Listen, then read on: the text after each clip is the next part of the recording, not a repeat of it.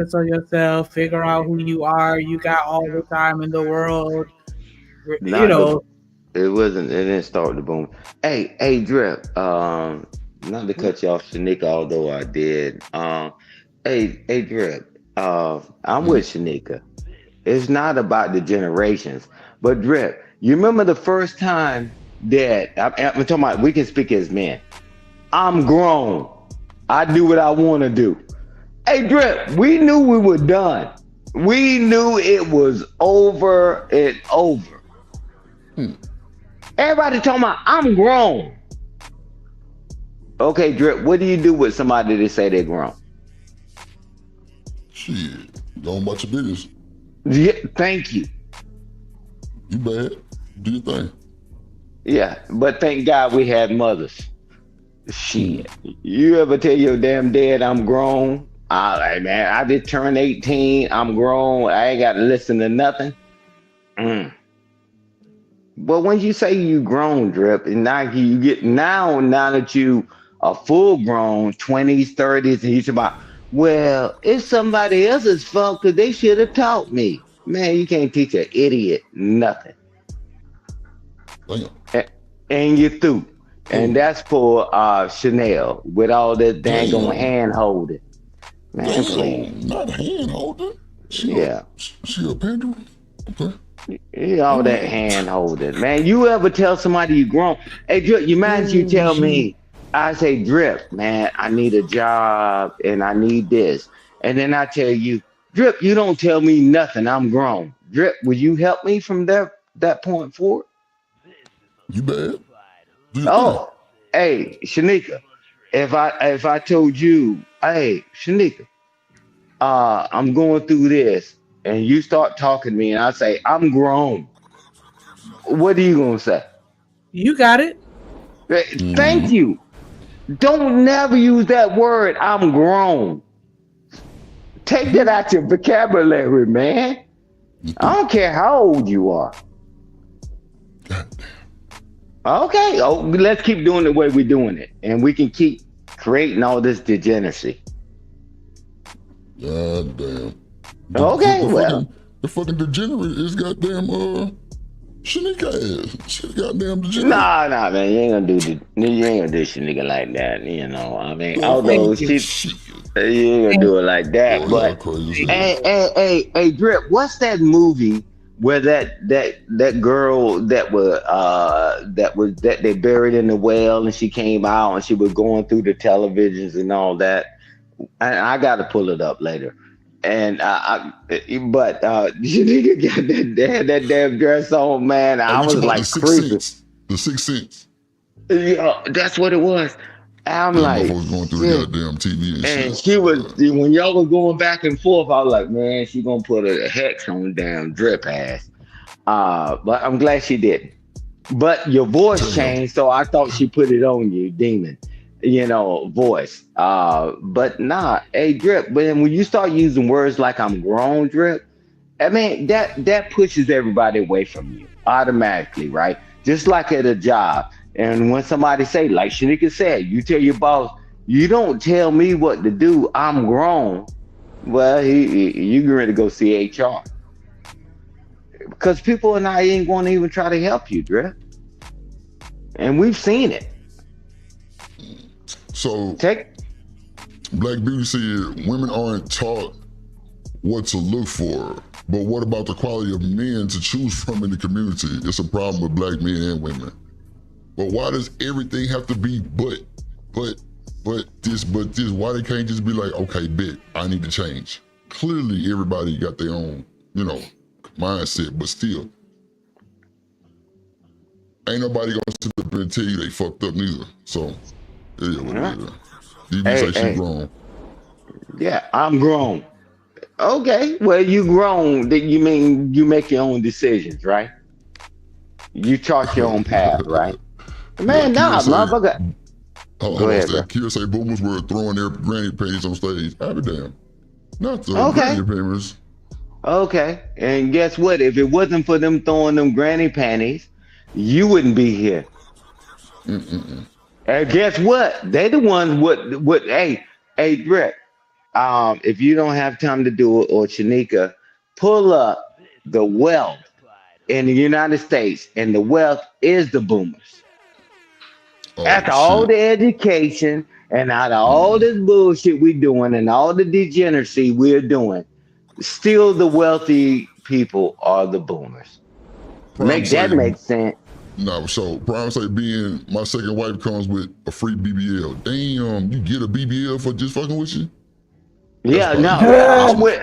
Hey, Prime. Okay, Prime. I got you on that, but I ain't paying for none of that shit. But you good. But hey, I'll be a co-signer for you, so you can get that for your next wife. What up, Miss But Jill? nah, yeah, man. But hey, Drip, man, like you said, man, it's great conversation, man. What you got saying is the culture in trouble? Yeah, we are, and we got to figure this thing out because even with the conversation we having back and forth, is one side and not the other, and this and that. Drip, what are we But gonna stay, do?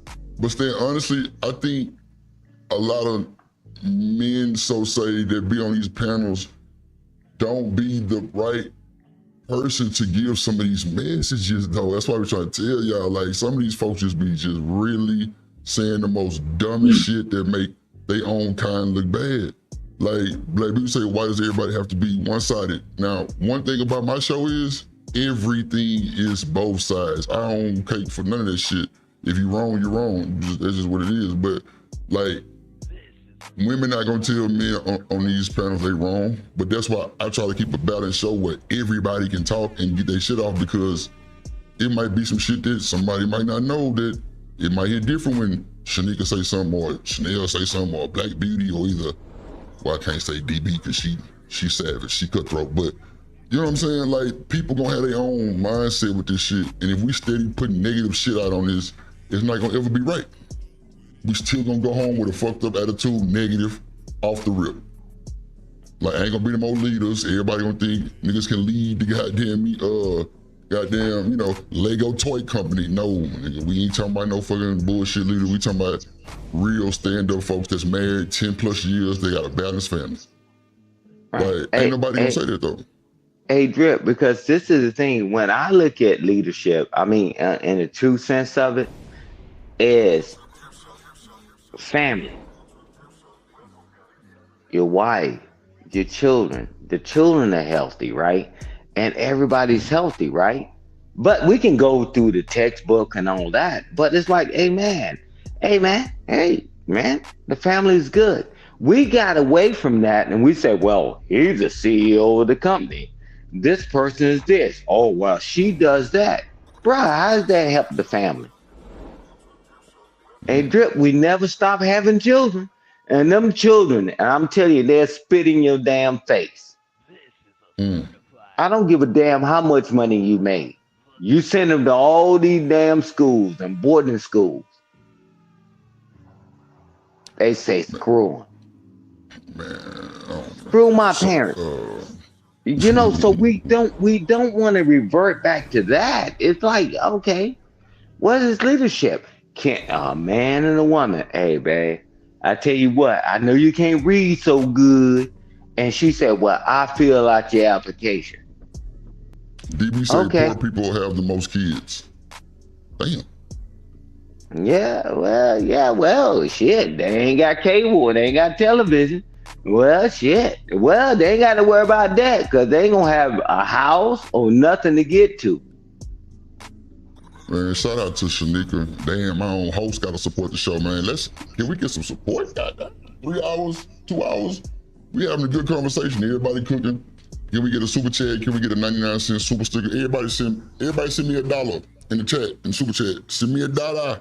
Hit the like button, send a super chat, and you through. Support your entry. Shout out to Shanika.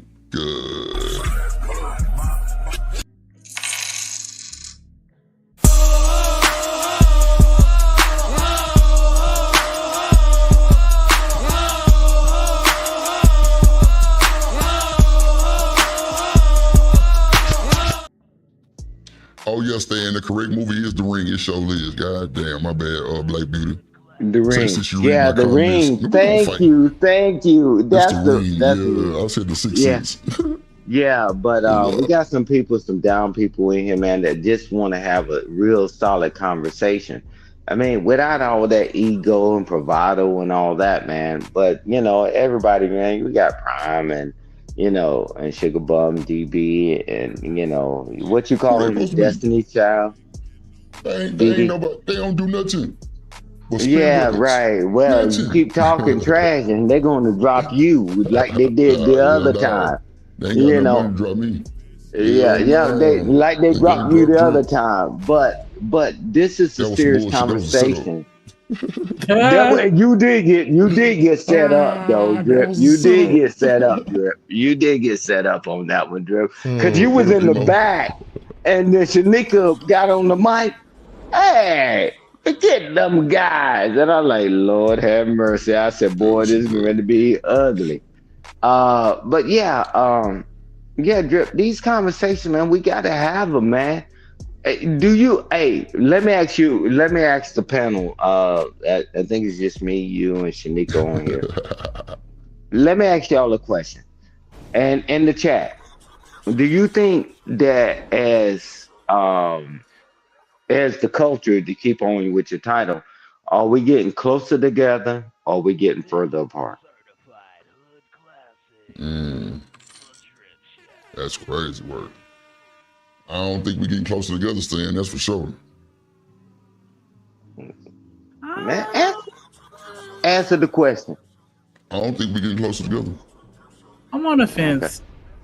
I feel like as a culture we getting closer together, but as with regards to relationships, we kind of getting a little farther apart. Watch this. Watch this. Watch this Harvard graduate and PWI and all that shit. Let me use my PWI. Now, I'm talking about in reference in regards to relationship. Are we getting closer together or are we getting further apart? Further apart. Okay, thank you. Shout out to Taylor Bell for the $5.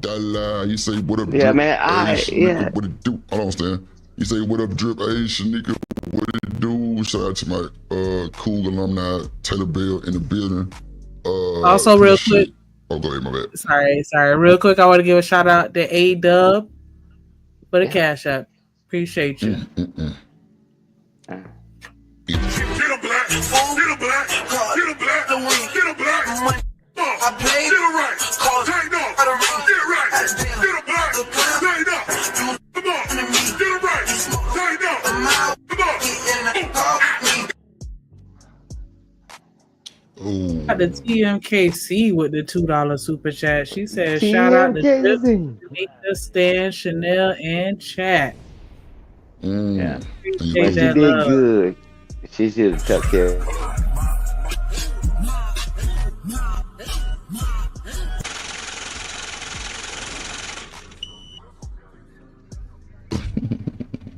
Hey, but no, I just want to give a shout out to Taylor Bell, man, because he been take some heat and whatever.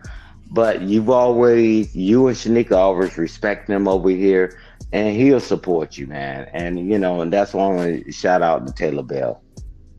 That's what I was trying to do, man. Yes. Hey, what you say, Drip? Taylor Bell, you always welcome over here, brother. What happened with Taylor Bell?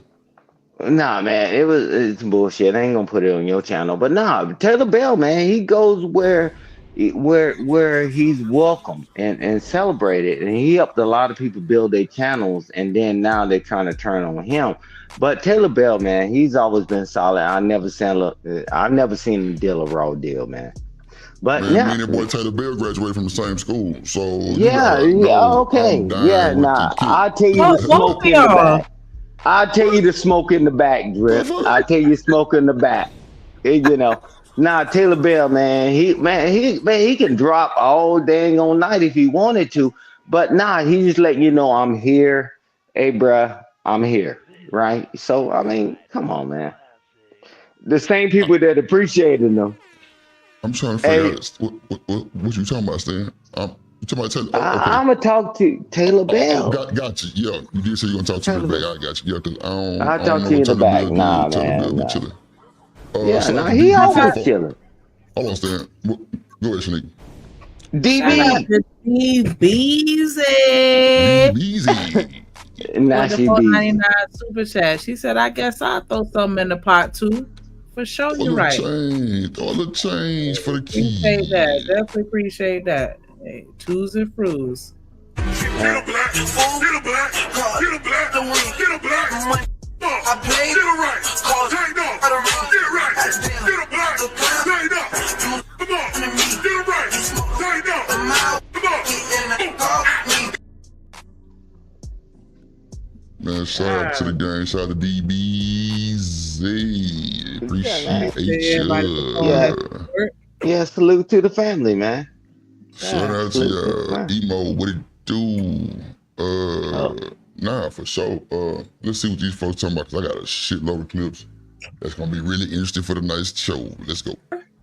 So therefore, there could be men out there who are in your immediate circle that you're not even seeing as good because you haven't been taught what to look for.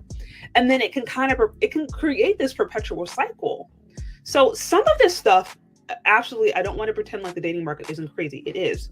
Some of this stuff I think is systemic. Some of this stuff I think is just based upon a mixture of not being taught, not knowing what to look out for, and then quite frankly, not even knowing how to position yourself, and not position yourself like being at the right place at the right time. That's important. But it's more of like an internal disposition. It's really hard to explain, but it's just like men know when a woman is open. Men know, and men can just sense from a woman whether or not she seems like wife material or not, or at least wife material to him, because every man has their own thing that they're looking for, right? But there's just something about a woman's aura. And so it's less sometimes about, okay, I'm putting myself in the right place, right time. That does have merit. But if you haven't allowed your heart to be put in the right place in the right time, and you don't even really know what it means to position yourself as a wife, then again, it's going to be really hard for you to even know what to look for, or how to be made, or how to even make yourself available to the kind of men that you might love. Man, shout out to the Black Hawk for the I for say for the super chat, for the cash app. I appreciate you. I appreciate you.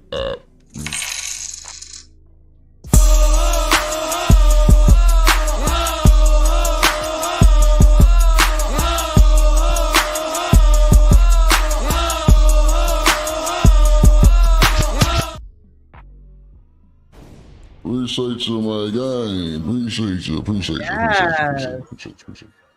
you. Like, but nonetheless single. But then we're kind of telling the stories of like the guys that we're talking to or have gone on recent dates with, and like these struggle stories are insane. And for reference, we're all in between 27 and 29 and 30. Why is this okay, so she said 27, 29. What was happening in college? And listen, I am saying this as a woman who, when I was in college, I actively did not date, because I was actually told, don't focus on dating and relationships, focus on the Lord, focus on God, all this stuff about just like making it really difficult to be found. Just to me, I look back now and I'm like, that was bizarro. Okay, just weird. But so as someone who, when I was in college, actively chose to not date for no other reason than just being weird and shutting down options. So Kira said 27 through 29 is too late for most women. What y'all think? A little bit. Ooh. Okay. So what's the wall then, since they always say the wall for some more reason?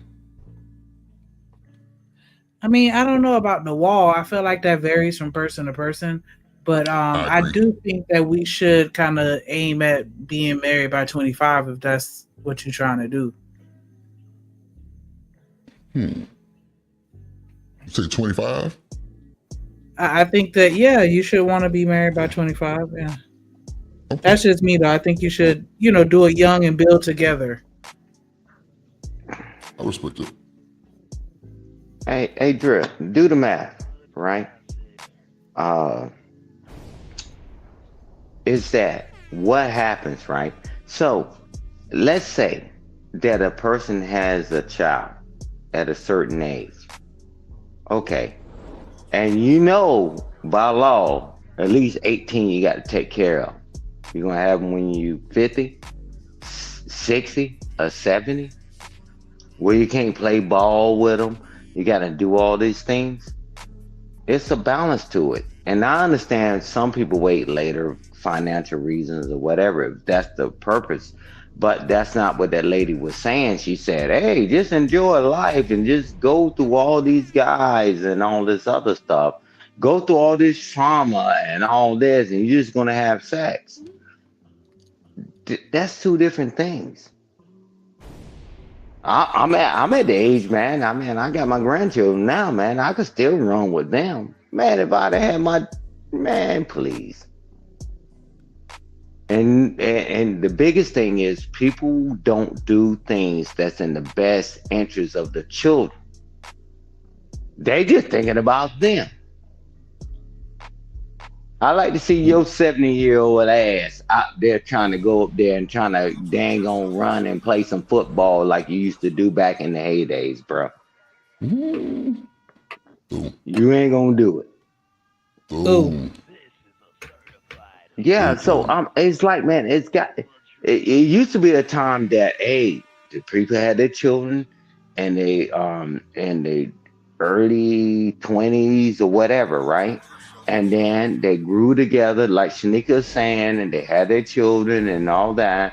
And then they had grandchildren. And guess what? The grandfathers could still be able to go outside other than sitting on their fat, sorry ass. Damn. With diabetes and with their damn ass in the sling. Huh? Okay, hold Bro. on. No, listen what I'm saying, Drip. That when they was having children back then at those ages, everybody was still active. Everybody was active. You seen grandma running and the grandfathers running. Now, if you wait until you're gonna have children at 50 something, 60 years old, man, most of the time the parents is already gone. So how they even know them? And we got tricked. She say, DB say 27-32 is the age range that have the most successful and long-lasting marriages, statistically.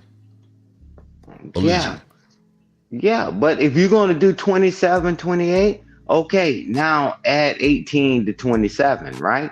You still active. But if you're going to wait till way later on, you're done. Come on, bro. Can you run as fast as you used to run? Except from your accident, bro. I'm not being funny. Man, you ain't, man. Yeah. Come on, boy. Hey, bro, I can't run like I used to do.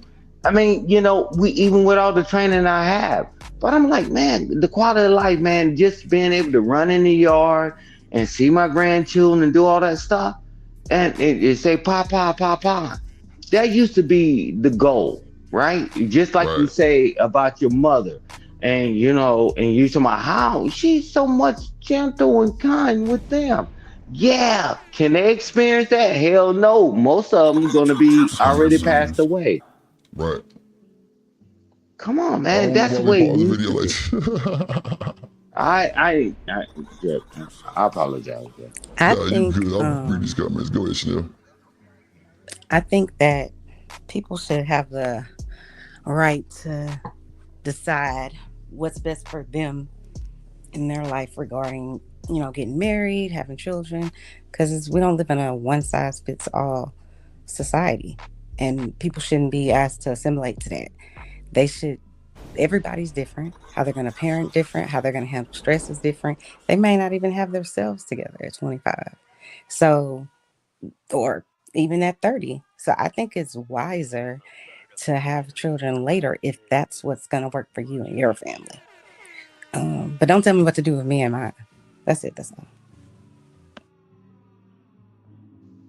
Hold on, Drip, can I read? You said what?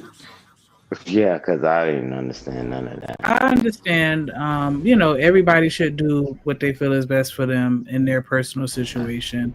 So I can agree with that, right?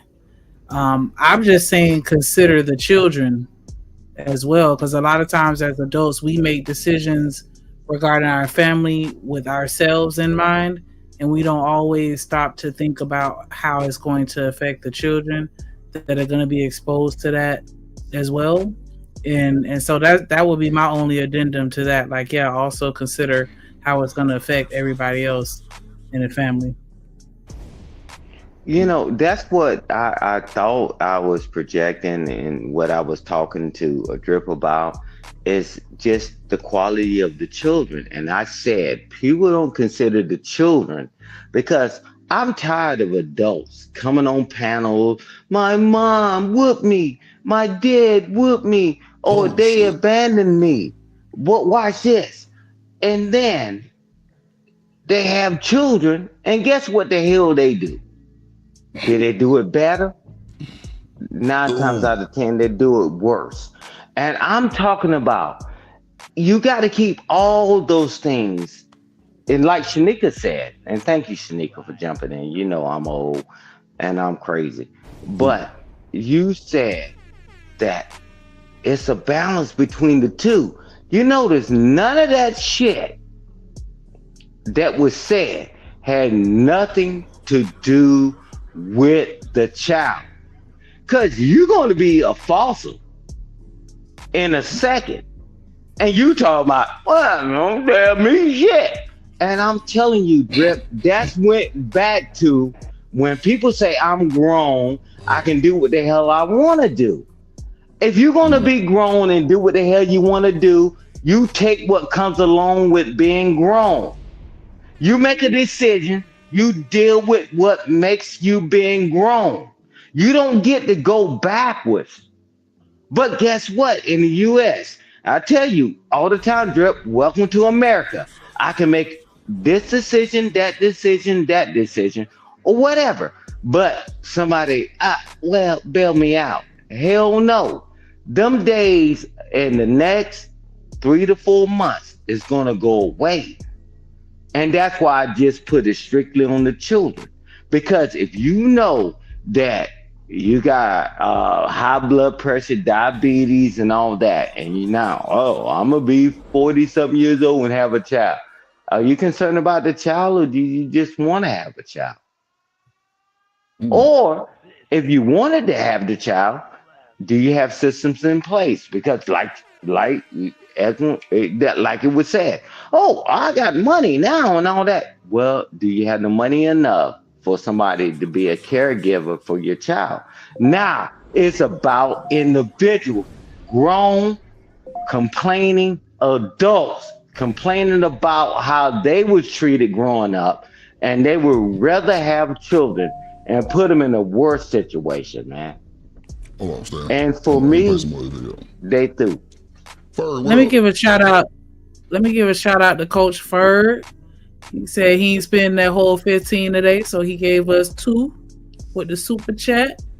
And he said for the kids' juice, since Pookie drunk the last one. And you threw. The- Get a black, get a black, get a black, get a black. I play, get it right, tighten up, get right, get a black, tighten up. Come on, get it right, tighten up. Come on. And you threw. Can I Shout ask out to a Fur. question? Go ahead. So, do y'all think that it's more beneficial to a child to have them young so you're not really old when they're, in their 40s or whatever the case may be? And you struggling financially because you want to have all these kids when you maybe not ready to have them all?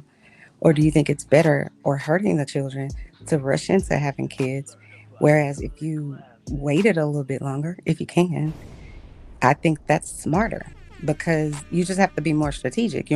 Maybe you have a house now, maybe you're settled into your job now or your career, and then you can really, focus on raising your kids. But if the expectation is to have them by 20, or your early 20s, I just think a lot of people struggle, especially single parents. And then it's like kind of contradictory where on one hand, it's like, oh, your parents will tell you, you need to wait. Don't have kids, blah, blah, blah. You need to wait until you're in your 30s. And then now, well, we don't want to wait until we're in our 30s because it'll be too late. and your children you're gonna be 80 when your children are 45. I just think, again, let everybody do whatever it is that works for them. Okay, I'll answer that question because that's a loaded question. Because and the reason why I say it's a loaded question. And Shanika and Drip spent a monologue about preparation, right? Making sure that you get with the right mate. They spent time talking about that, right? The person, the characteristics, and all that. Hold on, Seth. Let me bring up somebody real quick. Hold on. Come on, what you got? The champ is here. I ain't through. What up, Ferg? How you doing, man? Hey, What's going salute, on? Coach Bird. What's up, Stan? What's up, Goddamn, Shanika? man. What's up, Chanel? I heard Chanel's question. That's what made me come up here. Oh my God. Yeah. Hey, Uncle Coach. Let me answer my 2-second Ferg. question.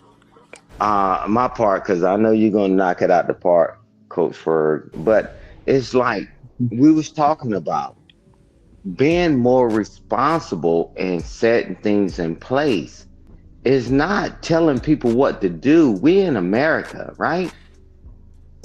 And then we turn around to let people do what they want to do. Well, in America, they tired of us doing what we want to do. However, having children, hey, I get with my wife, and then, hey, babe, see where I'm at, see where you are, right? This is my vision. This is my plan as a man, as a leader.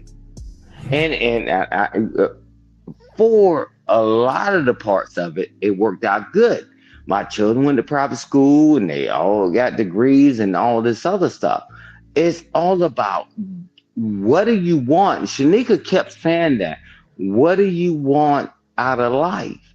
It is nothing wrong with a woman asking a man with his 5-year plan, 10-year, or whatever plan is.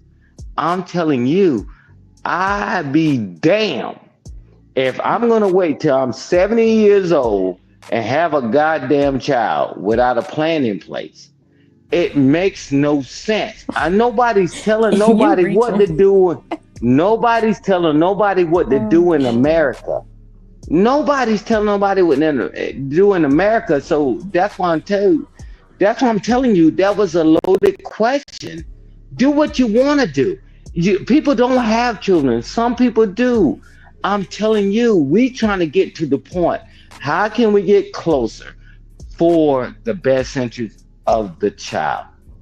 And Trey Furry and Drip, But y'all I think you got it. should just be more established is really what I'm getting at. This idea that I need to be in a rat race to have a child so I Not a won't be rat old. race.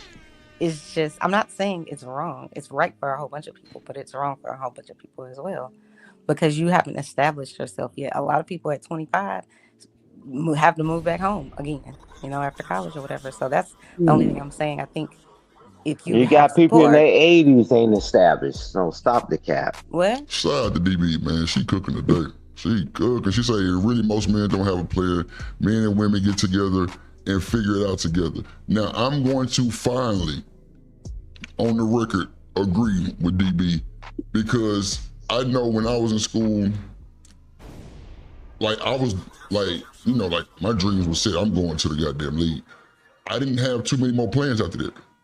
But on a cool, I know if I was with a woman who would like expect it or like require me to have a plan or like would want to help me get my shit together to have a plan, I definitely think that she probably would be the goddamn staple that would make me get up my shit for sure. So I definitely agree with that. I agree too, my bad. Drip. But we're trying to establish that men have a plan and a vision. That's what we talking about. I got you. That plan can change, That's and that's okay. It's based on a host of things, right? Cool. Mm. Thank you, Shanika, You for gotta say, keeping it go real. ahead, Shanika. I just Go want to say in response to Chanel's very biased question. Yeah. Ain't shit. I'm not gonna say that one way is better than the other. Like I don't think that I did say that. But I just want to make sure that I say it now. Like I'm not saying that I think that one way is better.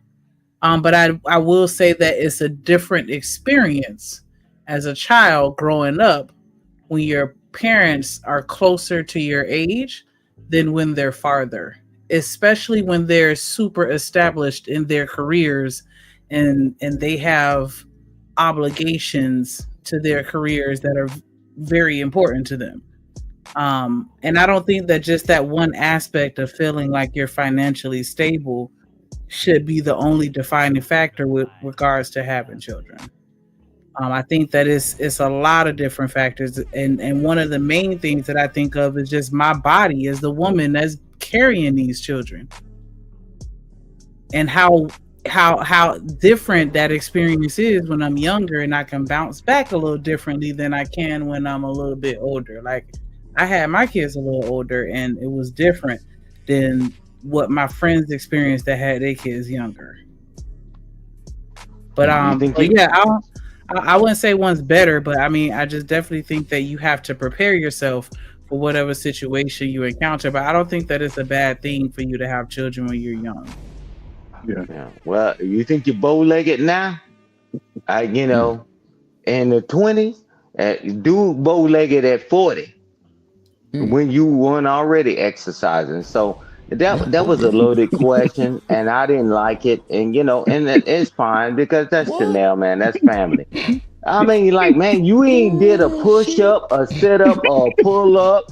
The only thing you did was pull the refrigerator door open.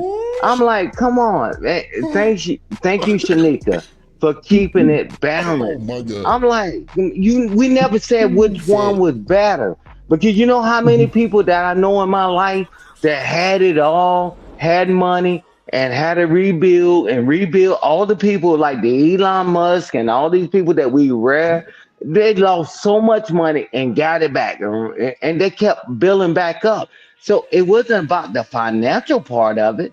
It's about, man, the wear and tear. Can you bounce back? Can you spend time with your children? But I guarantee you this: you only seen one joker sitting on Elon Musk's shoulder. Is that kid? And where did he come from? He ain't got this bow-legged pinky finger son or none of his other children around him. So man, that was a loaded question. I appreciate the question, Chanel. And Shanika, you're right. It's that, man, come on. Hold on, Stan. Hold on. Because we gotta let everybody else answer. What you Go think ahead, first? Coach Ferg. I was setting it up for Coach Ferg because I want to come back on the spot. You know, Okay. Chanel, you know, I think you're a beautiful person. You have a good soul, but I wouldn't want my kid to be under you if you was a therapist or counselor. Wow. I wouldn't, right? Because you would want my babies to feel like the world ain't shit, and there's so much. Listen, when you look at it, right? I'll say since my life, we've always had children at a young age. When I was growing up, a lot of my friends had single mothers. However, a lot of young people today don't put the child first. They put their selfish needs first. Now, my mother and father raised 7 children. Both of them made about $30,000 a piece, right? So it wasn't about the money. They worked together. Anything that we needed, one person would get all of us what we needed, and one person would pay the bills. And it wasn't about my mother going and getting her hair done and nails done, and my father kicking in and hanging out. It was the kid and family first. And then over time, as we all started getting into our teenage years, everybody was motivated to work. My parents didn't do shit once we turned teenagers. My parents didn't work around the house. They directed you. You want $20, you better clean up. Today, everybody overworks themselves, and the kids is lazy and slow and ain't doing push-ups, overweight. And we wonder why they fail and when they become adults, because we never gave them responsibilities. I would think it'd be best to start maybe 21 through 30. 29, 30. But also, it's best to be married. We just out here having sex, and most women had their first child. You go back before age 18. So for so I'm hearing you and Stans talk this shit, right? So y'all keep saying that the kids ain't this and the kids ain't that. They fat and overweight and all that other shit. That's what y'all blamed it on? That's fucking up the community? No, it's I just the lack. never said okay, that. okay. I never said No, that. No, I that's just want not to clarify. that. That's not the issue. The issue is they lack motivation to be better than they condition. Thank you. My generation started out in the project. I got you. We started out in the projects, but everybody understood it wasn't the life to be. It was just a temporary space. And when most people that turned 18, 19, they got out of the projects. They never wanted to go back. They knew it was temporary. They knew it was just a state that they were in at that moment. And the mothers and fathers, I just remember hearing a lot of parents, even if they were single, ratchet parents, telling their kid, you ain't gonna be messed up out here. I'll beat your ass in front of all your friends. And everybody shut up. And everybody, you know what I'm saying? So it's just a different time. My generation, I'm the baby daddy generation. I can say that. I had friends that came out of high school with children, but it wasn't a lot. Now they normalize it. And a lot of people are having children thinking that they could fix an emotional problem that they have with the lack of a father, the lack of a mother, instead of when they become adults, dealing with those issues first. And then you can free your mind. So if you want to have a child, you know how to engage with the child. These people have children, they dress them up when they're cute, like little puppies. Oh, it's cute, baby. Then they start 3rd, 4th grade, you like, what happened to the love? Damn. You know, they push the kid off on other people. A lot of kids getting turned out in the relative's house. Oh, Lord Jesus. In the relative's house. And it's just, you know, Chanel, I can understand some people choose to do it later. Some people choose to do it earlier. But either way, the best option is to be married and have a child. You can't expect a 17-year-old boy to be focused on you are the kids, even himself. Because in our community, what we say about black people, we don't grow up till we 25. But I had a child since 17. So my child is going to be dumb and slow for 8 years. Then that's playing catch up. That's too late. I was young and dumb having kids, but you're on your 3rd child. That don't make sense. Where's the responsibility for the children? And we have to just get out of that, man. I'm tired of being sympathetic. You can't be sympathetic to grown people. And that's why we fail, because we push that shit down to our kids. Oh, your feelings, and your mama, you ain't got no damn feelings. Go cry to your mom and your daddy. They the one that hurt you. Fuck all that. We they the one that hurt to the post-crack and pre-crack era for Ferg ass. Pre-crack era for Ferg. So but who you gonna cry to? Getting flued out. Drip. Wearing bikini rolls. Drip. This nigga is fucked up for society. Listen. Listen. Who can you cry to about the bullshit in your life? Who can you go cry to? Boy, look. I wish I could talk to my mama. She gonna cuss my ass out and tell me to get my shit together. So yeah, I don't even want to call her. Yeah. But what I'm saying is, your mom held you responsible. Hell yeah. No. Yeah. I'm saying first, I would want to call my mama, I guess, but she ain't gonna give me the answer I'm looking for. But she ain't gonna soothe your feelings. She ain't gonna say take something to make you feel good. She held you responsible growing up. A lot of times, you don't tell the parent about their kid. That ain't my kid, not mine. Why would I be a professional calling you if it wasn't a problem? Nobody puts the kids first, and it's just unfortunate to me. I see it. Yeah, the worst thing y'all would ever want to do is go in a house and you see a deplorable house and you see kids who have just at a vulnerable state being put in those situations. And the parents still like, it ain't my fault. It's the daddy's fault. It's the mama's fault. I'm caring for the child. So what age range is the millennials? When they start? I think it's 1980 to 1996. Hey, Okay, DB, I agree. I agree, man. I agree. Drip. Let me address something real quick. Nobody's saying one generation is better than the other. And nobody, and it's like, That mean listen, man, you need to go talk to your dad. now this shit is out of damn control. Mm. And that's the only thing people were saying. I mean, I remember the generations before me and Coach Ferg and all this other stuff. Man, no one, it wasn't about better. Well, we did everything right. No. But this pitfall, this cliff that we get ready to run off over, we didn't teach y'all to be tough and be resilient. We didn't teach y'all that. Y'all talk about, hey, well, I mean, guess what? I can't remember growing up, and even as a young man, that I'm sitting here talking about, oh, well, women ain't shit. Men ain't shit. And there's panel after panel. Man, I'm telling you, people keep trying to pit it against the young and the old. And that's what they want to do all the time. Just like the comment that came in the chat. Oh, that it was bad. And nobody said it was better. But one of the things... This my thing, Stan. Let me just kind of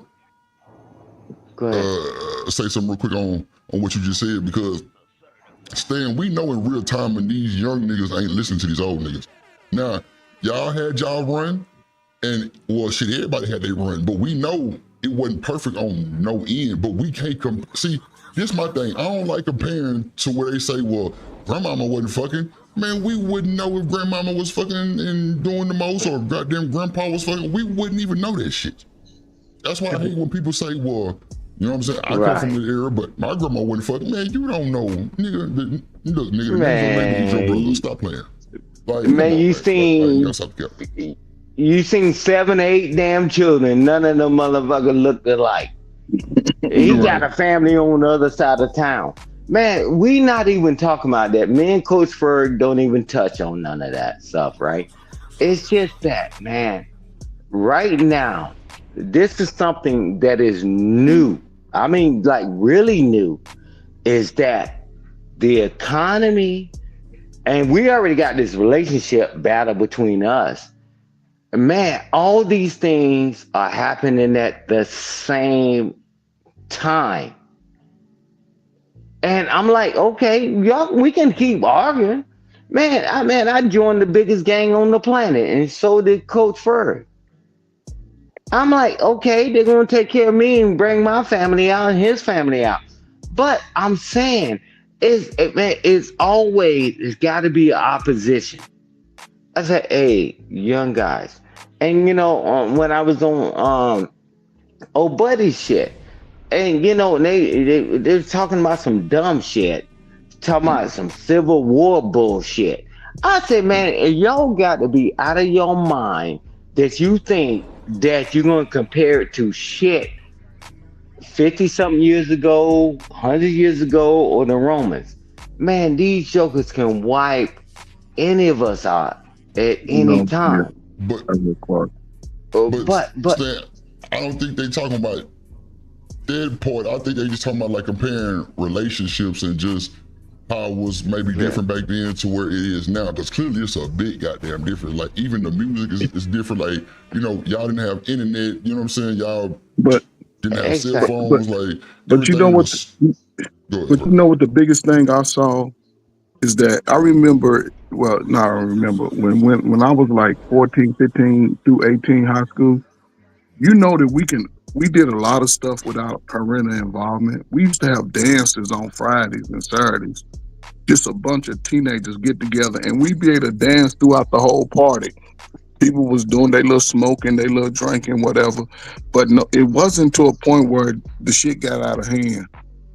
It wasn't nothing like that. You could go to other neighborhoods, even though it might have been the ops per se, as they were called today, but nobody's shooting you.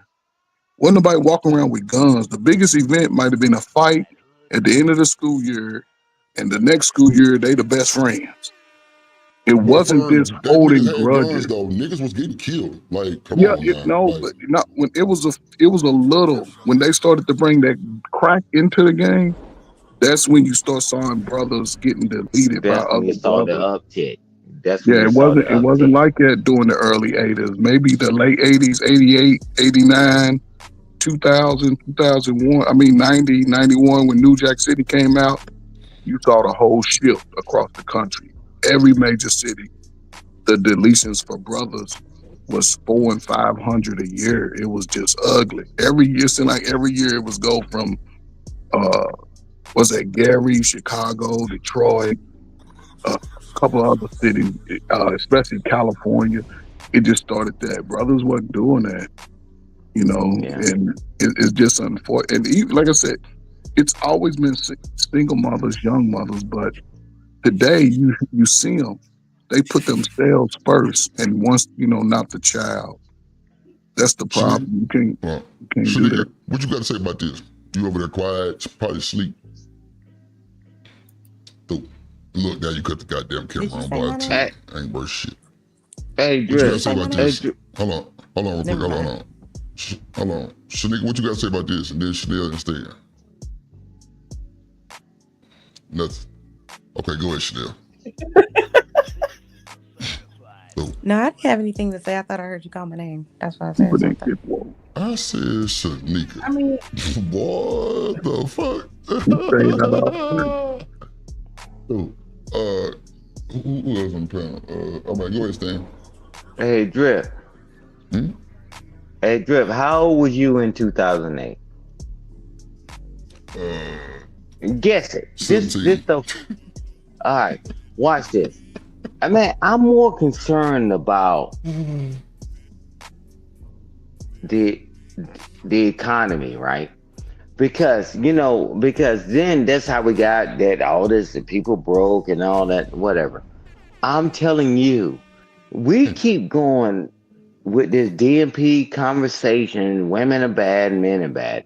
I'm telling you, we're going to get faced with something again. Well, y'all got a chance to deal with the cough, right? And some of y'all made it through and whatever, but the corporations, a lot of the mom and pops didn't make it through. And y'all laughed about it because it didn't affect you because it wasn't your industry.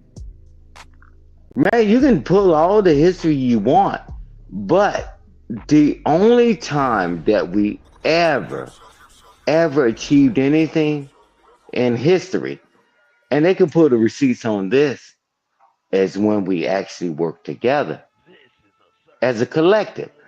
And man, Coach Ferg Williams say young people are bad. And listen, when he said the crack era, that just flips everybody's mind. I'm telling you, he's telling you the truth. Man, when I was growing up and all that, man, we were doing all this stuff.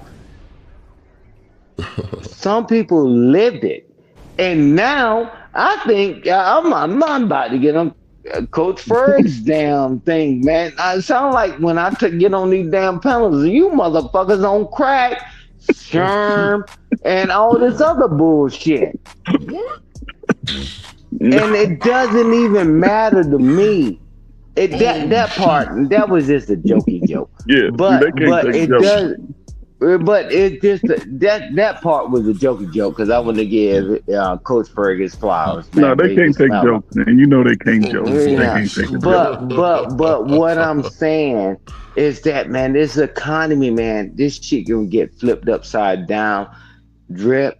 And I know y'all ain't live, and I wasn't around during the Great Depression and all this other bullshit. Hey, since they said they got the receipt, look at what happened during those times. I'm telling you, if you ain't got enough ass and you ain't got enough motherfucking strength and you don't work together, motherfucker, you tell me, can we work together, Drip? Can we work together, Drip?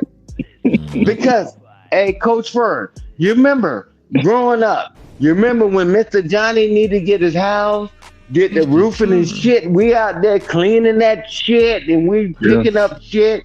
We had the food and shit, and that's all it was. And now these little panty waist, not knee, slew footed motherfuckers think that paying people $1,000 to do shit, man, they trying to take every job away. And Yeah. man, if y'all don't understand what the power play is, man, I done lived enough life, and Coach Ferg has too. And so when we show up, man, they're trying to blame us, and we trying to act like they was better. Mm-mm. I never said I was better, No, never. no, Because no. if I was known, right? Because I hear a lot of times I use it in my speech. If the ancestors that gave their life to give us all these rights, and they saw what we was doing, they turned in their grave. I'm like, God damn, now I got breath in my body. Man, y'all got it, Drip. All y'all got it. But we can't do it because it's people like you, Drip. It's people like you, Shanika. It's people like Chanel. And it's people like DB. Man, we got to keep fighting the good fight. Man, people kicked against them too.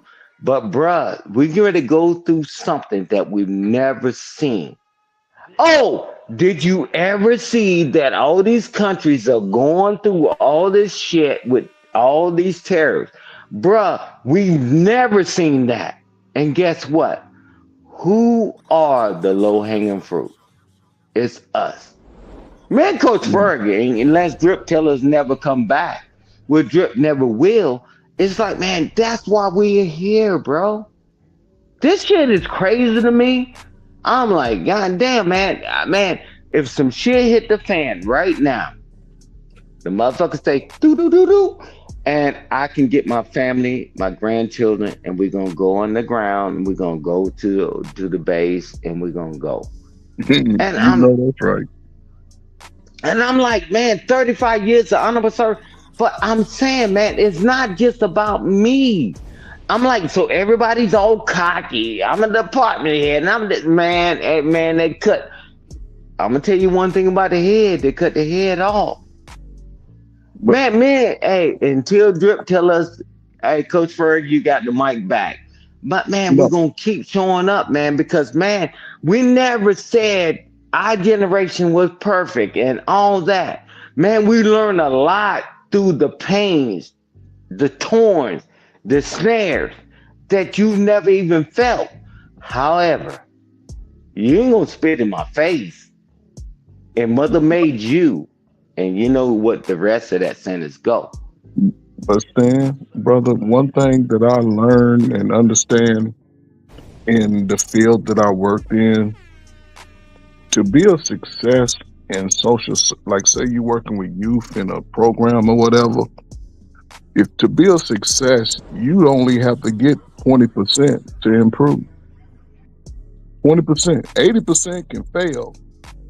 As long as you got that 20% improvement rating, according to the national statistics, according to the government, you are being a success. 80% of niggas will refute anything that could make them better until the 34, 35 kick in when they wake up and they realize they wasted a lot of time. Now they playing catch up. They too far behind. And the only reason I speak about that because I was a kid that had to escape that type of shit happening to teenagers around me.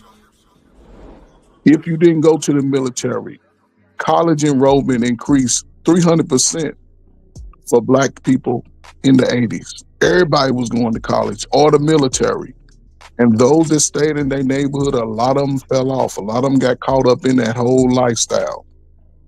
And a lot of those people had kids. And those kids are adults now. They seen their families fight. The best people, the uncles on drugs, the mamas on drugs. They seen a whole lot of niggas ain't shit life. And I would like to question if half of them even graduated high school. If half of them was on Ritalin because they was putting a lot of kids on medication who wasn't taken off the medication by a doctor. So technically they still on medication, but they're adults now. And the default, I'm not the father of them, so some stuff I know I say ain't gonna resonate. I understand that. But that 20%, the people who ain't already got here and walked through the gauntlet of life and been cheated on and slapped around, they looking for answers.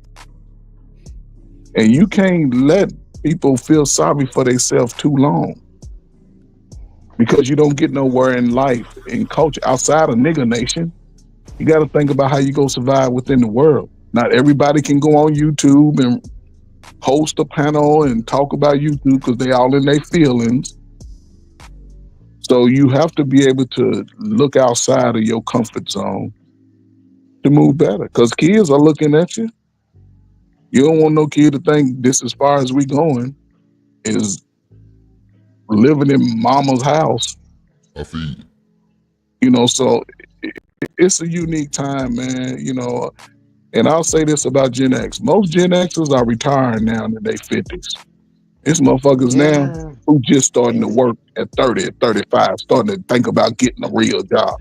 You already behind. I can tell you now, your ass gonna be struggling. Because they look at the Social Security work history when you go get Social Security.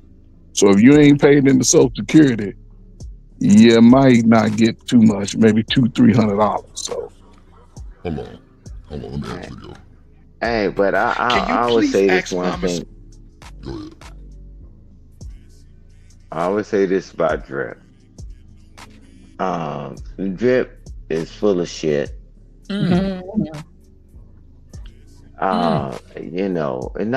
is full of shit, right? But when Drip full of shit, Drip, I got something else coming behind it. Because I get on his ass a lot, right? But the thing is, Drip, one thing about Drip, it's about giving chances, right? And all this stuff, right? Sure. Cool. And I say, Drip, what's getting ready to come down this pipe? Fuck this YouTube bullshit, man. This fucking economy and what's coming down the pipe, man. This ain't no because the president is in there, bro. Man, bruh, you tell me. You can Google it for yourself.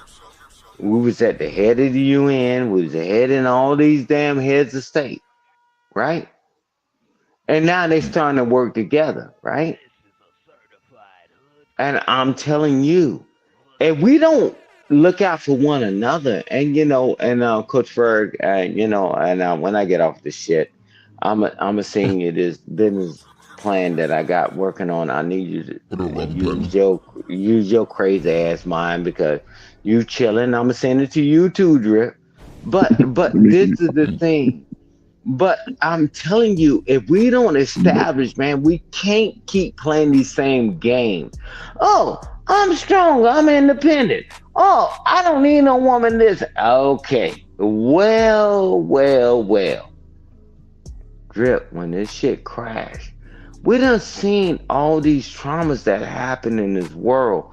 Why did we got to force to be respectful? Drip didn't force me to be cool with him being my brother, or vice versa, right? I'm like, man, neither Coach Ferg. Why do we need something traumatic to happen? We need real brothers, real men.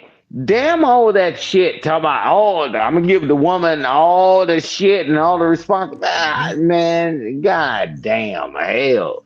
Yeah, hey baby, I delegate this to you, babe.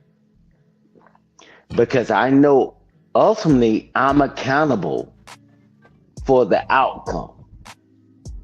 That's it. That's what men are. Hold on, Stan. You asked the question earlier. That's what men are. Yeah, hold on, Stan. Murph, why you wasn't breastfed? Your mother refused to breastfeed you because I wanted her to. She put you on white man's milk. Oh, don't let me get started. Don't let me. I got some stories for that ass. I got some stories, but let me not digress. She tried to destroy my life while she did nothing to the man who bust her windows out. Thank God I called the police and had that police report. Now, Mama Smurf, I'm going to drop a bomb on you, Mama Smurf. And I'm going to drop a bomb on Ms. Vegan. I'm talking to baby mama number 1, Mama Smurf, and I'm talking to baby mama number 2, Mrs. Vegan. Let me say this about the baby mama drama. There is a silver lining in this Mama Smurf, Baby Smurf scandal. There's a little piece of silver lining in this Mama Smurf, Baby Smurf scandal. And that little piece of silver lining in the Mama Smurf, Baby Smurf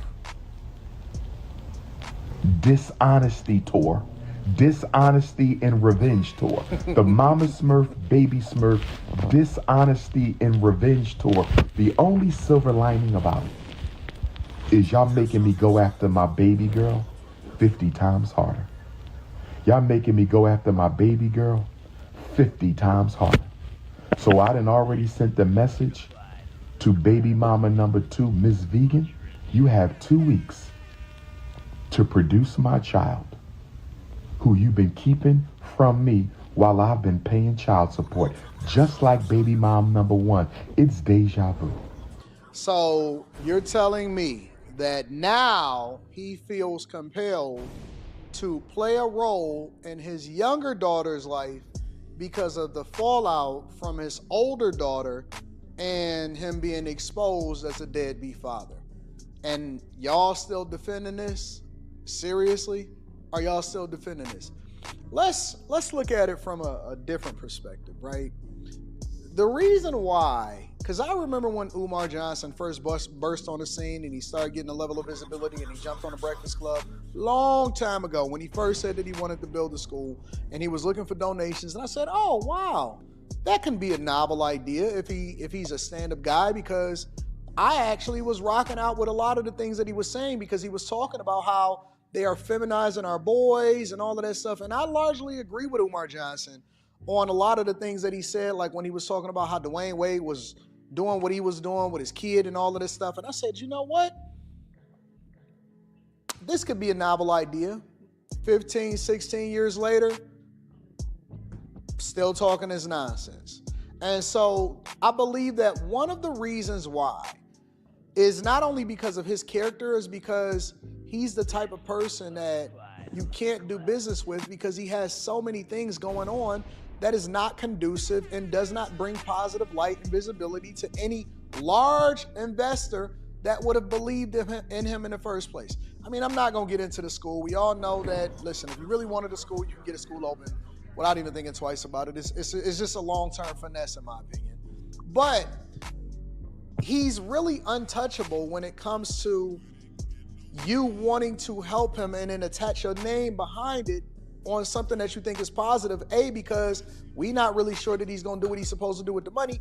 And then B, because the character of a person is revealed when they under duress. And what you're seeing right now play out is Umar Johnson is being faced with something that he's never been faced before, which he should have anticipated it, because if you got people that's in your circle and you got a daughter that's growing up, eventually you're going to know that they're old enough to speak for themselves. Even if the mother chooses not to get on social media and expose you, you have to know. And so you should play a role if you're going to be one of the most prominent black speakers in this space. You got to know that at some point, somebody is going to say something, and so you want to do preventative maintenance, or you want to make sure you get ahead of it, in addition to the fact that you should just be playing a role in your daughter's life. But now, he said that he was done with it, but he's spending so much time fighting these allegations. I've never seen him dedicate this amount of time to fighting anything, but now they finally forced you to play a role in your younger daughter's life,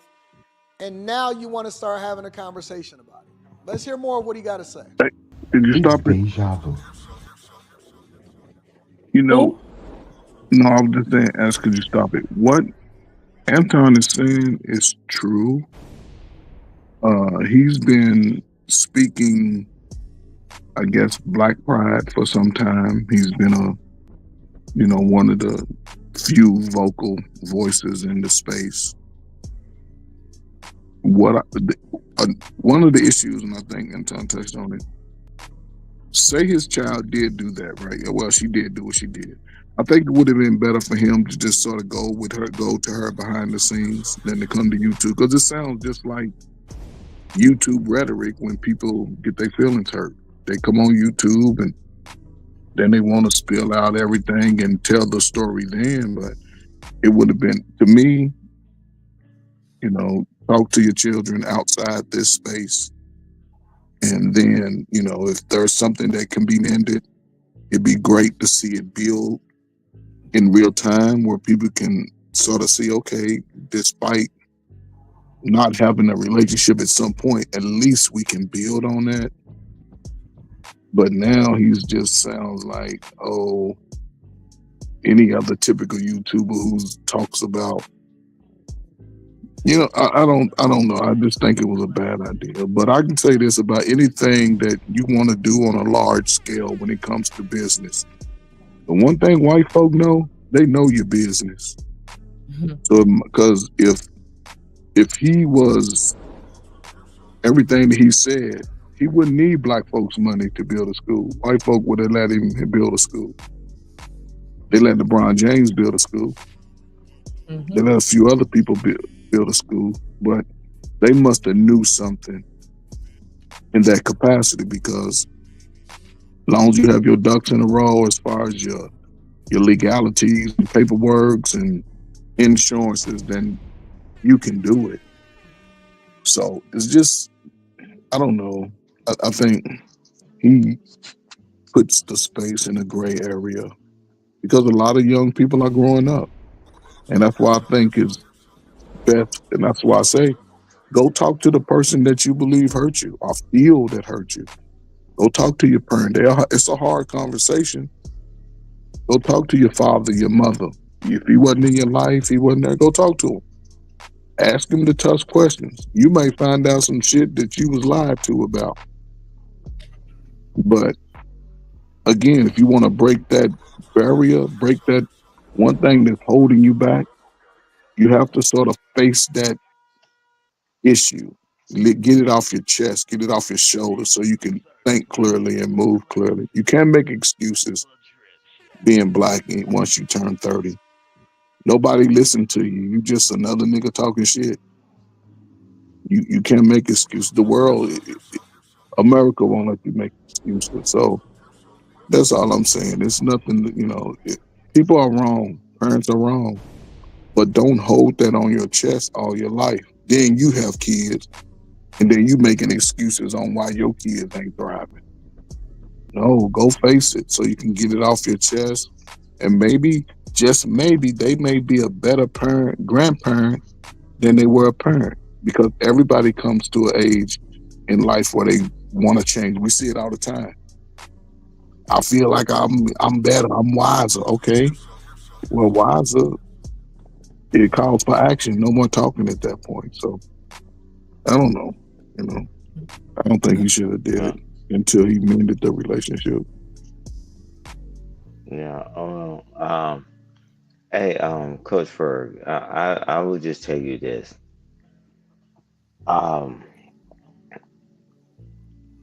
It's just wow, right? Is that whatever that guy does, or either one of them, right? How does that affect people getting closer to their family? Them jokers still not talking to their children. Oh, the woman is bad and the man is bad. We get to keep polarizing things, man. And how did that make the next generation go forward? That guy got his family. And then you got another guy, right? And he talking because, because the other guy, he was talking about, went through this and that and all the struggles to get to where he is. And they would call him a bum too. And they call him a loser and a bum too. I'm like, but how does that affect your life right now, this very minute? Because we always caught up on commentary. And propaganda. That's the biggest tool that we ever had in the military. That's always been the biggest tool we had in the military. Propaganda. And the world. But we listen Collecting to my it. child support, denying me my child. Collecting my child support, denying me my child. Collecting my child support, denying me my child. So baby mama number 2, we talking to Miss Vegan right now. We ain't talking about Mama Smurf, she old news. She old crusty news. We talking about Mrs. Vegan. If I do not meet and see my child by Saturday, March 29th, Mrs. Vegan, I will be going live and I'm going to tell the whole world information you don't want them to know. And Miss, You know why I respect Kevin Hart so much is because Kevin Hart, under no circumstances, refused to get into the mud with his former wife, and no matter what they said, no matter what accusations was levied against him. You see that? Why even be going back and forth with your baby mama? The relationship's over. They're gonna feel how they feel, so you can't get caught up in what they feel. And yeah, so Well, let me just get on a positive note. I ain't know he was the one doing that shit, my man. Wait a minute. All right. Man, oh man, look at Diamond. Oh my God. Yes, Lisa Ray. Hey, boo, hey. Okay, Diamond. Oh, no. Come on, you doing this with me. How old is Lisa Ray? About 60? I'm 57. She about my age, a little older. Years ago. Man, Gen X don't crack, man. We Shout out to goddamn Lisa Ray. We the baddest out there. Yeah. Ferg, you know when you fucked up, Ferg. Gen X the baddest. Out there. Yeah. Get him, Drip. Get him, Drip. Stand up. Stand up. Oh, shit. Got a red Chanel off. Goddamn. Hello. Okay, so you're actually going to have you in the ring. Okay, that was just a little clip just to get us on a positive. Hold on, we got some more shit to talk about. It's finna get a little crazier. Hold on, let me see. Here we go. Okay, so this is Ferg's topic. I did just cause Ferg be popping his shit. I just want him to see what's really going on. And the actual title of this video is, do black women really like their natural hair? And he threw. Oh, I wish they did though. So you don't think they like their natural hair? No. No. It smells better, man. It just smells better when it hit the sun, hit it, man. It just, I don't know, man. Natural hair, man. I've always been attracted to it, man. It used to do something to me when I was young, man. Hold on, let me see. I didn't grow up in the hood, but I worked in the hood. And when I tell y'all, that was one of the most miserable experiences of my entire life. You could not look at them wrong. They wanted to fight. You could not be quiet. If you were quiet, it's you think you're all that. You think you're better than us. It's so bad. I was washing my hair today, and I got flashbacks of when they used to tease me and try and call me broke because I was not wearing a lace wig. Like, they just say the most uneducated, ignorant stuff I've ever heard in my life. I'm broke because I want to wear my natural hair that God blessed me with. I'll be honest, that does not seem pretty smart to say. It's quite concerning. Seems like something a person with a helmet would say. Oh, shit. Got a helmet? Wait. So there you go. Now, I didn't grow up in the hood, but I worked in the hood. And when I tell y'all, that was one of the most miserable experiences of my entire life. You could not look at them wrong. They wanted to fight. You could not be quiet. If you are quiet, it's you think you're all that, you think you're better than us. It's so bad. I was washing my hair today and I got flashbacks of when they used to tease me and try and call me broke because I was not wearing a lace wig. Like, they just say the most uneducated, ignorant stuff I've ever heard in my life. I'm broke because I want to wear my natural hair that God blessed me with. I'll be honest, that does not seem pretty smart to say. It's quite concerning. Seems like something a person would. Then you got a nigga Drip. ball. Ladies in the chat. Ladies in the chat, when did y'all start wearing lace fronts? Because lace fronts is recently the last 15 years or so. It was just a little weed, maybe a wig, but lace fronts, that's sort of new. And what she's talking about is what she got from women. The pushback she's talking about, she got that from women. And she's talking about probably you in a public school and see how she talked about the hood, like the hood wasn't shit. The hood is the best place to learn about people. I never had an experience like that working with some of the worst neighborhoods in Chicago, South Side and West Side. I used to go with my little ties and my little Sunday clothes, as they used to call it, my Sunday outfits. I never got harassed. I never got bothered. But also when I would speak to them in groups, I would tell them what they can do, not what they should be doing and what they can't do, what they can do, what they already able to do. And they have to have a stronger, just sort of work through some things that you don't understand, but you can't cheat life. People try to cheat. You can't do it. Because once you get past all the black folk, you got other races you got to get past. And they ain't gonna sit there and think about your feelings and, oh, wow, yeah, your mama shouldn't have whooped you. Your daddy wasn't in your life. They don't give a damn about that. They gonna ask you what you know. And if you don't know it, they're gonna push you to the back of the line and say, nigga, go to the back. And that's where you'll be until you get out of your feelings and start looking at life for what it is and take advantage of those opportunities. Nothing wrong with the hood. Some of the most creative people come out the hood. She's talking about pushback she got from black girls who were poor, looking at her because she light-skinned, thinking she cute. But I don't know, we just think of stuff backwards sometimes. But hey, I'm a bald-headed ugly dude. I don't know what I'm talking about. But see, my thing is this though, Ferg. You got a nigga up here looking like Chester Pitts, goddamn worried about another woman head. And this nigga ain't even got none.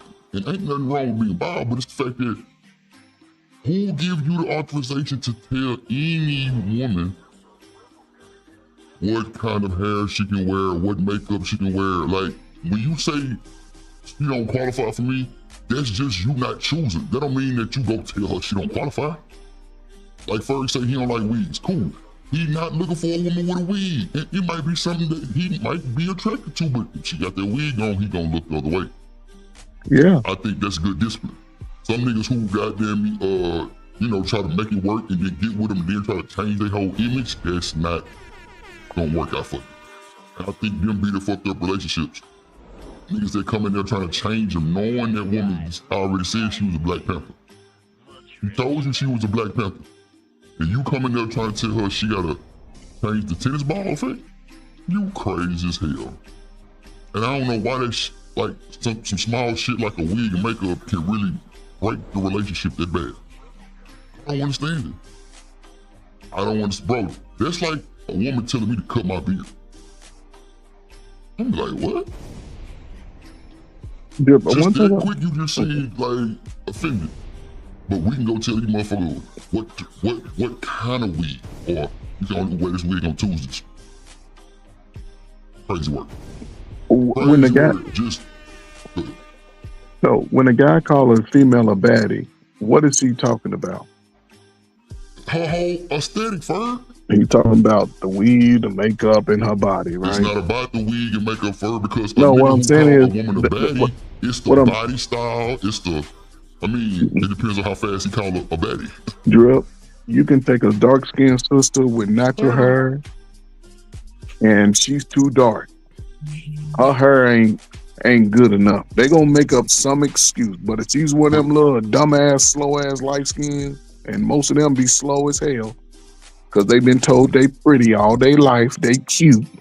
But Ferg, that's the lies that they was told. I'm talking about, Ferg, see, you can't go against what you see. Ferg, you said men shouldn't look for that type of woman if they don't want that type of woman, right? So if Right, you don't want that if type it's- of woman yeah. and you see a dark-skinned chick with goddamn a wig on, then you don't need to go that way. You need to keep moving, and it might be something that you really might like. But if she got a wig Right. on, that's just your rule, right? Yeah, I mean, what you listen? What you're saying is right, but the problem is we don't know what we like. We say we like a type, right? But then the dude to say he like a certain type, he'll be sleeping with a girl that's totally opposite of what he talking about. A girl will say she'll want a certain type of dude. She want a certain type of dude in her life to do all of this. But then when you start running down baby daddy, this nigga still 32 walking around with his pants sagging. He you know what I'm saying? He look like he ain't took a bath in 2 weeks. See, man, we be worried about the wrong thing, man. Real shit. Exactly. We worry about the wrong thing sometimes, cause like them motherfuckers be. If that's how they come for, that's just how they come and for. Like that's they fuck up. Not nothing for us to be discussing about these pounds for 12 hours about this little nigga with his pants sagging and yada yada yada. Like no, and then they'll say, well, if you broke, you should be making, you know what I'm saying, comments like that anyway. Come on, let's keep it a book. When nigga was in school, Jones is the most brokest nigga, or the nigga who was pushing in numbers for their lunch, or was on, you know, Section 8 with roast your ass. Yeah. Like, I don't understand. Like, I'm not finna get with no woman. And for even if she don't have a wig on, even if she do have a wig on and later on she want to change it, you know, take it off, whatever. I'm not finna make no big ass deal with that shit till I lose my woman that I'm in love with. No, but here's I the just fucked thing. up my whole future because of a wig, and I'm not finna argue with her about No, it. but what I'm saying is, listen, I can't, and this is I always believed in this. I can't get with somebody knowing that I accepted them for who they are, what they wearing, and then when I get into them, now I'm saying change. Me, I understood that I wasn't gonna fight the change. And I understood that there's more women than me. Just like women say I don't like light skin. What was I gonna do? Argue with them? Okay, sorry. That was their loss. I'm not gonna, you know what I'm saying? I just understood, okay, not every woman's for me. And I wasn't gonna fight women to be with me. Because I'm not every woman's flavor. I've had women tell me, oh, you this nigga. I had a woman tell me she was afraid of me. I was like, why are you afraid of me? Because you got big hands and big arms. Because you might transparent, slap the goddammit. shit out of That's me. what's wrong. Shit. The fuck? Right, but see what? TMKC said you have no money. Sex I should have be your what? last thought. The fuck? You said I have what? She said if you don't have no money, sex should be your last thought. That sounds Well, but crazy as hell too. TK, see what she's saying is almost true. Because most sisters, listen. Here's the problem with that. Most sisters are having babies with broke ass niggas anyway. Most sisters are broke when they have their kids. Broke? Huh? These women know they broke for you can't give them no excuse, no breaks. These women know. No, I'm just saying based off her statement though. You shouldn't be having listen. The one natural thing that two humans are gonna do is have sex. Bums on the street have sex with each other. Two people with a handicap if you have have sex. no money, sex should be the last thought. I don't really agree to that. But they gotta go both ways though. Cause it be some broke ass chicks busting it open. They gotta go both ways. It ain't about the man. You can't deny people the most natural thing outside of breathing. People gonna have sex, and once that sex button turn on, people are getting it in. Ferg, let's just keep it a buck though. Money really don't matter. Come on, Ferg. We didn't met the best of them, and they didn't even give a fuck about no shit. money, right? But they got sex in though. They gave it to you as much as you wanted it and needed it. That's the thing. It ain't about the money. You know, I'm gonna say she's right. This nigga crazy too. Hell nah. Do you know how many People think niggas about that I money, know they man. smash? I'm talking about baddies. Like, you know, nowadays the strippers can be called baddies because they got rich woman lifestyles. Like, no bullshit. They stay in high rides. They got nice cars. They get their bills paid by these niggas. All kind of shit. At one point in time, they was fucking too.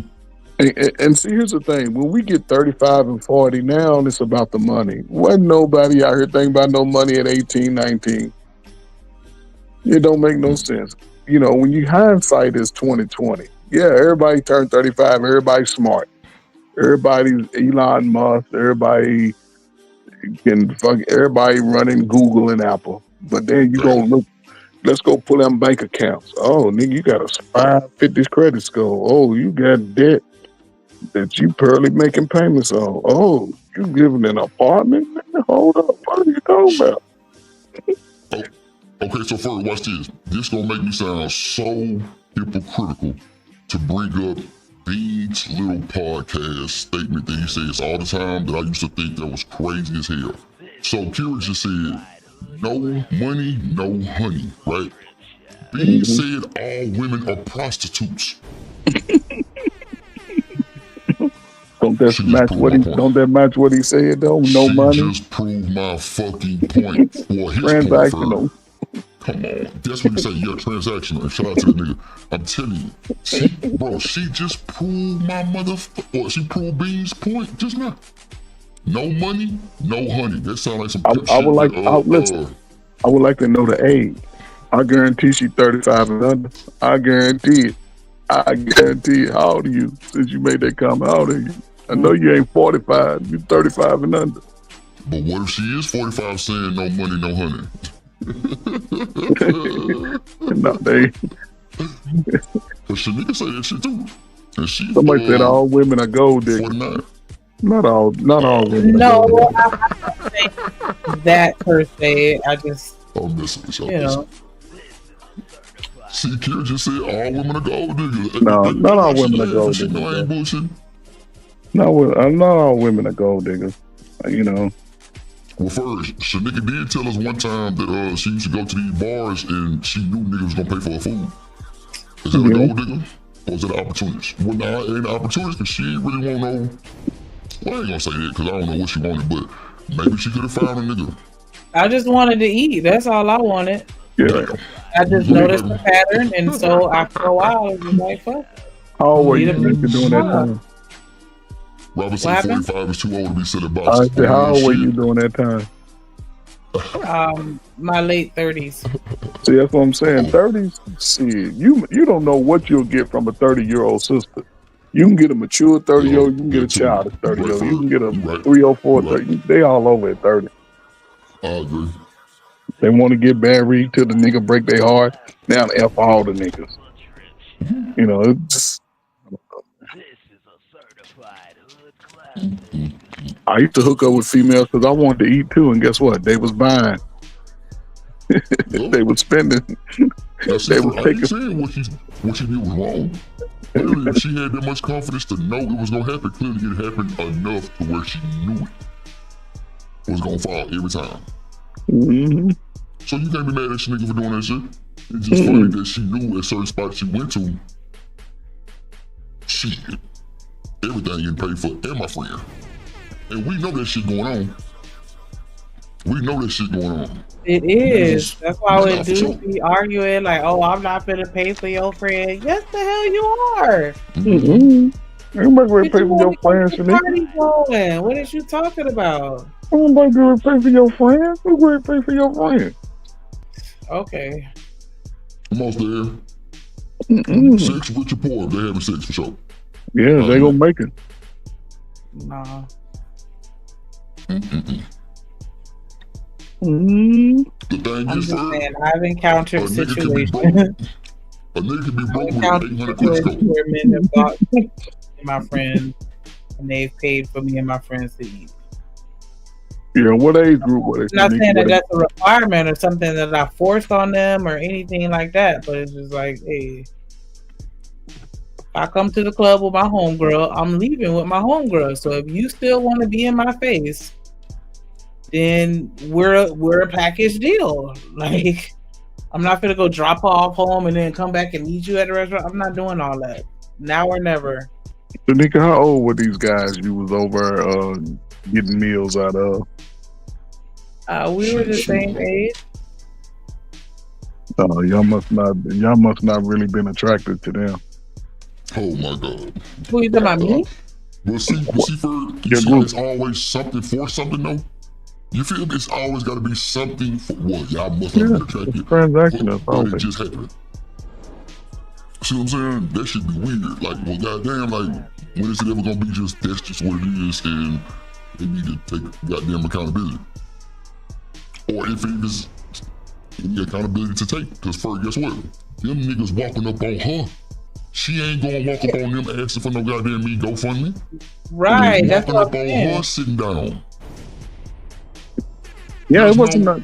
If somebody offered, listen, take that shit. Because when I was getting offered, I'm like, yeah, go ahead. I'm like, I accept. You know, but I didn't want nobody. Definitely a transaction. Yeah, I wasn't soliciting anything. Like, they would approach me and they would want my time at that moment, and you know, I would let them know, hey, we're a package deal. I came with my friend, so we hanging out together as a group, or I'm leaving with her. Like, and they made that decision that they wanted to hang out as a group, and I'm like, all right, bet. So y'all should go and you know and try to. Okay, well, what you was going for was to make sure you get a meal, right? No, I was going because, you know, if it was a vibe and I felt comfortable with hanging out in a public place, then I was good. Shanika, you just said you wanted to eat, baby. No, I did not. I never said I wanted to eat. I thought you said you wanted to eat. I said that they would come and approach me wanting more of my time. And so if they would offer for me... Hold on, Shanika. We said... so when I brought it up, you said, hell, I wanted to eat. Mm-hmm. Did you say that? Now you say you didn't say that. I don't recall saying that. Yeah, they wanted to eat. Roll that motherfucker tape. They wanted to eat. They would want to go and eat after the club. Who, your friend? No. No, the guys. That was their way of getting more of my time.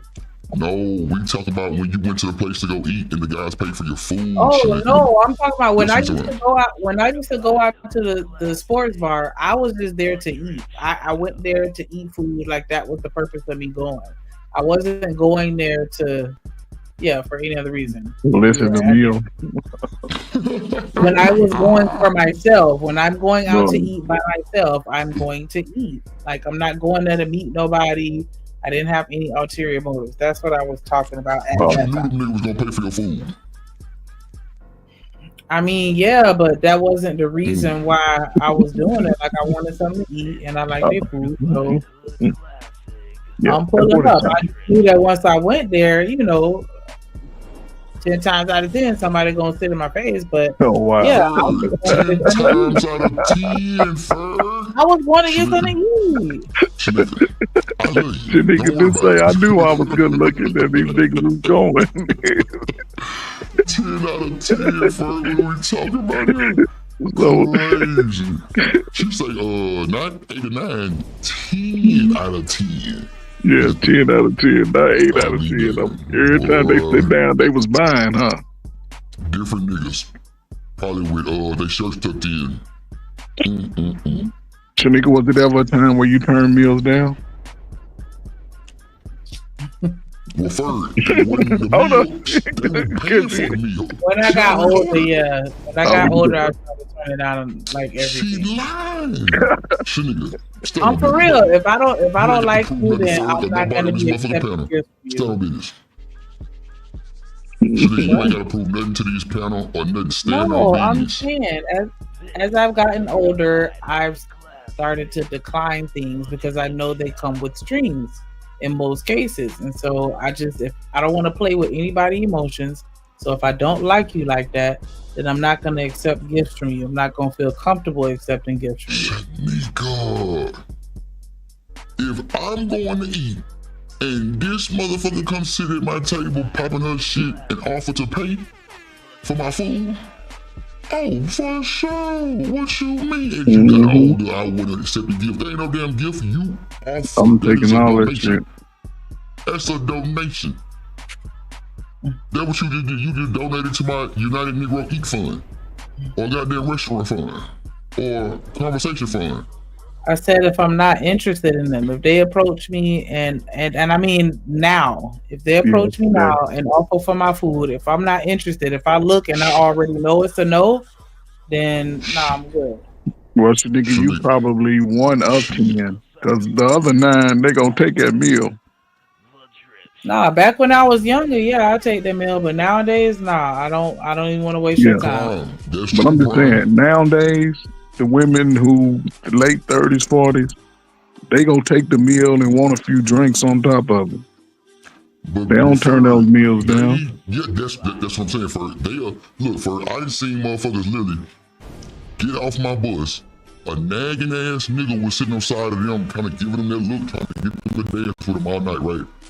Get in the club and buy the whole bar for these motherfuckers, and they take their drink and go to the next nigga. I swear to God. Swear to God. So disrespectful. But then you wonder why that motherfucker come up missing later on, because you just disrespected the fuck out of him. Now he fucked up. He don't know how to handle himself. He lost his mind. He on a path. He on a war path. So, plus, like, we can't act like us as niggas ain't tried to flex on the friends too and bought the drink. Man, look, I ain't got time to play with you niggas. Y'all boy Cap. Drip had definitely bought the friend, the mama, the god mama, and who she. What? Like, it's a vibe fucking with Drip. Like, it's a whole vibe. We dug it. Matter of fact, if it's a bottle, get you a cup or open your fucking mouth. And I'm gonna pour that motherfucker down your throat. I ain't offering to buy nobody no drink. I'm just saying, I'm talking about back in the day. Stop the cap. Back in the day, you wouldn't buy no drinks? If she gave me some real vibes, some real conversation, a couple of dances. I ain't saying crash dummy mission, but okay, go ahead, for my bad. Yeah, no, I'm just saying a couple of dances, and we just sitting over in the little spot, we talking and shit. I'm always offer. You want a drink? What you drinking? Yeah, I'm always. Or I make suggestions. It's a little drink that I like. Every time I go to the spot, and I get it, it's always some little chick. What you drinking on? And I tell them, "Ooh, that look good." And that's how I get started. Coach Ferg, niggas. Let me tell you something, nigga. Coach Ferg still got it. Look, my wife even know I got it. I'm trying to get you to realize that shit, because clearly my wife know I got it. Acting like you done lost your shit. I'll be listening to your ass like, man, nigga Ferg think you sleep. My wife know it. She be like, these little young girls be on you. What you be doing? Like, shit. They see a nigga. They see. I'm just saying though, I wouldn't get out there and mess around for nothing in the world, man. I wouldn't jeopardize shit. You gotta get you a biohazard sign these days. I ain't gonna even hold you. Yeah, I wouldn't watch your drink, because they might put something in that motherfucker. That's crazy. My wife know I ain't getting out there, man. Shit. That's another story though.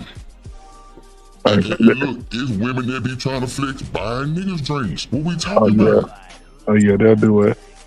Come on, man. Like, see, look, my thing is, like Prime said earlier, if you, he didn't say just this, but if you cool with the bartender, bro, you have all rights to flex.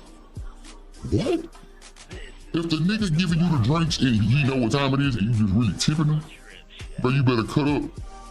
You better cut up, but don't like try to make that happen every time. I wouldn't do that. Especially if it wasn't coming from that. There's only so much you can drink before you drunk as hell and just looking crazy. Yeah. You ever the message that you got from your Spanish teacher? Most young people should be getting it from their daddy. And that's the problem. A young girl needs to get those messages from their daddy about men, because the daddy don't expect nothing from the women. His daughter anyway, he just wants her to have the best outcome. So yeah, if more fathers could give messages like that to their children, then I think women to have a better outcome and the type of man that they allow into their life. But I keep getting information from mama, and mama gonna say, girl, get what you can when you got it. Use what you got to get what you want. These niggas ain't shit. If I'm dating anyone that should tell her child that shit, yeah, you can hang it up with Drip. I'm through. I ain't ever going back. I ain't ever dated a woman like that. Hell nah. To get what you got, use it. Nah. TMKC said I'll do it for his attention, not the flex. Yeah, it's the same thing. Mm-hmm. It's the same thing, TMKC. Yeah, doing it for his attention is almost like you flexing. The same thing. Same thing. He coming. He coming. You ain't even got to worry about it. He coming. Yeah, he coming. Matter of fact, the drink is for me anyway. When I pull up. Shit, he coming for sure. I don't know why these boys be on here acting like they goddamn super pimp. Come on, man. Even pimps buy drinks. Stop the cap. I'm buying. I ain't hold you. If a motherfucker get complaining to me about some bullshit like that, goddamn, you need to get from around me, cause now you fucking up my vibe. Straight up, you fucking my goddamn vibe up. With all that bullshit ass question answer. Don't worry about it. Drink this shit. Sit back. Janika, I have a question. Yes. Okay, so back in my glory days, right? Lord Jesus. Okay, so I'll just say the number was 3. It was 3 women, right? They all digging it. They all invited me on a trip to South Beach. One was Fort Lauderdale, 2 was South Beach, right? And they all told me, say, listen, I want you to go with me. You ain't gonna pay for nothing. You just go enjoy yourself, and we just gonna have a good time, right? They bought the plane ticket, took the hotel, rent a car, food, and everything. I used to offer to pay for food and dinners and breakfast, but they wouldn't do it. They wouldn't let me do it. Was I wrong for accepting that? Hell no. No. Who said that?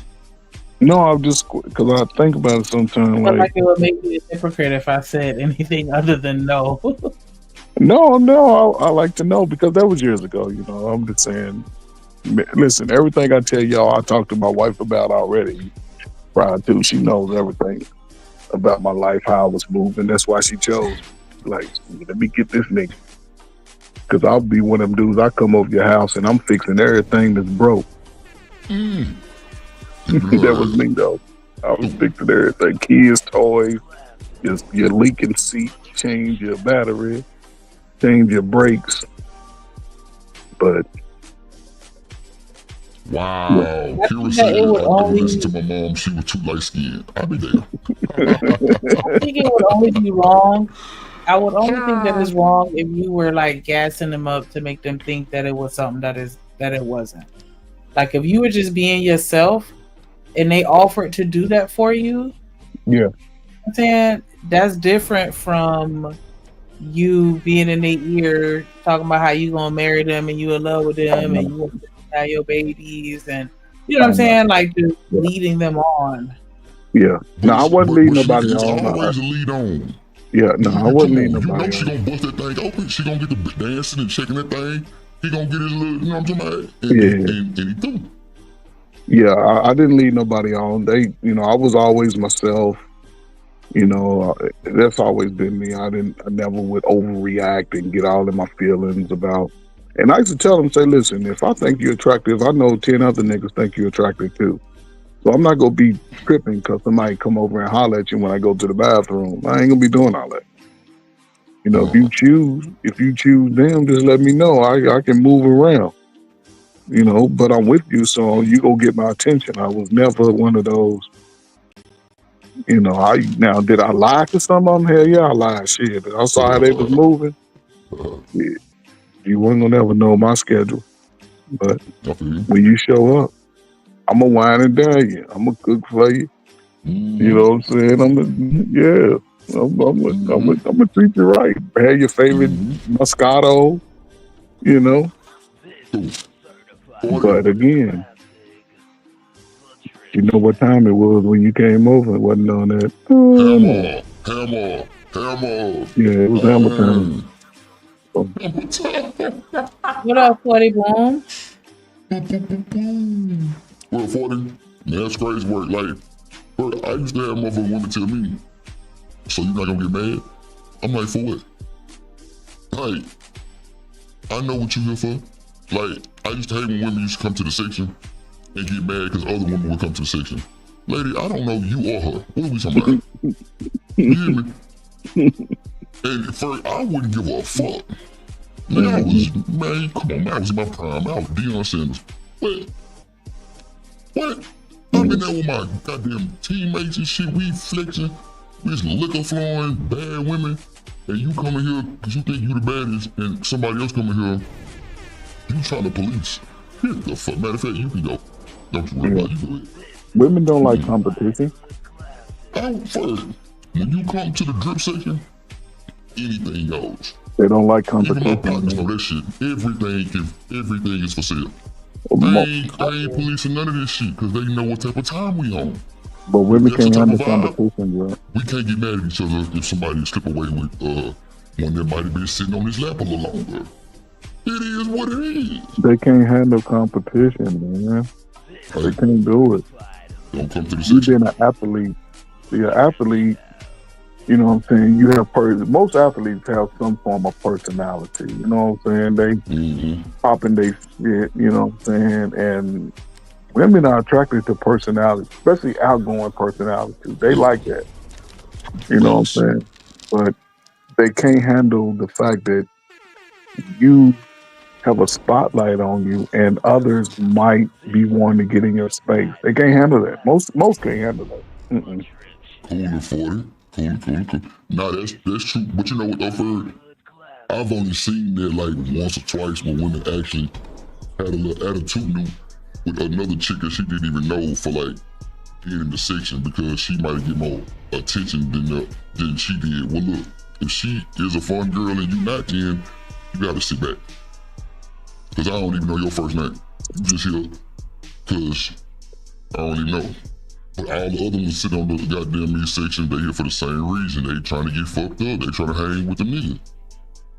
I don't mind them type of situations because I don't even take nothing serious. Never.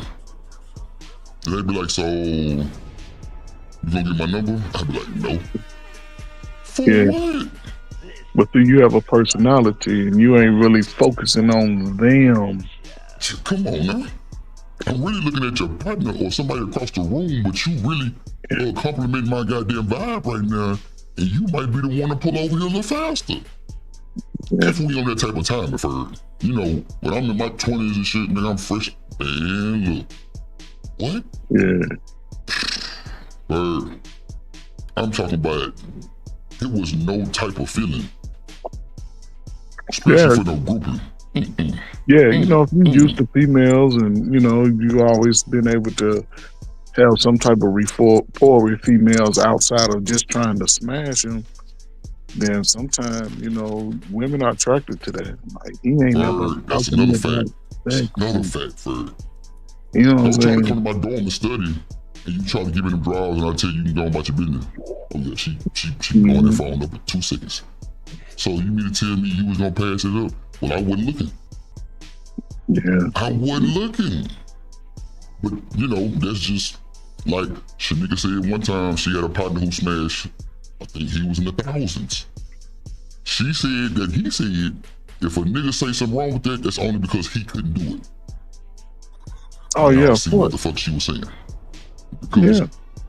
if you come to our section where we've had or probably gal women that look 8 times better than y'all, it's for fun. Don't ever get too serious in a club with me because you might not get the type of response you think you're gonna get because we just having fun, we vibing. That's all we doing. I'm not here to gal you. I ain't finna start galling you because you in my section. You was in the club and start vibing. So come on over here, open your mind, let me pour this alcohol in your shit, and we gonna turn up. Am I lying? That ain't my ministry, but no, you're not lying. Shit. I mean, it's a different time. Shit, It was women coming to the section just to open their mouth. I know, man. Yeah. And walk off and come right and bring 2 or 3 of their partners. Girl, look at these niggas over there. No, you're not pouring anything in my mouth. You're not pouring nothing in my mouth. Like, I'm sorry. Like, I'll pour it in your mouth without the section. Folks, we talking about. You gotta stop. Nah, I ain't never been on that type of time. And you gonna have to pass it up, baby. Open your throat. Nope. You and your friends, y'all all savages and shit. Y'all walk in to get your dinner paid. Come on over here. Matter of fact, yeah, you sit by me. I'm a boy, please. I hear you. So, Janika, out of your group of friends, was there any one of those friends that would be on that type of time? What, that would let somebody pour liquor in their mouth? Don't worry. Yeah. Bird. Now, you know Shanika sitting here lying to you, right? She kept them to you because she wanted everybody to think she one of them good girls and shit, right? So I never said I was a good girl. Right? I never said that. What? Okay, Shanika. I love you too. Shanika. There you go. There go your breakfast. Hang it through. Yes, Lord. Yes. There you go. That was that Nick. That's that Nick work. Nick. Nick. Y'all don't make no song off that Nick. We getting that Nick. Don't make no song off. We do want proceeds, Drew. We gotta drop some. I want to beat, bro. Nick is crazy, man. Give me that Nick. Yo, Nick. Yo, Hey. Yes. Damn. Look how she leaned that motherfucking head back. Yeah, open that mouth up. The fuck we talking about? Man, I hate you so much. Yeah, I know. Yeah, and you do. Thank you, Brian. Thank you, sir. Because it almost went unnoticed today, and I had to look at that throat again. Oh Lord Jesus, that throat is Lord, man. Look, that's a tunnel I would love to go down blind. Lord Jesus. What I'll do with a penis and what I'll do with a bottle at the club. Yeah, it's even worse. Shanika, you gonna show, you know what, I ain't gonna play with you. Nah, but for real though, like, yeah, I always wanted a cup. I wanted a cup. I ain't never really like that. Cause then, you know what I'm saying? Like, I don't even trust you to pour it in my mouth, right? Cause you might spill it or some shit. No, you're not. Yeah, we're not doing that. You gonna pour it in the cup. That's the point. It ain't supposed to be no slow. What? It could be slow and poured, but it's gonna be. I like to get bumped because the damn song of the night might have came on. I'm pouring it in your mouth. It might get on your eye. Shit, I'm just saying. It might wow. No. I'm just saying, like, it can spill. You know what I'm saying? That's all I'm saying. It can spill. It can make a mess. But at the end of the night, we having fun though. That's why I hate when people don't. Like, even with the bus, when we do every third Thursday, bar hops for the city is open to the general public, bro, everybody is having fun. And Ferg, you're sitting literally shoulder to shoulder with a woman or a man. How can you not have fun? Yeah, I mean, come on, Ferg. Put me in, look, I tell folks now, let me have a goddamn bus party on my bus again. Hey, this pouring bottles and all that, that's a new thing. That shit wasn't happening when I was young and people was young. It's sort of relative 2005, 15 shit. And a lot of the behaviors in the regular clubs now stem from strip clubs anyway. The strip club behavior, pouring bottles down your throat and all that shit. Well, nobody's sharing. It's fun, Ferg. It's fun. Yeah, you catch mono. Like you aiming the gun. It's fun. And nobody want to catch mono back in the day. Niggas don't even clean their mouth that good. Get some bullshit. Oh my God. They do. I'm not saying that I've never let somebody pour liquor in my mouth. What I'm saying is I'm not to go into some random person club section in a club that I don't know and let them pour it into my mouth. I'm not doing that. So So you gonna let your friend pour it in your mind? That's cool too. We ain't fucked up about that neither. Yeah, if we go and hang out and we do it, then that's different from. No, I'm talking about in my section. She poured out of my bottle in your mouth. I'll tell her to pour it. That's entertaining too. We ain't Do I fucking know her? It's your. Well, let me tell you. Oh, you said my friend? Yeah. I thought you were saying there's like a whole bunch of random women in your section and they getting mad at each other because they think they better than others. So No. Then you went on your rant about not getting pulled in your mouth, and I'm saying you said going into I let my friend do it. section. That's what I'm saying. If you and your friend do it, I'll give your friend a bottle and she'll do it.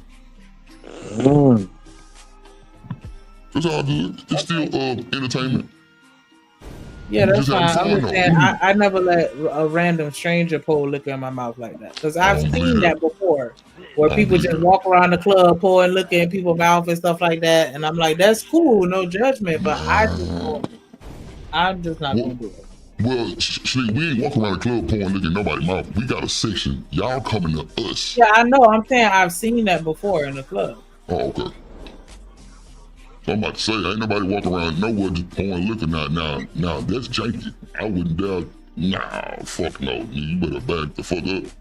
Like you I'd really rather it be my friend's bottle, like her pouring her own bottle into my mouth, as opposed to your bottle. Cause I don't know. I just don't be trusting people like that. But you know that I don't know.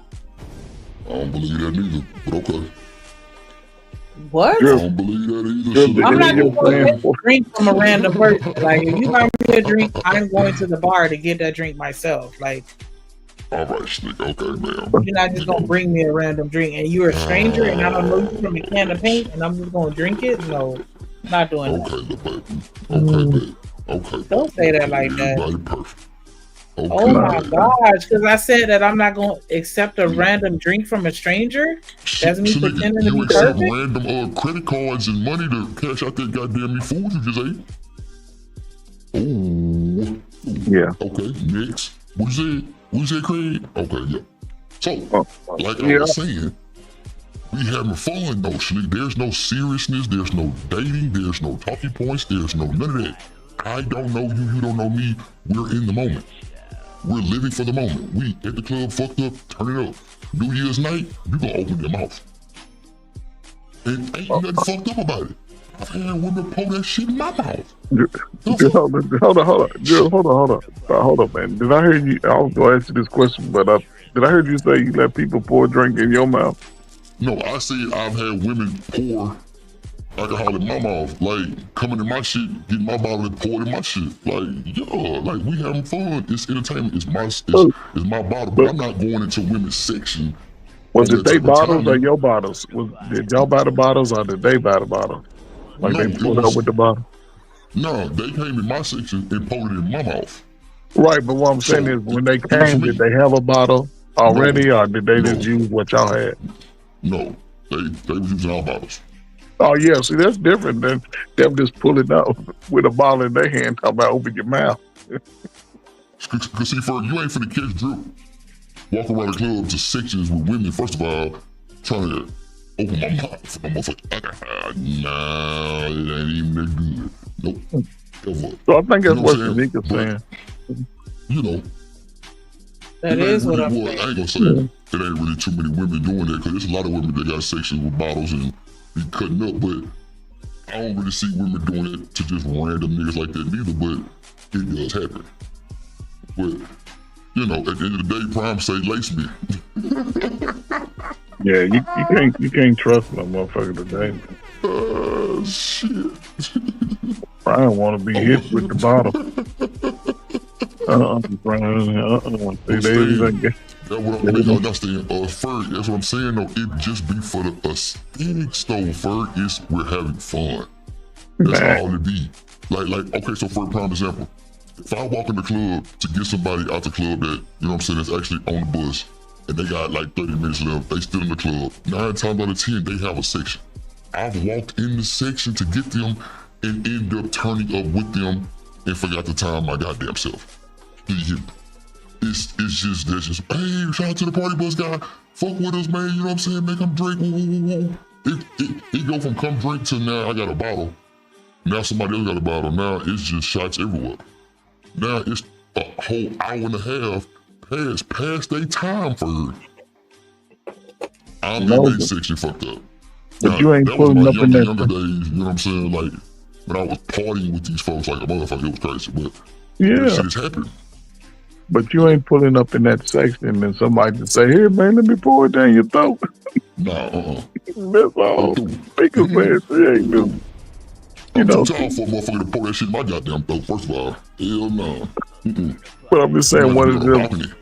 one of them 6'6" football players, like, "Come here, Drill, let me go, let me hit you." I'm just saying, though. That's all Shanika said. She ain't just, like maybe once she get comfortable and her girls got the ball and they like, "Go ahead, girl." Like, yeah, they can have their way with that shit. Fucking right, I'm going. Shit. ain't nobody pouring nothing in my mouth. Shit.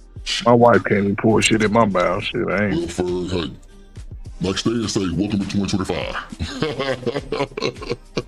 Cause that shit is going on, for like, especially one time I went to Vegas, randomly they had a party going on, you know what I'm saying? At the damn pool party, it was shit. You walk in that motherfucker, if you was lit, or if you had charisma, swag, whatever, like, they was fucking with you. Especially white people. I like to party with white people. They ain't know how to fucking party. Ain't no shady shit. Ain't no bump a nigga and catch a square, somebody gonna die. No. If they step on your shit, oh, they gonna break it all the way down about how they can pay for your shoes again. I clean them for you. I'm so sorry from the bottom of my heart. All that type of shit going on. Come on, man. We gotta know what time it is. Black people wanna fight, do the most, because they paid too much money for the outfit. So now you mad. White people, I'm taking that motherfucker back. White people buying everything, for they buying everything. Yeah, they do. You know what I'm saying? They do, but I ain't never really went out with nobody white outside the military. When I was in the military, white boys, they get their little check, they ready to burn it up, man. Yeah, let's go get some drink, let's go get some beer. Y'all can buy all that shit. And where I was stationed at down in Fort Polk, they used to buy weed. Shit. Oh shit. Yeah, they used to buy weed and shit. I was like, yeah, man, let's do it. Shit, I saved my little money. Mm-hmm. And even the females, one thing I like about military females, everybody get paid at the same time. So everybody got some money on the 1st and the 15th. And the females didn't mind spending their money. Yeah. Hotline. You couldn't get a woman in the military. You didn't want a woman because there's so many in shape, nice personality. See, military different, for y'all came out there ready to get fucked up. That's a fact. I think so. Yeah. I think y'all came out there, everybody was drinkers. My cousin went to the military. That nigga came back drinking everybody under the table. Everybody. Yeah, I couldn't drink like that, man. I ain't never really, like I said, my father would drink a lot, and I ain't gonna lie, I'm glad that my body couldn't handle it, because I throw up off of maybe 4 or 5 beers, man. I never really could drink like that. Never. No hard liquor, no shots. I ain't taking nobody's shots at all. I'm a booty drinking ass dude. For a lot of niggas, man. So, because niggas don't actually state what they want. Hold on, let me take some of these videos off this thing real quick. This is I think this DJ Hemp. It is Hemp shit. Shout out to DJ Hemp. Fair use. When we had these conversations about the women, they never state what they're actually looking for. They just talk about how bad things are. We're not. Let me not say that not everybody. It's a few guys that we like. Granville's a good example. That's why I let him talk shit. I can rock out with Granville because he honest. He an honest person. So he'll state what his goal is, but he'll also talk about what the problem is. But a lot of guys, they just do this thing where there's no actual discovery of what they're looking for. Because I think it's an easier conversation. We can figure out what your goal is, then we can navigate backwards. But yeah, so I think the insecurity never gets revealed because you can rest with a whole bunch of other guys with the terminology, and it just makes it easier to never address your insecurity about the thing that you're searching for that you can't get. Yeah. And I'm here to tell y'all fellas, it's okay to acknowledge that you might have an insecurity. We all have them. okay, bro. You don't got to take it out on us because we're willing to share our perspective, sometimes share our journey with y'all, but it's like a lot of y'all not willing to be honest about what you're dealing and what you're going through. You just think it's somebody else's problem. Right. It's not productive, bro. It's not productive. When you talk about having a history that was, maybe involved street shit, whatever it involved, gang shit, whatever the case may be, they talk shit about that too. Dog, they just talk shit about everything. But then we be up here talking about money, building the community and all that, and they don't even have the bandwidth to have an opinion on that. You notice that shit? Yeah, a lot of the opinions are limited. Deshaun, I'm gonna mute you just for a second. I'm gonna give you the floor. Not the bandwidth. Shit. All right. I guess. That boy said the bandwidth. Shit. That was a little low. All right. Yeah, no, yeah. And so even with Granville, right, to that point Shy made, and to that point you just made, Sean, right? Granny in particular can add to community building conversation, right? Like stocks and things of that nature, right? Helping people grow. And then if he just wilding, right? Let's say he wilding in the Discord, right? And I'm like, Granny, slow down for a second. Listen to X, Y, and Z. He'll stop, listen, and make a concession if it makes sense. Right? Now the nigga's still a nerd, you know what I'm saying? But at least he'll take a minute to say, okay, that makes sense. I see what you're saying. You know what I'm saying? A nigga just need Adderall. Deshaun, what's popping, kid? What's goody? You can hear me? Adderall, shit. Oh shit. Unmute yourself, brother. Yeah, there you go. What's up, Ham? What's up, y'all? How y'all be? We doing all right, man. How you? What's happening? I'm just putting it in. Mm-hmm. So every time tequila. So every time I listen to y'all, I'm here at work. Okay. Every time, if I'm chatting or typing in, I'm here at work. That's why sometimes I don't get on a live stream because I'm here. I work 7 days a week. Okay. Trying to decide if you're op or not, bro. I ain't gonna lie to you. What's that? I'm trying to decide if you're op or not, man. If you up here for smoke or if you know what I'm saying? You're trying to decide, bro. I ain't gonna hold you. Yeah, Sean, so they want to know you got question, comment, or smoke. Hey, I'm just listening right now. I don't have no smoke for nobody. If they gotta have smoke for me, I have smoke for them. But hey, I'm just up here. Yeah, you ain't say nothing yet. Yeah, I'm just listening. Okay. All right. Salute to Deshaun. Hey, can I ask him a question, man? Deshaun. Good. So look, was it niggas in your high school or college, whatever you went to, that got the bitches? Everybody who got them? Yeah. Uh-huh. Okay. Did you know some of those guys?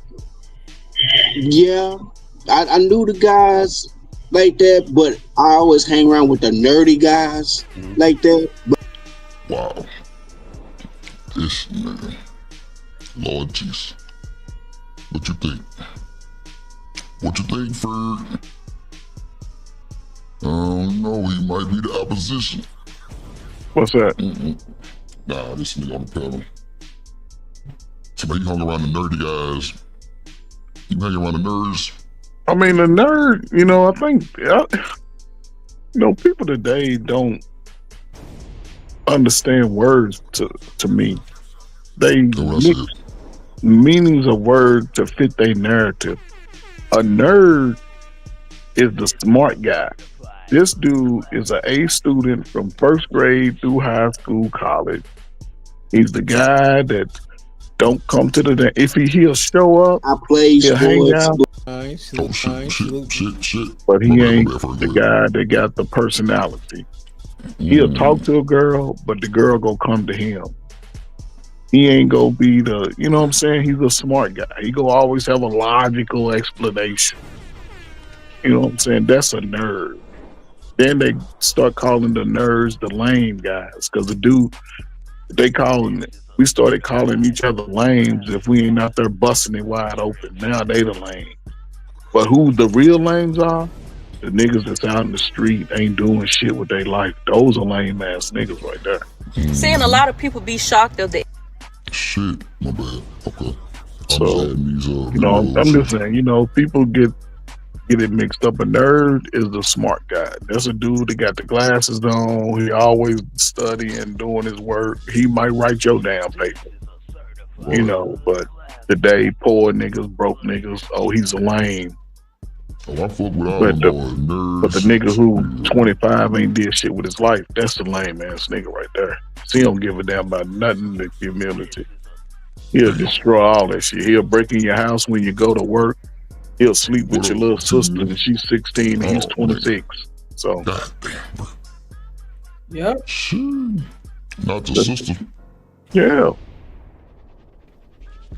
Problem said nerd is just somebody who got a desire to learn. Nah, I'm with you on that game. Yeah, learn. Yeah, prime nerds are the smartest motherfuckers in the school. Hold on. Sean, They ain't got no desire. Hey, That's why he's a nerd. You gotta go watch the Revenge of the Nerds. You gotta go watch the movie. Two of them. The Revenge of the Nerds. Yes, there's movies that was in the 80s when I was in high school. They was the smartest ones in the whole college. That's like what's that movie with Nick Cannon? Love Don't Cost a Thing. That nigga was nerd. She fuck with that boy. Yeah, he fixed her shit, and she ended up liking a nigga. See, 40-year-olds, they don't understand what words mean. They just use words to fit their nerd. The lame dude, that's the nigga who ain't doing shit with his life. That's the lame man. He's still walking. The 30-year-old is still walking around with his pants sag and showing his draw. That's a lame ass nigga right there. Nigga ain't. He still live in his mama's room with his twin size bed. Nigga don't clean up. Nigga don't cut the grass. Nigga don't do nothing. That's a lame ass nigga right there. That boy said, "Oh shit, I'm through." Nerds and geeks are the same people. He's a geek. He's the same people. Damn. The definition of a nerd is a single-minded person obsessed with a hobby or pursuit or with the particular topic. Yes. Steve Urkel was a nerd. So They you want to could be a learn. computer nerd. You could be an anime nerd. If Yep. you're obsessed with something in particular to the point where you're a subject matter expert on it, Yes. because you have an And that was- endless pursuit of it, that makes you a nerd. So Yes. it's not always education. Yes. The nerd Shout out was to the the one that's nerds. always reading and studying and he know all the answers to everything. Damn. Mm-hmm. Well, shout out to the nerds. He ain't drink. He ain't smoke. He ain't do none of that shit. A dork is a silly, out-of-touch person who tends to look odd or behave ridiculously around others. Now, hold up, Shanika. Could you read that again for the dorks that be on YouTube? Damn, not the dorks. Don't y'all see dudes crashing out? That'd be the same dude that crashing out over women. The same dude crashing out because everybody ain't agreeing with him. That's a dork. That's a dork. God damn. A geek is a person who has excessive enthusiasm for and some expertise about a specialized subject or activity. Yes. Example, a foreign film. What's that example, Shanika? A foreign film geek. Yes. Like the Geek Squad. That's crazy. But it's almost like a nerd. They similar. Excessive enthusiasm for Yes. and expertise. Yes. Expert. That's crazy. IT people that work in IT, a lot of them are geeks. You know, a lot of your college professors are geeks because they'll sit there and talk to you about some college shit all day. Damn. I know some band geeks. Yep, band geeks want to be. There's some people in my band that could tell you what song we were playing for the concert selection back in 1998 against Southern. Mhm. Like they know every little thing, and I'm just like, I remember being there, but that was a long time ago. Yeah. That's what I'm saying. The geek geeks. and the nerd is Probably watch similar. That's crazy. all day. Yeah. They'll watch videos on band and explain to you every part of every instrument as they break it down Yep. and put it back together and what it's used for, what it does. That's similar to a nerd. Nerd the same way. I feel you. So people just get used the way to fit their narrative. But the lame ass nigga, you see a lot of them. You see a nigga sagging his pants at 35 and over, that's a lame ass nigga right there. Damn. Nigga quit a job because they got him doing the job. That's a lame ass nigga right there. Nigga that don't want to pay for his kids, that's a lame ass nigga right there. And it's some lame ass females too. It's both. It's lame on both sides. What's different? Now, how many of y'all hang around lame ass people? There's a few of them niggas. They be they know they lame, but you know. I don't, because I've always felt like if I was the smartest person in the room, then I'm in the wrong room. Right. When you grow up, you ain't got time to be hanging around no lame ass people. Shit, they ain't doing shit. But asking for money. Yeah, I'm trying to be around the people that's doing better than me, so they can pull me up to their level. Because when you around people that's beneath you, they just gonna drag you down to theirs, or at least attempt to. Yeah. Oh, so you trying to get used? Oh boy, see, okay. No. I'm sorry, this nigga, I was just bullshit. I'm sorry.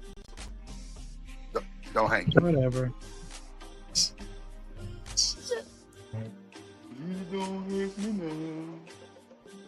So this nigga mad. Oh well. He do. Whatever, immigrant. What you call you what? What you call him? Immigrant. I should no. You just Asian, like how Vic was saying. Like, yeah, with an Asian man such as yourself. That was fucked up. I ain't gonna hold you. That was fucked up. Asian. You know, yeah, you ain't even black. You ain't no even real a nigga. nigga. I say, damn. Really? That Asian. Really? Oh, that ain't real, man. They try to say you got your papers, man, when you started playing college football in America. That's all right. Papers. Yeah, papers. Shit. Call it what you want. I wouldn't give a damn. See, one thing about old Drip is all these mind-blowing talking points that they say about people that's mixing shit, man, I wouldn't give a fuck at all. Because guess what? When it come down to choosing and maneuvering, they going every time. And if I wouldn't have said nothing, nobody would even know. So I don't mind. I don't even mind if like that shit don't bother No, me. you can't mind it, man. You can't get caught up in that shit, man. Like I say, man, when you do stuff that others can't, you gonna get all kind of pushback and slander. You know, and that separates the man from the boy. I ain't gonna hold you. Yeah, and that separates the man from the boys, man. Shit, I've been getting talked about by niggas all my life, so ain't nothing nobody under me, younger than me, can tell me to hurt my feelings. Even older than me, you can't call me light skinned, bald head, and ugly. I've been that shit for 20 years. Telling you, for You know what I'm saying? Both of y'all kind of made me want to question y'all real quick. Like, quick, name 3 of the Wayans families members. Damon, Marlon, Sean, Kim. Say cheese, goddamn.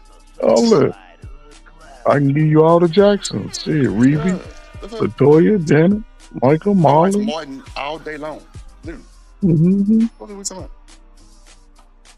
So Shanika, give me 3 of the characters on Sanford and Son. She can't tell you. Give me 3 of the characters on Good Time. Yeah, she couldn't tell you that neither. I can give you 3 characters from Sanford and Son. Yeah, you done already looked them up now. No, I ain't looked them up because I've been. Oh man! Give me 3 characters I thought they were from joking. Cosby Show.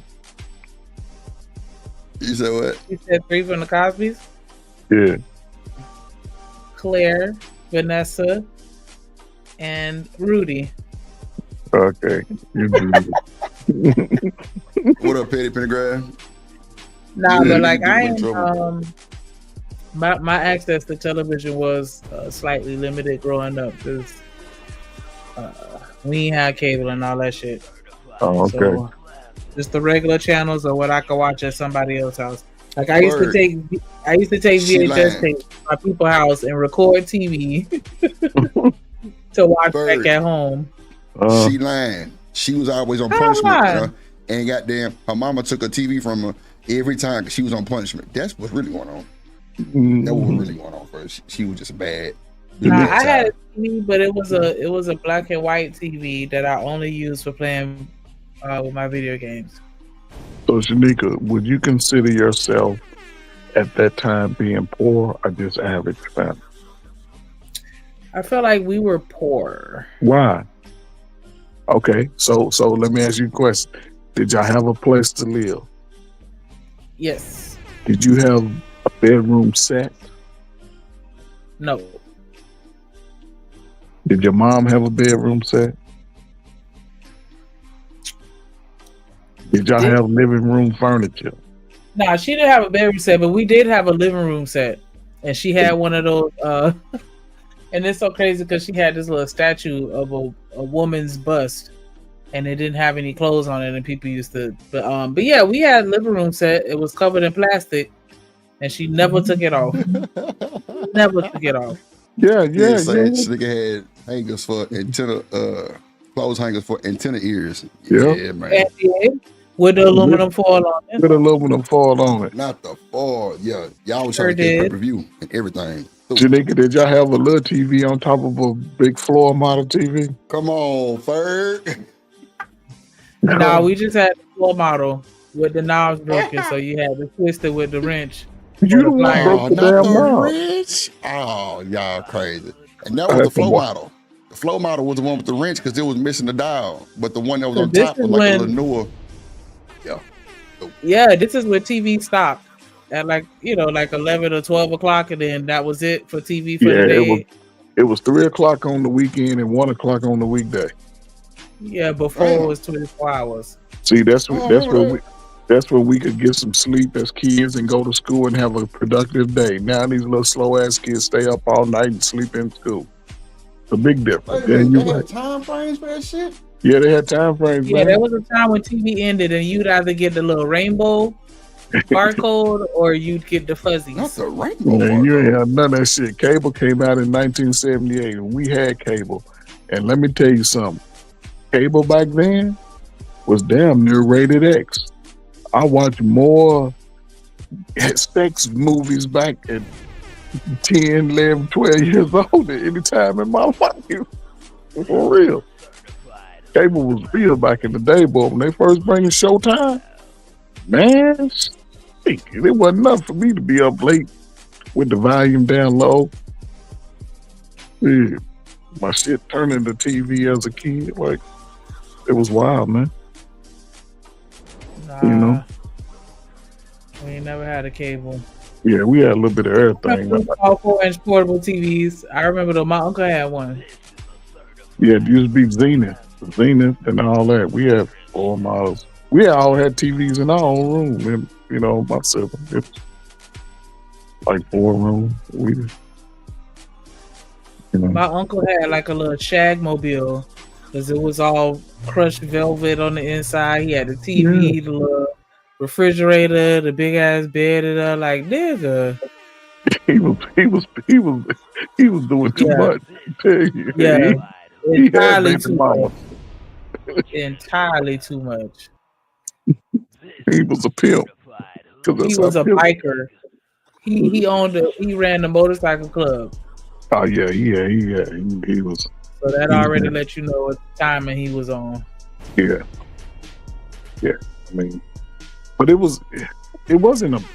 You know, people try to paint these bad narratives of how everybody's life was bad. Life was not bad. People could hang outside, and parents could sit on the porch and, you know, just look out for each other. It was just a different time, and for real. You know, and once that crack came, man, it messed up a lot of what we were trying to hold on to. I don't remember anybody talking about they were getting abused or beaten and whooping. Most of us, by the time we was 13 to 14, parents wasn't really involved. I remember, no lie, I remember when summer jobs first came out. I was like 9th grade. 14, you could work a summer job. I remember going and standing in line because I had to go. They had to sign up place in the projects. I remember standing in line, about 600 kids, everybody 14 and old, with no parents out there. We all filled out our own applications, had our own little birth certificates, social security cards, and did a lot of stuff ourselves. Parents were hardly ever around. Only time parent would even show up is at school. But as far as the neighborhood and going to get jobs, parents didn't do nothing. And back then, you had to write everything out. Wasn't nothing on no computer. You had to write it out. So if you couldn't write, then you was ass out. And everybody wanted in cursive writing to be sort of unique. Everybody took pride in that because back then we knew how to write checks. And you took pride in your signature. Now you tell a motherfucker what's a signature, they be like, I don't know what that is. But they say they smarter today. I don't know. You gotta prove it to me. So. Shit, I play that video, Sneaky. I have a question, man. Deshaun, Go ahead. So look, was it niggas in your high school or college, whatever you went to, that got the bitches? No. Everybody who got them? Yeah. Okay. Did you know some of those guys? Yeah. I knew the guys like that, but I always hang around with the nerdy guys like that. But I play sports, but I'm more chill back like that. Yeah, I seen those and stuff like that. I like to put people down if I know the female, however, if I'm hanging around with some groups of people, I put them down like that. So that's the type of person I am. What's up? What sport did you play? Excuse me? What sport did you play? Wow. I didn't play those. I didn't play that part. None of that part. Okay. Yeah. So it was usually like the athletes and shit like that got the chicks. Yeah. Big athletes, niggas that's getting money, shit like that. Wow. Like Lying there trying to relax. Yeah. So that's how it is. The athletes and the niggas get money, they get all the women. Yeah. Everybody else get the scraps. Yep, that's what you get. See, when I was 16, 17, like my avatar, I was 17 years old right here. I was a junior in high school. I played football and basketball. I got the girls in the school and I got the girls at the other school. But I was a humble guy. I wasn't chasing women like, no. I was picky back then, shit. I don't know. You and Uncle Daddy Drip sound like y'all probably could have been some hoes. Yeah, I know. I mean, I was a good one because I had a girlfriend, and me and my girlfriend was doing way too much. What you mean, we were doing way. Oh, this the one that you was living with, playing house at grandma's house? I wasn't living with her. I used to be over all the time. Yeah, I used to play house. Yeah. I'm telling you, her grandmother never came upstairs. The whole 4 or 5 years we was dating. And we used to be up there wild. I play house. Yeah, I was wild. But yeah, it was just different. Drip, let me ask you this. Yeah. When you came out of high school, what was your bench weight? I was benching like for like 365, like on the max. I think I was like 375, 380. I think. Okay, because my max was like 320, and my squat was like 470, 480, something like that. Yeah, you talk about, as far as bench press, like, yeah, like if that was like a 5 rep, maybe 2 2, 3. You know what I'm saying? Yeah, I Instead of always 5. counted at least 3 to 5 reps Yeah. every time. Mm-hmm. Yeah. And, you know what I'm saying? You know, like on the incline, it was crazy work. Squats and shit was like 5 something. Yeah. So you played more line. I was a running back, so shit. Mm-hmm. Yeah, nigga was on that motherfucking squat. I'm talking about nigga power clean like 6 something. Like what that? Oh, cool. Hey, Fer, I'm talking about, bro, we actually liked working out, doing hitting like weights and shit. Nigga, these days, they going home smoking weed. Or they gonna be some pussy. Yeah, doing push-ups and shit. Me and my friends, man, I ain't gonna lie, man, we used to get drunk and high. And we might bust out and do 200 push-ups. Yeah. On some flex shit. Yeah, just flexing. Mm-hmm. Them weights, nigga was like, shit, I bet you won't go, you know what I'm saying, go lift with Big Sam. Boy, Big Sam was a nigga from Idaho. Fer, this big Samoan ass nigga. That boy was, what? The nigga had not one cut, but was solid as a fucking bone, Fer. I'm talking about solid, bro. Like, it was like the food they would feed him since he was a baby had to been like tortillas. And the nigga was solid as a rock. Like, I'm talking about knock your ass smooth the fuck out the way. Nigga benching 4 something, Fer. He knocking them hoes out. Yeah, man, it wasn't too many. Like, I had a friend, he was like 12 years old, 13. He weighed about 315, 320, but he didn't look it, though. Was he tall? It was a big, solid dude. I don't know, man. Just something was, they put something in the Similac and something in the 90s. Cause I never saw dudes with breast assists. Mm-hmm. And these little buns, these niggas, young niggas today, they booty bigger than most of the girls. Man, that should be. Oh my God, nigga got these big wide ass cheeks and shit. Yeah, wow. She said booty's bigger than the wow. Yeah, them cheeks be big and either they got wide hips or. Okay, so Ferg, let me ask you this: is it because see, I ain't gonna lie to you, I ain't never been a nigga be like on some looking at shit like that ain't how I be covered, but like. Is it because it's the elemental P era that niggas is starting to get looked at like that for like their backside? No, I don't know, man. But I'm just saying, I grew up in a drip. I'm sure when you play sports, after practice, we took showers as men.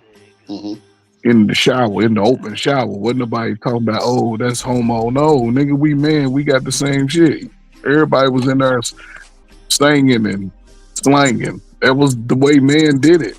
Now see, Ferg, see, I was almost with you until you see it singing and slanging. But what I'm saying, we in the shower and we get to singing and everybody got shit. We got our manhood out. Everybody naked. What else can you do? With nobody looking down.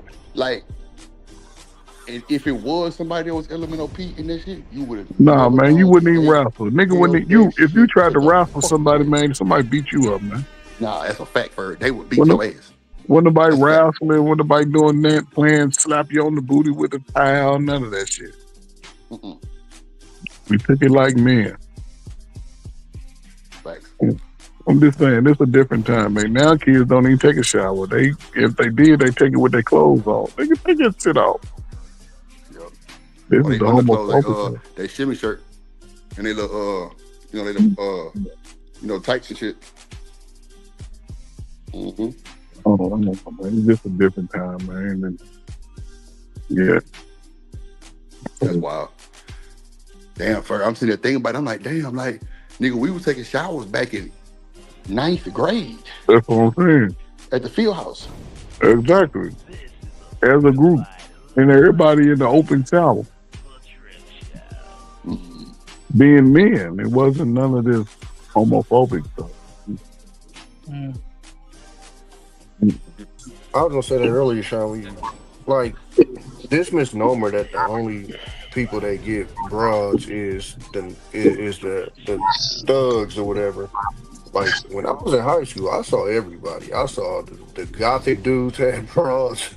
You feel me? The skateboarders, sports niggas. I've seen the niggas that had straight A's. Like, again, I think a lot of people internalized what they thought the problem was, and then they just stated that's what the problem was. So, I mean, I didn't see just a only selection of guys getting all the girls. Like, it was certain girls that the athletes wasn't gonna get it. It was certain girls that, you know, the thug niggas wasn't gonna get. Like, it was all sectioned off like that. I mean, nah, Tommy, don't do that. It ain't worth it. This is what actually happened. The niggas that could ball got access to all the girls. The gothic niggas got access to the gothic girls. The band niggas got access to the band girls. The football players got access to the gothic girls, the band girls, the pretty girls, the cheerleaders. There's something about being on a flyer on the newspaper. You're in a fraternity, you got access to all of them too. You know what I'm saying? Athletes and niggas in fraternities. Yeah. I'm sorry, I was more in a high school man. Yeah, but this is what I keep saying, bro. Like, this is a perfect time we can mine. Hold on, Sean. Hey, Deshaun, I'm gonna have to mute you. You just got wild background, like feedback a little bit. It's all good though. Go ahead, Sean. My floor. This is the point I'm saying. Like, instead of coming up, I guess because they don't want to get on camera or whatever. This is the perfect time we can have this conversation. They won't come up. They won't. Like, they'll clown us and they'll come up. Sam, all the terminology. I'm gonna get a T-shirt. The terminology is crazy. Like, they'll do that in the chat, but they won't come up and have a conversation. And no one to tell them, bro. That's not man shit. Like, let's just talk about it, bro. Let's talk about what the point of contention is. We can do that. It's gonna be trying to drop the link. They won't pull up and have a conversation. Hey, my boy James got to pull up, man. James gonna be talking wild in the Discord tonight, but he won't come up on this bitch, man. Pause. He won't come up on the panel. You know what I'm saying? James, you gotta come to the panel, big We dog. got another super nigga up here. Yo, it's mad super. It's all super niggas, bro. Convention, man. It's a panel full of super. It's a super nigga convention. Like, it's all super niggas here, bro. You know what I'm saying? Why you nodding like that? You a super nigga too. They gonna report us, man. They gonna report this stream, bro. Super nigga. Somebody typing vigorously right now. Super nigga stream. Here, Google. Okay. We got a human up here again. Okay, we got a human. The rail pulled them before they pulled them. Okay, we got a human. We got a couple more humans. We got a couple more humans, man. Super niggas was assembled in this motherfucker. You see, I'm on the bottom row. I ain't even. Yo, let me get Relly. What's poppin'? Let me. What's up, Mr. Fantastic? What's goody? What up, Granny? What up? Hey, What's up, Sherelle? What's up, Fantastic? What's poppin', man? Mr. Fantastic, what? You didn't want to be left out of the super nigga? Nah, I didn't even know what the super nigga said. Nigga said, hey, everybody was scared to come up. So, you know me, man. I got to be that guy. I got to be the guy to come up here and, you know, it's not man shit, nigga. Hey, this man shit, my nigga. Niggas, men complain, nigga. Men, you can't think woman, bro. And I think we take the shit for granted if you do. You know, feel me? A lot of dudes never had a chick, you know what I mean, really, really be down for them, really care, really, you know, want them for them, and not just on some transactional shit. So that's why, I mean, the best you can do is, you know, you can't really tell a nigga how to be himself. So I think that. So who is a super niggas? Who is it? No, he just gave that a name, you know, just dudes that could get the girls and athletes and Oh, that all was my fault. I accidentally fast forwarded. But Yeah. I think when he was saying the super nigga, like he was talking about, like, I don't want to say top tier, but you know what I'm saying? Like, all y'all athletes, all y'all was getting money, all y'all was thugs. Like, you know what I'm saying? Like, y'all are part of the people that don't have issues with getting women. No, yeah, but it was but it still was it was everything was compartmentalized. You have the athletes. Most athletes didn't sell drugs. They were just athletes, and you know, women are attracted to athletes, the basketball players, the football players, the same as it is on every level. Then the dudes came along to start the dope boys. That's the era. See, a lot of these dudes are within that age group. I think Hamps in his early 40s, and you know, Fantastic in his early 40s. Tom, they all around 40 close in age, and those were the dope boy years. And the boys that could get that money, pull up at the school, dumb as a box of rocks, but they got that money, and the girls, they know how to, hey girl, let's go shopping. Your girlfriend is going shopping with another nigga. You know what I'm saying? And that's just the time, but yeah, that's really, as far as girls, if you got a personality, whether you play sports or not, you can get a woman. You can get a girlfriend. You just got to be able to accept your ugly. Most dudes can't accept their ugly. Not accept they ugly. Yeah, you got to accept your ugly. Hell, I had big lips. Shit, I accepted that shit.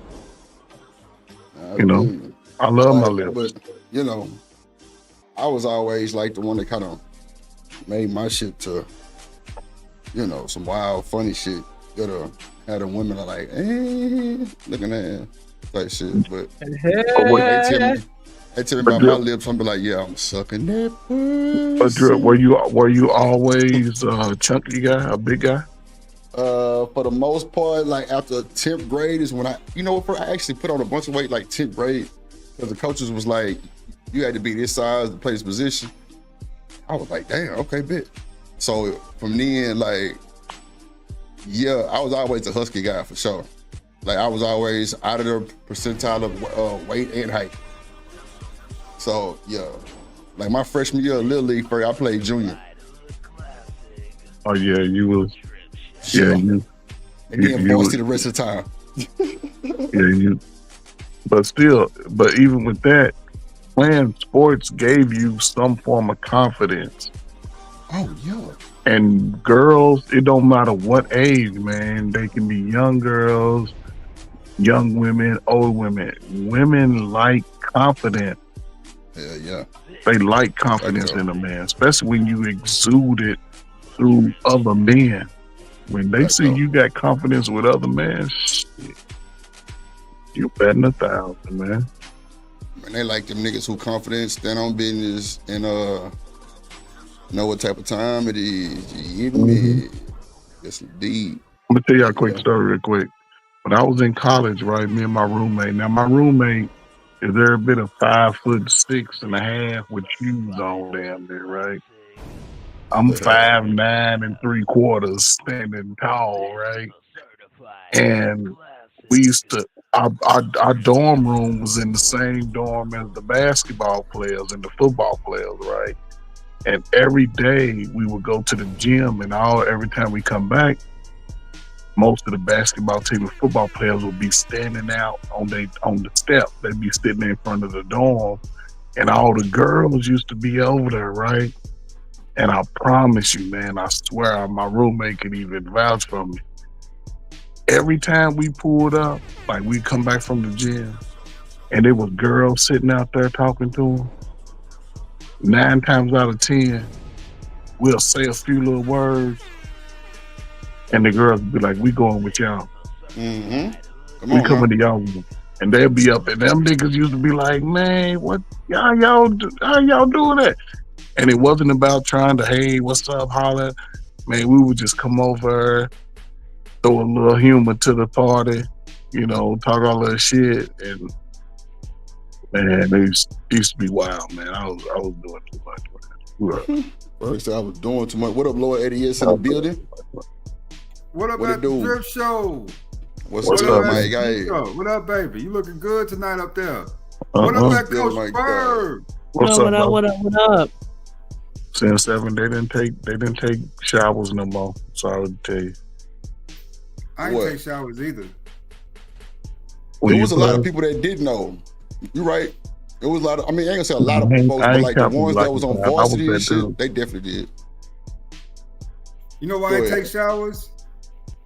Because I always thought I smell good, nigga. I'm a light bright.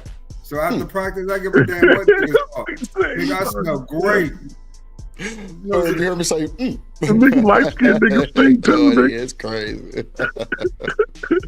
I feel you. That boy say I smelled good. Light skinned niggas stink too. Shit. Oh man, that's crazy. Nah, I feel that boy though.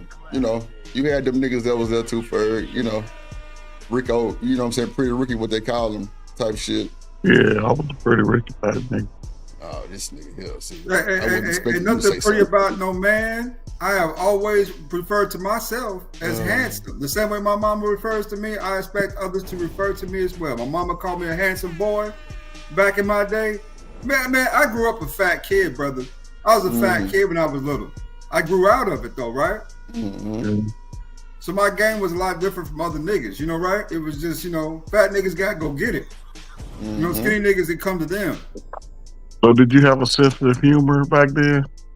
Yeah, nigga, I used to joke on niggas all day, every day. Bro, it's like you had to know how to go live because niggas was gonna get on your ass, especially on the football team. That's all we did was talk shit. But it was like once you like really stand up for your shit and like let niggas know you ain't the one to be really just fucked with like that, and you can Jones too. Oh yeah, you got you a good thing going. You throw jokes on niggas today, they ready to fight and delete your mama because they can't take it. I beat your mama. Yeah, they get mad. Like I said, once you accept your ugly, you move better. You gotta accept the ugly first though, right? Yeah, you gotta accept it. You gotta recognize and say, you know what? I ain't the best looking, but I ain't the ugliest either. Right. And just love yourself. What I mean is just really love yourself, man. People, listen, I ain't never heard nobody talk about me except niggas. And you coming out of black community, black folk talk about you. So as you get older, it shouldn't bother you that people call me bald-headed all day. But guess what?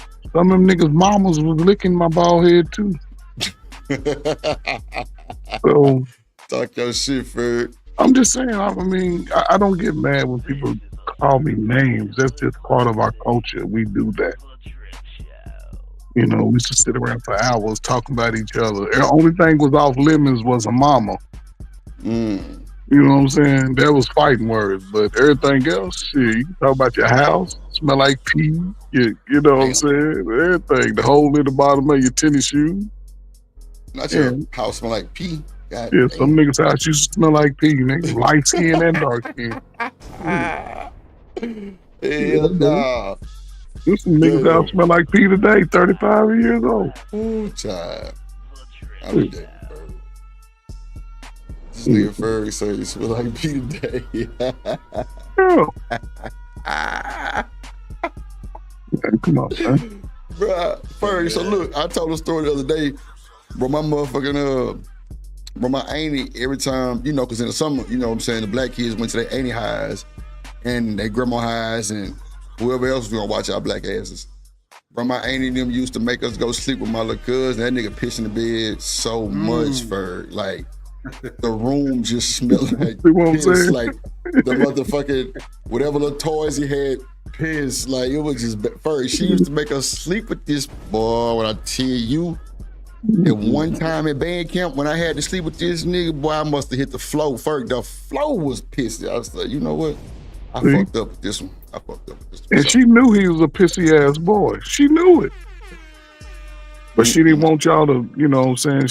She wanted y'all to be a part of it so she can blame y'all. Drip peed and no, nigga, your son is over peeing. Bro, this nigga was like 15, bro. Pissing Come on, in the man. bed, bro. 14, bro. Come on, man. Yes, bro. Come on, that's a grown ass man, man. No, yeah, that's an adult citizen, nigga. Hey, bro, this nigga. In pee in the bed years, that's a grown ass man. Bro, what you mean? Pee in the bed years is insane work for her. Man, come on, man. You grow out that shit before 10 years old, man. She say that's abuse? Nah, for real. I was fucked up by that. I'm like, bro, you gonna put me about the nigga pillows is pissy line. I'm like, bro, this is insane work, bro. Like, you gonna really just I was 17, buy the nigga a whole new like mattress? it, Bro, I ain't gonna lie, every summer it was like, I wanna say it was a new mattress for her, and like that motherfucker yellow sun in the middle of that motherfucker. Girl, man, come on. How you gonna have a new mattress? So you know the whole room smell like pee. Pee is bro. pungent. Oh shit. Pee once Bro. it sit is pungent as hell. That shit Getting your vents and shit? For this was my mama, ain't it? So, bro, I used to tell my mama, because like my mama would buy us like food, you know what I'm saying, for over there. So nigga, we got the 2010 shit way back in the day, bro. We Fruity Pebbles, we got damn we Pizza Pockets, Fruit Roll Up, we got all the good shit. And bro, my cousin them used to eat our shit for, and my big cousin was like probably 10, 15 years older than me. So this nigga will watch General Hospital and Days of Our Lives for, and goddamn what was that game show that used to be on? Damn. Price is Right. You know what I'm saying? Steve Harvey do it now, but it was the one back in the day. Man, this nigga would watch Jeopardy, bruh. And I'm talking about nigga had all the women for. I used to sit in that boy room for, and he would play R. Kelly's Slow Dance. Yeah. And Killer talk to a motherfucker. I'm sitting there at the bottom bunk. Boy, had bunk beds. I'm at the bottom first. I'm like, this nigga cold. This nigga, bro. Every woman pull up. Yeah, go ahead. Did he have a little Luther too? It's all right. It's all right. Ooh, baby. It's all right. I ain't gonna lie. I ain't never heard the Luther, but he did. Oh, okay, so look, Lord, it is. Let me give you a clear visual. This nigga had Yo magazine pictures of like MC Light and them, LL Cool J all over the motherfucking ceiling and shit, and rap. What was the other magazine that was like?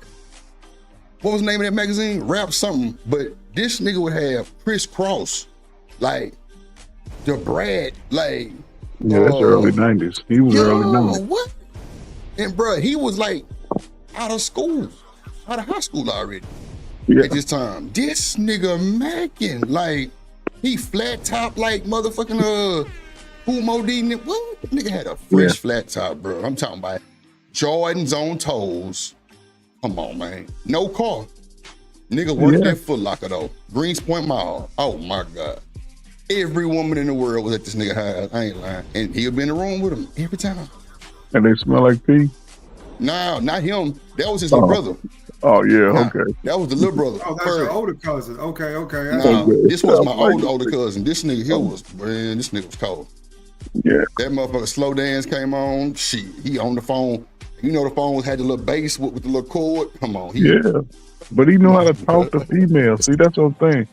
Sometimes the easiest thing it ain't. Some people say it ain't easy, but if you just talk to women and it ain't about talking to them about sex or just trying to be with them, you just have a conversation, you'll get more out of them and they'll tell you all that shit. Then, you know, you act like you ain't interested, then they gonna be wondering what you doing. I called you, where were you at? I just got in. What you want to come through? Yeah, come on through then. But Kill you, Ferg. That was the time to be alive, bro. Like this nigga here, bro. Spike Lee, motherfucking posters everywhere. Goddamn, do the right thing posters. Like, come on, Lord ADS. This nigga was, this nigga was like, bro. It was like fine ass wimp, bro. Ferg. Every night was a different song. R. Kelly was pumping. Yeah. They see JoJo, goddamn.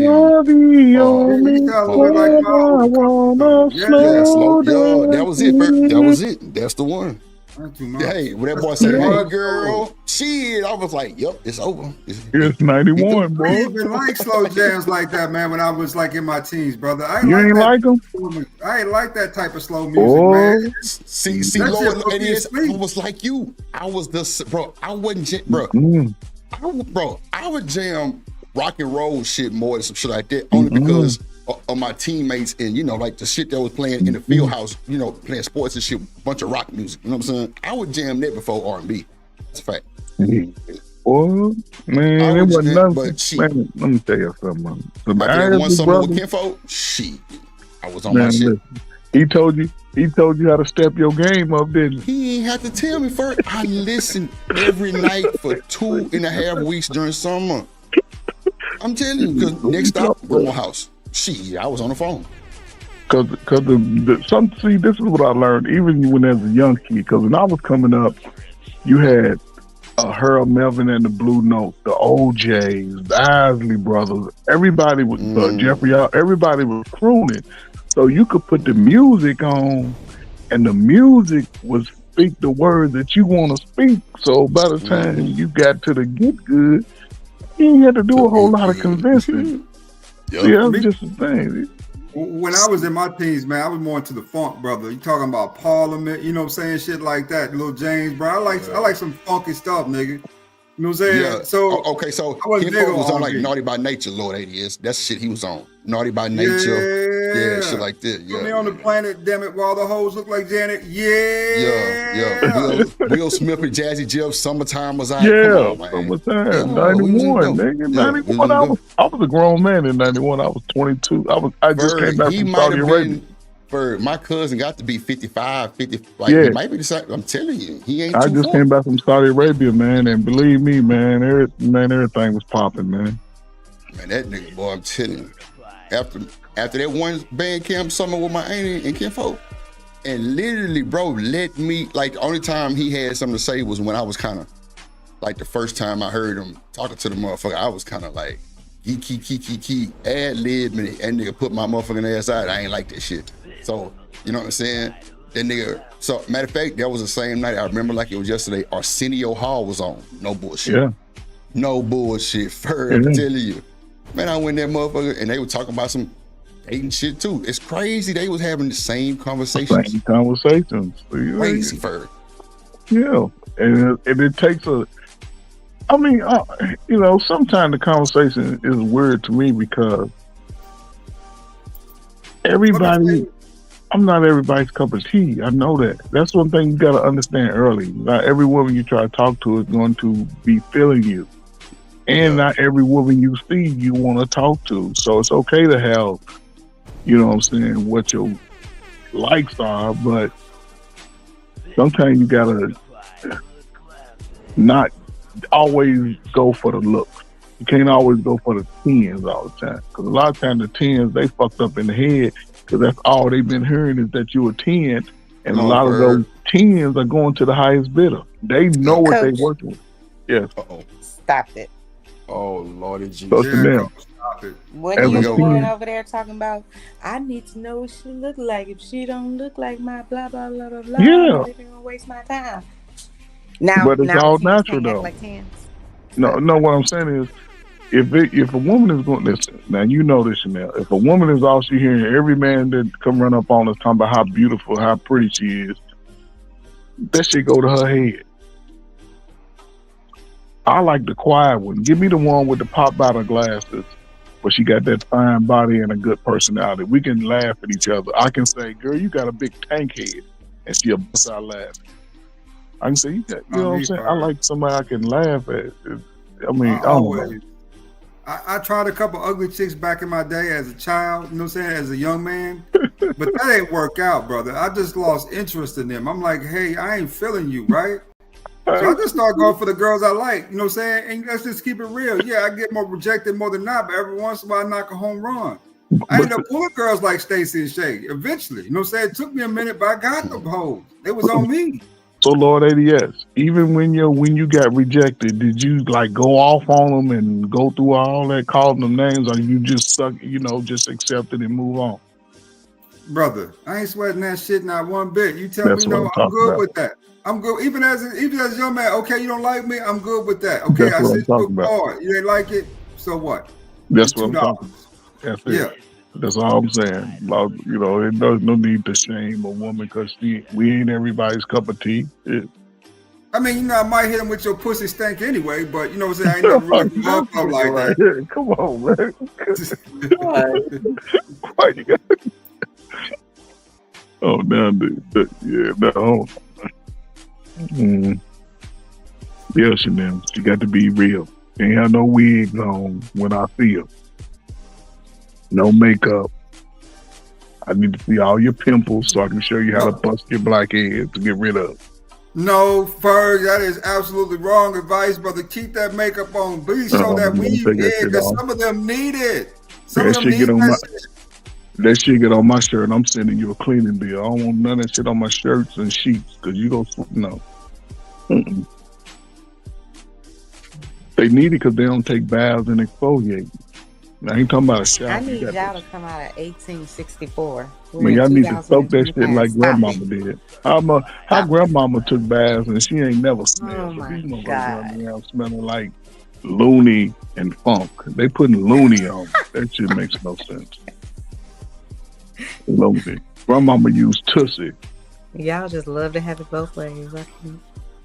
Yeah, it's unfortunate that, yeah. Women can't. Unfortunate. I remember my So favorite. Shadell, you use Looney? You use Looney and all that shit? I don't know what that is. No, it's a deodorant for the body. Oh no. That means you're musty. No, it's You don't need no deodorant for the body if you use soap and hot water and a wash rod. You know, man, who needs Looney for your fupa? They be insane. putting it up under their fupa between their butt crack. Wait. Come on, man. That shit'll get the sweating and stinking and shit. Oh my Now that fupa do be stinking though, Ferg. It do be But stinking. come on, man. That's all it takes is a good soaking in the tub, man. You got to soak it in the tub. y'all are okay. My mama used to sit in the tub till she turned wrinkled and she would get out and be fresh. Now these little girls, these young, I ain't talking about like these women walking around musty from their feet be musty, their neck be musty, their armpits be, everything be musty. About 3 o'clock in the day, like, damn, what you been Hold on. doing? Working out? Coach Berg, how are you beating all these musty women? Janelle, I walk around, I go to the stores, you walk past me, I'm like, You what that the close heck? to them that I can't. No, one thing about must radiates off of you. Must, it reaches out. You know that shit. They put perfume on it, still smell like must. Oh my god. So you know a whole bunch of musty people is what you're saying. Okay. The world, half the world is musty. Shit. Half the world don't take baths. You got this. Y'all, I know you heard what's that little chick that's on Wild and now, little light skinned chick talking about she don't take baths maybe once a week. You heard that, right?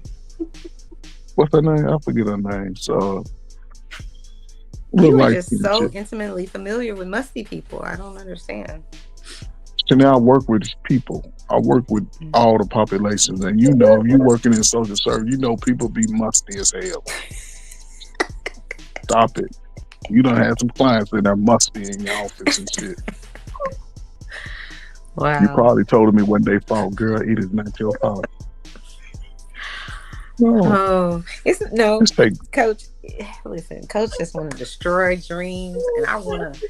I ain't no. I You- don't yeah, you destroy do. dreams. I Yes, build you do. dreams. You the one Yes, destroying dreams. You want to send people out to the army, and then if they don't If go to you the ain't doing army, shit they're gonna have else. to get them an HVAC license. Or be a No, plumber. you're gonna have to get a black just man. needs Chanel, me. I can't. Chanel, a black man can't afford to Oh, not see? do something to make his life better. We can't afford that. Ain't nobody gonna save us. We'll be living in the streets. And you already hear the young women. Oh, a nigga's broke. Nigga work a regular job and he's broke. He don't qualify. But yet you look at her checking account, she got $14 negative balance. She got the bills in her kid's name. Her baby daddy don't pay no child. Come on. I'm just saying. Coach, I I'm was starting really to gonna believe pick her, that too. you don't like women, do you? Do you like women, Coach? Chanel, come on. If I I mean, pulled women up, of today. That's what I if mean. I pulled I up mean, on like, your sexually. family, all your aunties and everybody be trying to get with me. I cannot. How Only do you thing get I that want is ego. a sister. Only thing I want is a sister. Only Now, type we're not gonna of say thing- that, Ferg. We're not gonna say that. We're not gonna say that. I'm saying for me, the only type of woman I've ever been attracted to is a black woman. Only. From the time I was 12 years old, I ain't never found an attractive white woman. Never. But you know, I'm just me.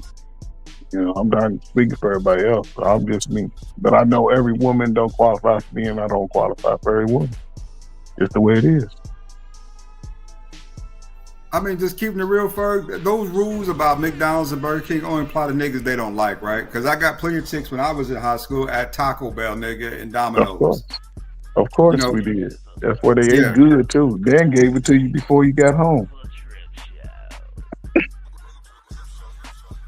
Wow, Yeah. I learn more and more every day. But this is just a new thing. You know that, Lord 80. You hung out at the McDonald's like R. Kelly? Man, shit. When I used to pull up and get somebody a quarter pounder and some fries, what you talking about? Oh my God. And as far as dating out, man, I didn't date it. I've been with plenty of white women, brother.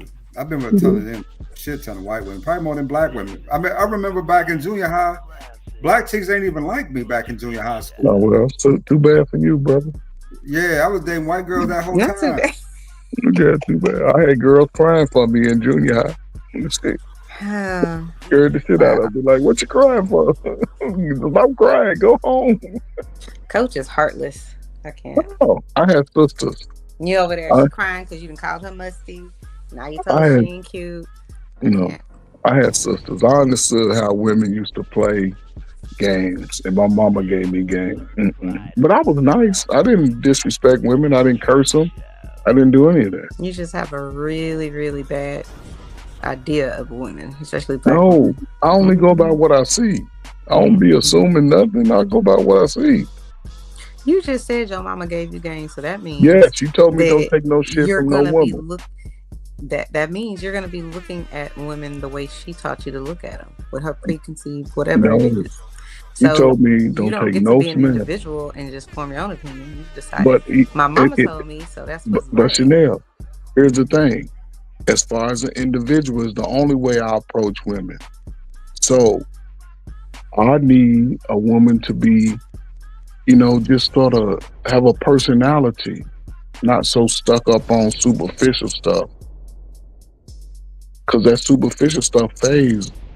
But who you are as a person, that's always going to be there. I like a selfless person, not given to me, but are you willing to help out somebody in less need? Are you always talking about what you need and what you want? I need somewhere. That ain't somebody for me. And what am I supposed to do if everybody don't like light skin?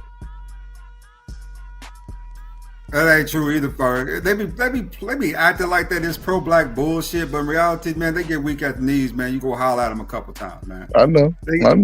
That's some old facade shit right there. Yeah, that's the YouTube shit. That's the YouTube. Everybody rich on YouTube. Everybody smart as hell, but they know. Yeah, everybody. Everybody dime on YouTube. Everybody dime on YouTube, though. Yeah, Man, get So these why is it clothes up out of here? why is it not okay for the lady you're gonna be with to be sadity, or what did you call it? Materialistic or whatever? Why is that wrong? Because if we go somewhere, she won't be able to. Okay, I'll use my wife for example. My wife is probably the silliest person I know. Meaning, she loves to have fun. Like me and her can sit around for 2 hours and throw jokes on each other. We do it all the time. She's not stuck up and like, oh, why you talking about my head? Stuff like I just always been attracted to those type of females that we can just sit around and not so much be about sex and all that. But we can have a good time and just enjoy each other's face and getting each other's head. That builds up to me. But Coach, people are not one-dimensional. I can be educated and silly and funny and sexy and smart and intelligent and still want to go to Louis Vuitton. I can. I don't have to be, it's not a specific type of person that has to do that. There's nothing wrong with it. And the reason I even asked you that question is because I'm like, if I'm spending my money on whatever the superficial stuff is that you're talking about, why does it matter to you? It's not for you. It's for me. But here's the thing, So it doesn't man. matter. It doesn't matter to me if it's not my woman. Then you can spend all if your money on woman that. Right, but if your woman is all of those things I just named, she's pretty, she's sexy, she's educated, she's intelligent, whatever, she makes you laugh, but she also is a person who likes to travel and who likes finer things in life. And if she's buying these finer things in life for herself, how does that make you, why would you be like, I'm gonna pass on her? She ain't asking you for it. So that's Because what I think it is. You want the It's for control. herself. to be It able ain't got to. nothing to do with building a family. It's for herself. You can have a family and still have things that are nice because that's what you So like. you gonna spend What are you talking about? $25,000-$30,000 of resources that could build the family Oh on your my God. personal shit. It doesn't And if have you, anything to how do you with going that. on a Chanel, I wish the hell my wife would come here talking about she get ready to go on a vacation, a trip without me. Jesus Christ. That makes no We sense. just gotta come out of 1846. Okay, well, come on out, 18. I'm gonna be in I 1846. don't need Wow. some other person's approval to do something that's fun for me. I don't need your approval. It's all Do I about want me. you to come with me? Yes. Do I love when we go on vacation together? Absolutely. But I'm not one dimensional. I can have friends outside of you. I Chanel, can buy listen. whatever I Stop want from it. the Saks Fifth Avenue, and I don't need to ask you for it. I Well, don't. So Chanel, to me, that's what it feels like. It feels like you probably don't want to lose that grip because she could do it for herself. So why does she need you? Chanel, everything with me and my wife is together. Ain't no separate nothing. But I'm not talking about that. I'm talking about you saying, "Oh well, this person wouldn't be a person that I would like if they're superficial." And I'm saying, Right. if their superficial attitude is, I want a vacation and I want to fine dining and I want to wear Gucci and Prada, why would that like take me out of the lineup simply because I like finer things in life? That's crazy. Now, again. Yeah, she's sort of right about that, Coach Berg, brother. Hold Because on, women hold on. like nice things, man. They just do. Listen, I like fine things too. But like I said, if it ain't somebody that I'm attracted to, she can do all of that. And So if you're attracted to her, she I then can has to give it recognize. to that she likes because that's crazy. Listen, if I'm attracted to somebody, I'm attracted to them initially by what I see. I start having conversations. I'm asking questions. And when I hear them start talking about like you, me, my, that's not somebody that I know what I could go all in with. My wife When did I say me, I? When did That's all you said. If I want to take a trip, if I want to baby. I definitely never said that. I kept saying to you this. So we're gonna fill in the blank with all of the things that Coach Ferg would need to like this particular lady and maybe want to wife her up one day. Fine, she has everything that you're looking for, but then she also has money because she has a great job. She's a cardiologist. And she can take expensive trips, or she can go to Gucci and Louis. You saying, well, if in that conversation she's telling me about she wants this and that, and it's expensive, it's a waste of money. It's my money. You can't tell me that it's wasteful because it isn't something you like. I'm not going to say all of that. To support me, so I don't understand why that disqualifies me. Listen. Why would that disqualify me? Because I don't want to shop at the Goodwill or the local Target. Like, stop. Hold on. Well, again, I use my wife as an example. I know my wife is in probably the top 3% as far as income salary, right? I know this. Most people be capping. She don't look for jobs. They call her every week. You want to come work for us? We got benefits. We got bonuses. This is how it's been operating. Now, one thing I know is that the money that she makes, her first priority is the family. All my money go into the family. I put all that shit. I tell her, give me $100. So is this other person's. That's their first priority. So now what? But if it's not, listen, if I sit down and talk to a woman and she starts talking about me, and my, that's okay. I'm not going to be like, oh, well, you ain't thinking about, no. I'm going to have a nice conversation. I just readjusted. Have a few laughs, and I'm gonna keep it moving for you because you're trying to disqualify the lady because you think in your mind if she wants something good for herself. So Chanel, why do you disqualify me? What? That means why she's going to be taking something me? from the family. Why does it have to be she's taking something from the family? Because she still has enough money, like you said, your wife in the top 3%. So if your wife in the top 3%, it shouldn't bother you because most of her money is going for family first. But if I still got 10 grand over here every single month, why the hell is it a problem that I want to take my 10 grand and go buy what the hell I want? I earned it. I worked for it. That's control. That doesn't make any sense. For you to tell somebody they can't be who they are, if they be who they are, then they ain't your type of person. I just think it's very shallow. Most people got kids. You ain't got no children. Oh, Jesus If you Christ. taking 10 grand and spending it on If you keep yourself and you moving this got target kids, one more time. that's selfish as hell. I don't care what nobody say. What's We got selfish? children. The What's kids are selfish? growing every 3 months, and you talk about taking 10 grand where we can be putting it up for their future. You got 4 Coach, bags. you Hold up, you keep got 4 you keep purses, 5 moving purses. you keep You moving got the 8 pair of target. red box. I just said the person of your dreams, the lady that is like your wife, she has all those qualities. He's the She person of my still and she dream. still makes all this money because you said she was in the top 3%. So she still has all Yeah. this excess of money. But you keep going back to, well, she needs to put more of it into the family. Well, she's already done that because she's wealthy. If she's in the top 3%, she's wealthy. So she's already done all of that. But Do then you she know where still that can't extra go to money going Chanel. to? Why? You know where that extra money going to? Some of it, not all of it. Some of it. Some of it's going to our family fund for us to vacation, for us to have a good time, for us to So make as sure. far as you're concerned, if she has anything outside of the family, then that's problematic. That's what it sounds like you're saying. She can't have something separate over here. What's outside of the family? Her If I friends? work and I want to save money for whatever it is that I might want to do outside or something I might want to purchase, then somehow I'm not contributing to the family. That shouldn't disqualify me. Nobody If all our said bills are that. paid, we got good credit, I got a good ass job, I still can't have money over here. That's crazy. That's controlling. It's very controlling. Yeah, Because I I'm mean, you giving you gotta. money. I'm I see contributing to why the household. I'm I see hanging why out with the niggas be. kids and all of Janelle, you that. probably did you hyphenate your last name? Man, Chanel paid for Peen back then. Y'all tweaking. She paid for the dick. Janelle, did you hyphenate your Well, last Shannon B. name? Oh my God, I'm not doing this. I mean, she does make a good point, though. You got to allow the woman some level of agency, brother, to do something for My herself. wife has agency. She has agency. My wife got Louis Not bags. without your approval is the She got problem. Louis bags. She got all kinds of shit. So then why are you up here talking like your wife She bought she only my shop at wife. Target? Listen, Stop it. my wife bought me 2 Rolexes for my 55th Great. birthday. Why are you on Okay, here trying to, if you live in that life, coach, why are you trying to tell everybody else they don't need to be doing that? because You've been most telling people, me for most 10 minutes straight that nope, you need to spend money on but the children's future. No, and I give you another scenario. Nope, you need to be putting that back into the family. I give you another scenario. Nope, she needs to be. Why? But you sitting over here benefiting from the top 3% because she done bought you 2 Rolexes. But you over here no, I acting like you're benefited not from the that money guy. that I put in. Oh, But it, so now it's but your money. Okay, but sorry.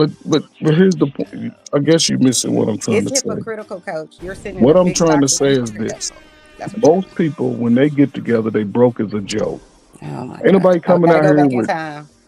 Let's no. not go back in I'm time. talking. You're Okay, so let's established talk. already. Okay, You're so let's talk established. to. So let's talk 2024. Most people ain't got $50,000 in the bank. Mm-hmm. Come on, man. What are we talking about? So what does that mean? What does that have to do with anything Because that they I'm talking one about?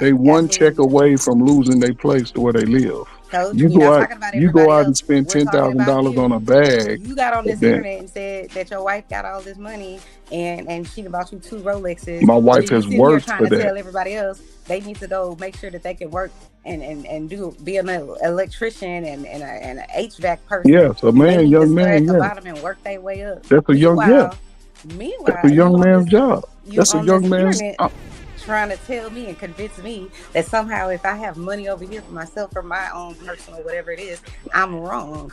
But yet you live in a lifestyle that a lot of people aren't living because I don't know anybody that's in the top 3%. Because everybody's trying to spend all their money up front, and as soon as they get Why it, is it that when you and your wife are doing it, y'all not trying to do that? Y'all me and my saving your wife, money and hold up, you me and my putting wife money doing it. aside for Me your and my wife children. in a But space if where anyone she's else is worked. doing it, they're not making an Oh my God. intelligent decision, a sound decision for their kids' future and whatever else. They don't. These. What are you talking about? Why is it that only applies to everybody else? Why is it don't apply to you? Didn't you just say your wife got all the times and all that? But you're you not gotta applying listen, that same standard Chanel. to me. First of all, You're the not. standard. First of all, we work to get in that position. And so did I. And so did however many other women. Stop. But you only spend. If you So only see so from the let me say perspective of this. You everything spend is most of okay your as long money as on Coach yourself. Berg and his Do you wife spend agree. most of your money on yourself? No, I don't. So out of all the money you save up, you take $10,000 and spend it on yourself. I wouldn't say in a year, maybe. Oh, So you spending $1,000 a month on yourself? Oh, Jesus Christ! See, this is what I'm talking about. I'm asking. I want to paint you into this corner over here. That's why I keep trying to get you to see. No, you said what you all of said. the things $10,000. I'm asking you a they're question. superficial. Every single thing that you're talking about that's superficial, you say that you guys are doing. She's buying you Rolexes. Y'all got $50,000 in the bank. You in the I top said no. tier. I said most. Okay, you said most 50. So she's Chanel, not even. She got more than but you're not 50,000. listening. You say We have worked. My wife so is is 50. everybody else. What are you talking about? Chanel, Why is it no. okay for you, but for other Most of- people, they Chanel, you gotta won't let give him nobody else respond that though. Chanel, you same- keep cutting him Okay, off. go ahead. No, let her talk because listen, most people in relationships have children. Most people, as I know, and you can look up the stat anytime you want, they don't have the money to buy a house. You have to have $20,000 cash to put down a down payment. And most people don't have that because they're taking $10,000, $15,000 and getting a BBL and going on a girls trip to some girls that they don't like them. And even guys, and that's what I'm saying. We work to that.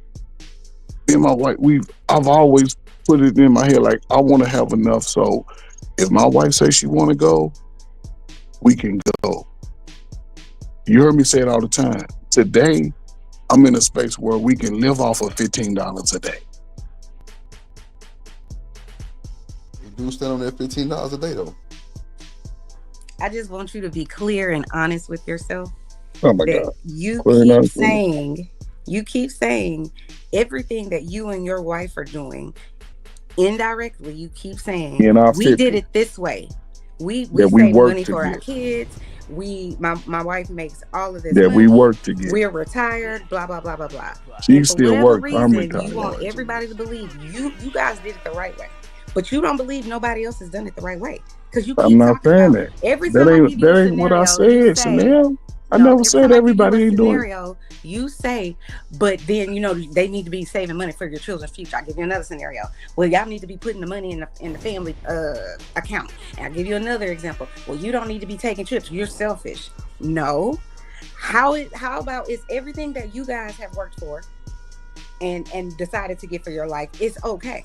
But if anybody else wants to do that, then they clearly have to save money for their kids. Now, Chanel, let's also be clear here. I'm good with girls' night. Any savings with these girls' trips, though, I ain't feeling the girls' trips. You know what I'm saying? The girl night, I get that. Y'all go out to a club or bar, y'all go hang out. But you talk about a whole trip out to Jamaica with you and your girls, hell no. Your ass gonna have to take me too. Exactly. You gotta take me too. So you want to go on a girls' trip? I want to make sure I want to go out trip with my girl. Now if they happen to be there, the other bitches have to be there. That's cool with me. But I'm there with my Watch girl. the B word. Watch the B word. Watch the B word. So wait. Yeah. So, forgive me, please. So your wife can't do anything outside of your company? I said she can have girl nights. She can do all that stuff, right? She can't leave the country without you? Hell no. She's a whole grown person. Well, what the hell you mean? Man, wait, Chanel, you ain't never traveled without your man, as you've told us. This is the thing. We care about y'all black asses. Yeah, but y'all ain't go out of the country though. That's dangerous as fuck. I went out of the country. No, but she went out of the country. She said to Jamaica. Man, Chanel is a whole. And the year before that, I went to Cancun with my bestie. Okay, that's cool. But you've been married 20 years. Like somebody who freshly married, but we ain't trying to let y'all go out. Right. Not to say like it's a controlling thing, but that shit is dangerous. Like a lot of these places like abduct women that be coming like that with girls trips and turning up and getting drunk like that have no type of I guess responsibility type. Like, I mean, I don't know, like they go over there and just be loose as a goose and that shit don't be right. Like get your ass kidnapped. But y'all to get mad at us for saying some shit like that because y'all really want to go over there and be around and shit with your little girls. We just on some safety shit. Chanel, how old were you when you got married? 25. Okay, 25. She was a jit. See what I'm saying?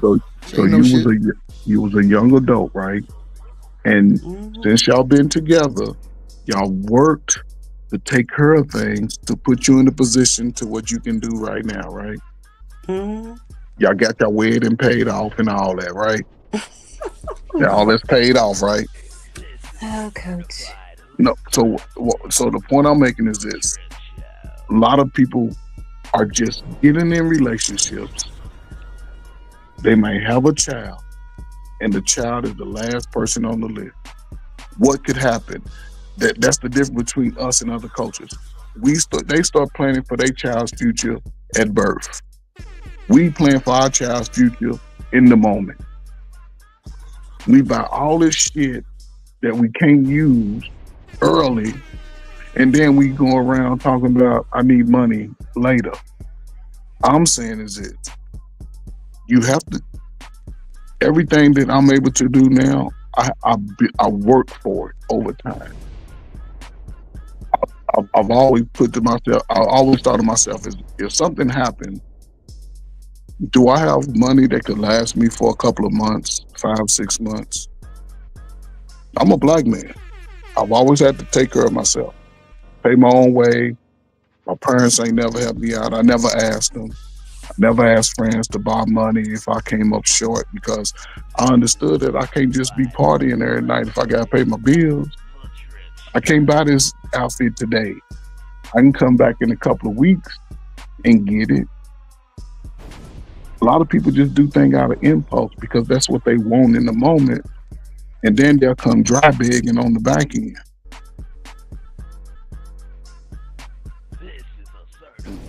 You know that most black people struggling now since COVID. They can't afford rent, but we can look good at the club though.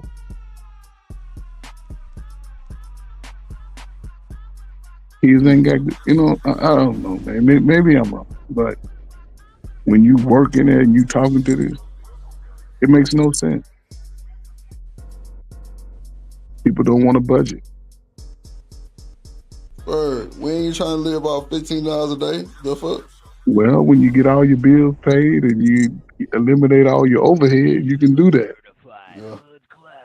Because I don't spend money every day. It might be, I might go on weekend and then I might spend my whole 15 that I've been saved up for the week. No, I feel you, Fred. But it happens though. It just takes time though to get. I don't know. We want so much stuff right now. And okay, Chanel, I'm gonna ask you this last question. You and your husband both work. Do y'all take care of everything off of one check?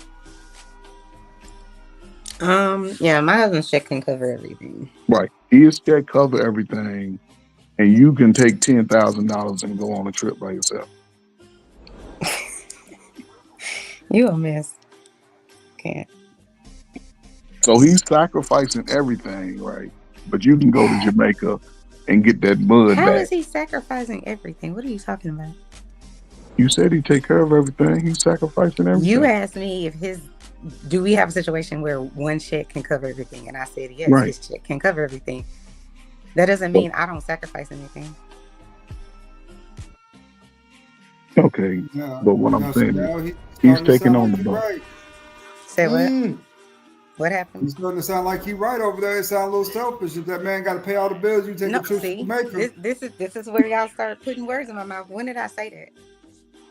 Yeah, okay, Chanel, you He pay. asked me if we live in a household where one check can take care of all the bills, and I answered him truthfully. I said yes, and somehow y'all have turned that into me being selfish again.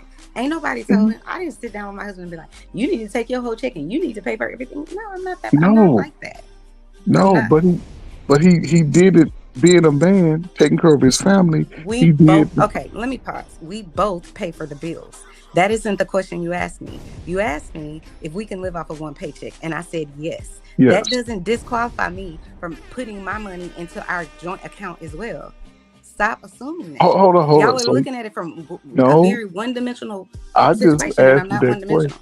question. So, so you said something very key. You put the money in y'all bank account, right? Mm-hmm. So he can take $10,000 out and do what he wants to do too, without question from you, right? All the time. Okay, well, as long as it's both ways, then everything's. I don't believe you, Chanel. I don't believe you. I don't believe you. Because I know he ain't taking 10,000 out. He's not. Yeah. That's what I was gonna say. My husband is a very practical person. He likes things that are multi-use. He's logical. You know, he has a methodology for everything he does. I am the opposite of that. Clearly, Right. I'm very extroverted. I'm very let's go travel and let's Impulse. buy the nicest You stuff and impulse. whatever else. But I'm not that every day. I would like to be, but I'm not that every day. And I'm a reasonable human being. But you would be Like, if you could, right? I would be what? Let's go every day. Let's spend some money every day. Yes. Oh my God. That's But the I'm not an problem. idiot. I'm not an idiot. I know you can't just anything can happen. You could lose your job. I think I told y'all not last year, back in 2019, they basically downsized my husband's company and sent everybody to Manila, and him and another executive are the only two people left. So I wouldn't, anything could happen. You gotta have money, like what you were saying. How do you survive for a year if both of y'all unemployed or my check isn't making enough, whatever the case may be? I'm not an unintelligent person. Yes, I like very nice things, and I'm always gonna like very nice things. But guess what? I like that when my husband met me, he already know what time it is. It just is what it is, and there's nothing wrong with that. There's nothing wrong with me wanting nicer things in life. That's how I'm wired. He don't give a shit about none of that. He don't. Everything in life for him is this useful? But he's more of a tech person, so he's gonna buy MacBook Pros and extremely expensive headphones and hard drives and all that kind of stuff. I'm not a person that's gonna I feel this way. If my husband wants to make a decision on whatever it is, I'm not doubting him because he's a grown man. So I know he's intelligent. So if he thought he needed X, Y, and Z, that's what he's gonna spend his money on, and I ain't mad. I'm not. That man works hard. I'm not about to tell him no. You can't do this and you can't do that. I ain't doing that.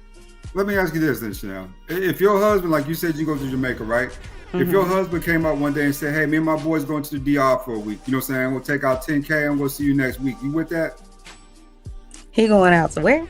Where's he going? The DR, Dominican Republic. Oh. Yeah. I wouldn't care. I don't believe you. I think you're gonna have all types of questions like, yo, what's going on? He's gonna be leaving out of the country in a few days. What are you talking about? And he ain't gonna be back for months. So what you're saying is just false.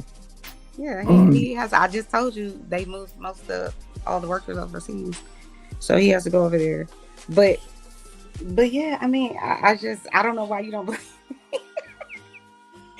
Why don't you believe me? So he's going for work. Okay, so and here's the thing that I can understand what you're saying, right? Because the fact that you don't have children, that makes a big difference. Most of us have children, and most of us are still living as individuals with our family. It makes no sense for anybody with children who works a regular job. Most of us work regular jobs, get paid on the 1st and the 15th, to take $1,000 and spend it on myself when I got kids who jumping from size 6 to size 8 in 3 months.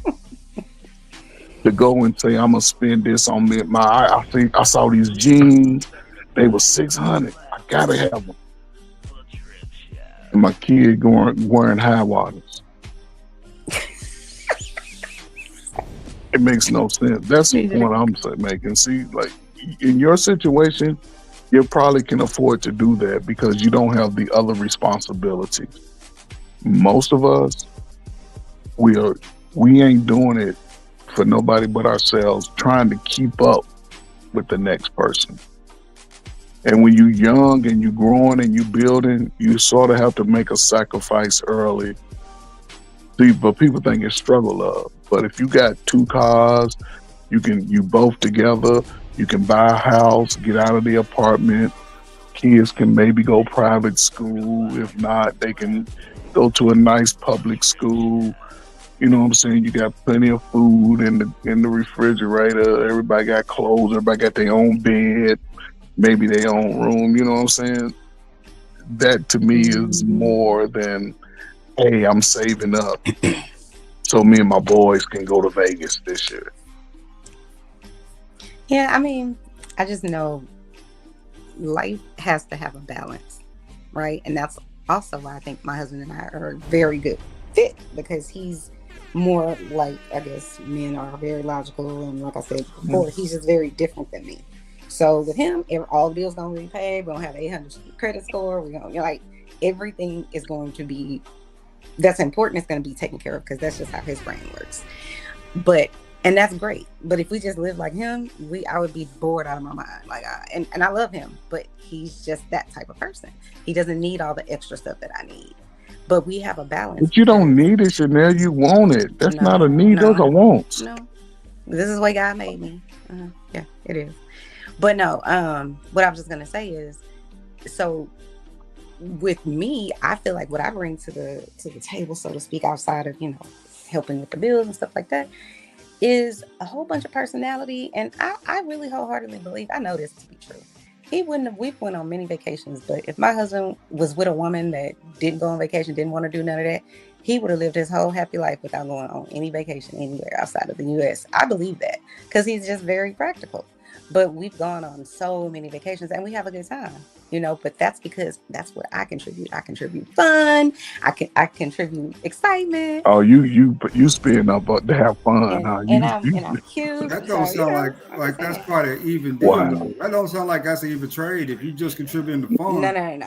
I was gonna have fun anyway. I'm not speaking literally. What I'm saying is my husband is a very responsible, just very methodical about everything. I'm also a person, so let me just be clear. Nobody's ever given me anything, right? I knew myself the type of life that I. Your husband gave you something. Hold on, Coach.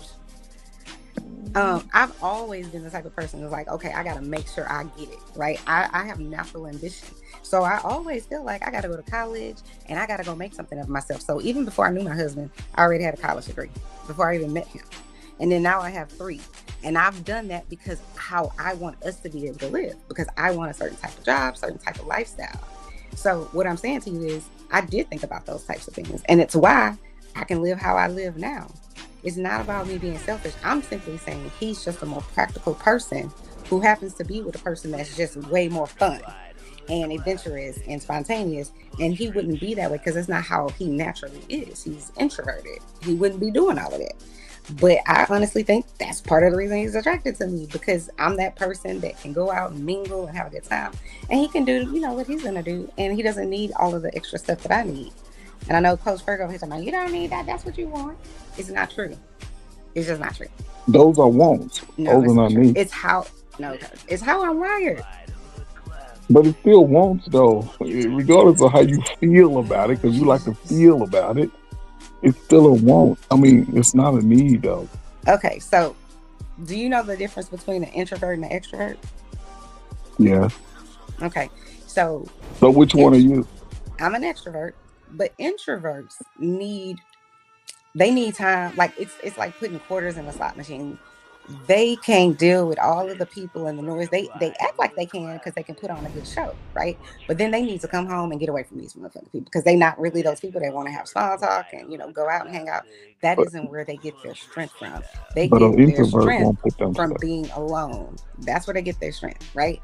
Extroverts like me, we get our strength because we like hanging around other people and being in the mix and whatever else. We're 2 totally different people. So that's what I'm saying. No, I do need that. I do need to be out and about and hanging out and going to Pop Dough or wherever. That's just who I am. I need that for me to feel, because I would feel so lonely if I wasn't out there doing stuff and having a good time. I would. But Chanel, you're talking about socializing in that capacity. Yes, introverts don't even want to be around the people. They rather be by themselves in their little hut, in their little cave, wherever they're gonna be. Mm-hmm. But socializing is different. When you go out, do you spend $300-400 just to be hanging out with people? Right. So you can socialize without spending money. That's what I'm saying. I have balance. That's what I was saying to the other guy. I have balance. I know I can't go to sex every day. And I'm not talking about, people. Anything that you buy, most of the stuff that all of us buy after we get our essentials for our house, it's a want. I want this new pair of shoes. I want this bag. I want this jacket. I want these pants. I see this. Everything I you want do it. is a want. If that's the case, No, buying some a house things I is a want, need. buying a car is a want. But everybody wants to live in a house and wants to No, drive you a have car. to. You need a There's still bed. things you need. Stop it. Hey, Drip, what was this subject about tonight? It was Right. Is black lady culture in trouble? I would say yes, nigga. It's the deep shit. It's a deep, yeah, it's a deep trouble. It's Who over. is that? I can't see your name. Who are you? Lord, ADS, baby, you don't know me. We No, I talk. can't see. The Drip Show final thoughts is on. It's It's black. interesting. I can't see. Yeah, we have. Hi, Mr. Lord. Hello, beautiful. Mm-hmm. I think Drip and Shanika left us here to fend for ourselves. But Mr. Lord, are you married? I'm just curious. I don't know you. Oh, divorce, baby. Divorce. Do you ever want to get married again?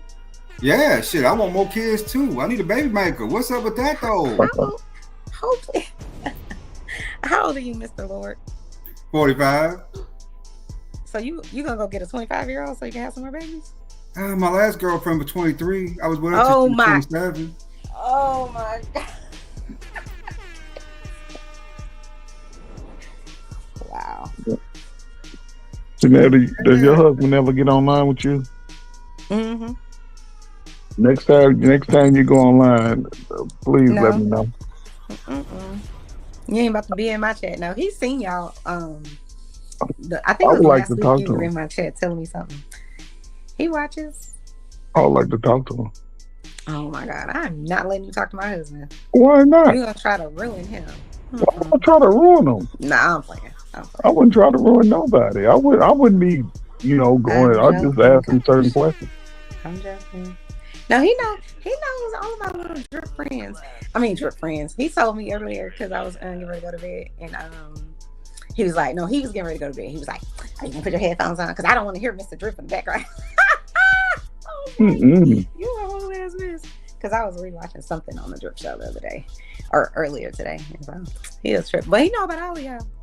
Just like I tried to get my wife to do YouTube, and she's like, I ain't getting on there with them crazy ass people. Yeah, he's not interested in stuff like that. He asks me all the time. He be like, why are you? Yeah. It's entertainment to me. So that's all I take it as. It's something to do like while I'm studying, reading, because I work from home too, right? Mm-hmm. So, for me, I get bored during the day a lot, just doing work. And I need something to kind of keep me going because I will fall asleep at my desk, right? Even working from home. So I get up in here, chill out with my people a little bit, have some conversations. I mean, outside of here, I got people too. I went to go see them last weekend, but you know how that be. You really can't talk to them like that openly. You know what I'm saying? You got to keep the conversation, in check with, because folks is go back and tell your mama shit, right? That's how they be. So, up here, I can have a little bit of a good time, stretch out a little bit, have some fun, right? Mm-hmm. Yeah. I think I come on here, honestly, I return because it's just you never know. I just personally don't ever know who's the next person, that's going to be on here because it's so many people that I'm just like, who are these people? And it's very interesting because I don't know you either. I don't know how long you've been in the Drip Nation, but it's just interesting and fascinating to me to see all of the different people that I don't know nothing about and I probably would never know. Yeah. So it's interesting. But the unique thing about YouTube to me is that everybody can connect from different time zones in real time, right? So the information is not going to take weeks to spread. It's going to be instantaneously.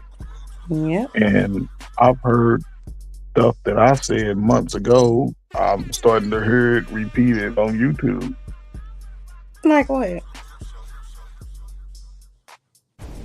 Like the greatest equalizer in anybody's life is a father. Oh, Jesus. That's been the thing, though, Coach Ferg, for many years. People been saying that's what you're saying. No, I'm not refuting that. That is exactly true. The father is the best person for any child, male or woman. But it's just specifics on how it's said. Why do you think that? The father? Mm-hmm. Because the father brings order to most people's chaos. A child after 12, a boy, well, most children after age 11 and 12, they start manipulating the parents. A father shut that shit down. So men can't be manipulated? It's hard for a child to be manipulated if the father is giving them the best information. So If the a wife father, can't, the mom can't give them the best information. Only the most dad. mothers after the boy turn 12 or 13, they not as focused on the son. They let them figure out for themselves. I'm talking about in this new modern time. We see how boys are turning out, living with mama only. Oh my God. I'm not going down this dark road with you again. Now, you know anybody, you have any friends that have children? Mm-hmm. Do any of those children look like they could be turning out a little fruity at some point? Oh my God. Hmm? Oh, Jesus. I'm not playing with you on this internet, Coach. No, I'm serious. Do you see some I see a lot of things. I see a whole bunch of things. So I would say, yeah. And But- you gotta stop. I can't. You said fruity. But what I'm saying is, most fathers would talk their daughter from being promiscuous. Most fathers would show, it's almost like it's bred in a child to be masculine from his father. If he has a good father, I ain't talking about. Most fathers in their kids' life is a good guy. He might be a boring guy. He might not be sitting around laughing with you, but he's a good guy. He gonna make sure you got what you need, not everything that you want. He gonna make sure you got food. He gonna make sure you get to bed at a good time. He gonna make sure you protected. So what do women contribute since the men seem to do it? Love. I contribute love and nurturing. And if your son fall and scrape his knee, you're gonna go clean it up and bandage it up.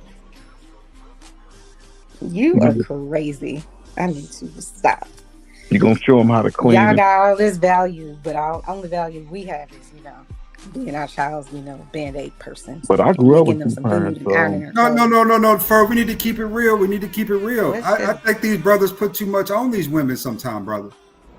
put Because too they much expect on. to do. Yeah, because nowadays I've seen a lot of the expectation level for women where they're doing all the kind of work, and then the man, he's in and out, by choice. This ain't something, the women chose really. Yeah, a lot of younger Man brothers. in and They out. think like that. Yeah. Thank you, Mr. Lord. So that's not, you got to be fair with these women too. We put too much on them sometime, and we expect them, to do all this extra stuff, right? And when the boys turn out fruity, we blame the women instead of blaming the man for not being around like he was supposed to be. But most boys that turn out like that, the father's not in the house with them. That's why you're supposed to marry the woman. You're not supposed to concubine the woman. You're supposed to marry, and niggas is concubining these women. Yeah, they concubine the women because, again, most of them didn't have a father, and they like to teach them on how to be a man, on what responsibilities it takes. So most people today most are of just them didn't have a father in their life to show them, but yet you still believe that men are the best people to raise a the child. father. That Yes, is the a father whole is the complete best equalizer. contradiction. You can't say most men aren't around to do it, but then say to the woman she ain't doing shit.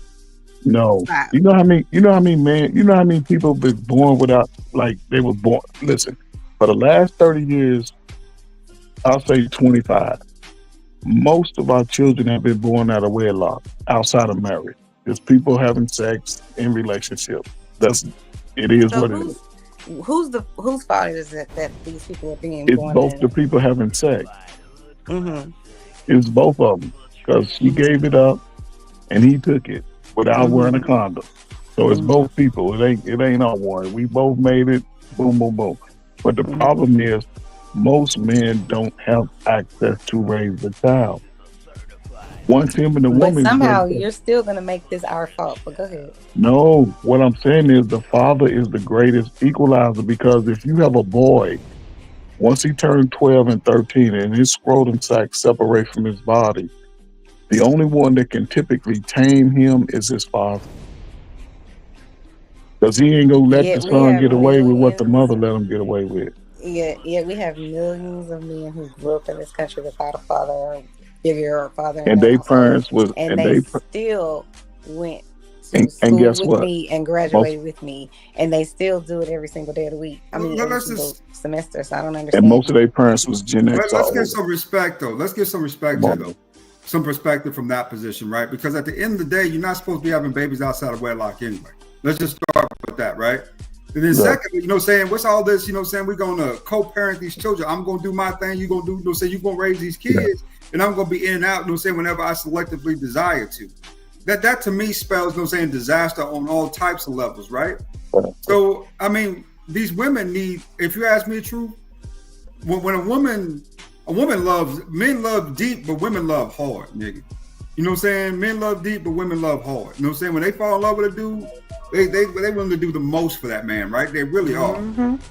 And so you know what I'm saying? She's popping out babies, 2 or 3 kids, you know what I'm saying? And ain't no man there trying to put no ring on her finger for, you know, the nigga gone and she there with them 3 kids. And I you know what I'm saying, she working 2 jobs trying to, you know what I'm saying, provide for these children. And I think we expect too much of them.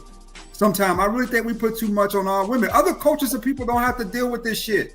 It's just us. We need to figure out what's wrong with us and why we do that. Nobody puts, like I said, like you said, right? A woman loves hard, but guess who she's loving? She's loving the man hard, but she ain't loving the kids as hard. Oh my God. Chanel, ain't the boys reading at 3rd grade levels today? Because you go back 25, 30 years. Hold up, Chanel, Lord ADS. When you was a kid, was you reading at a 3rd grade level in the 8th grade?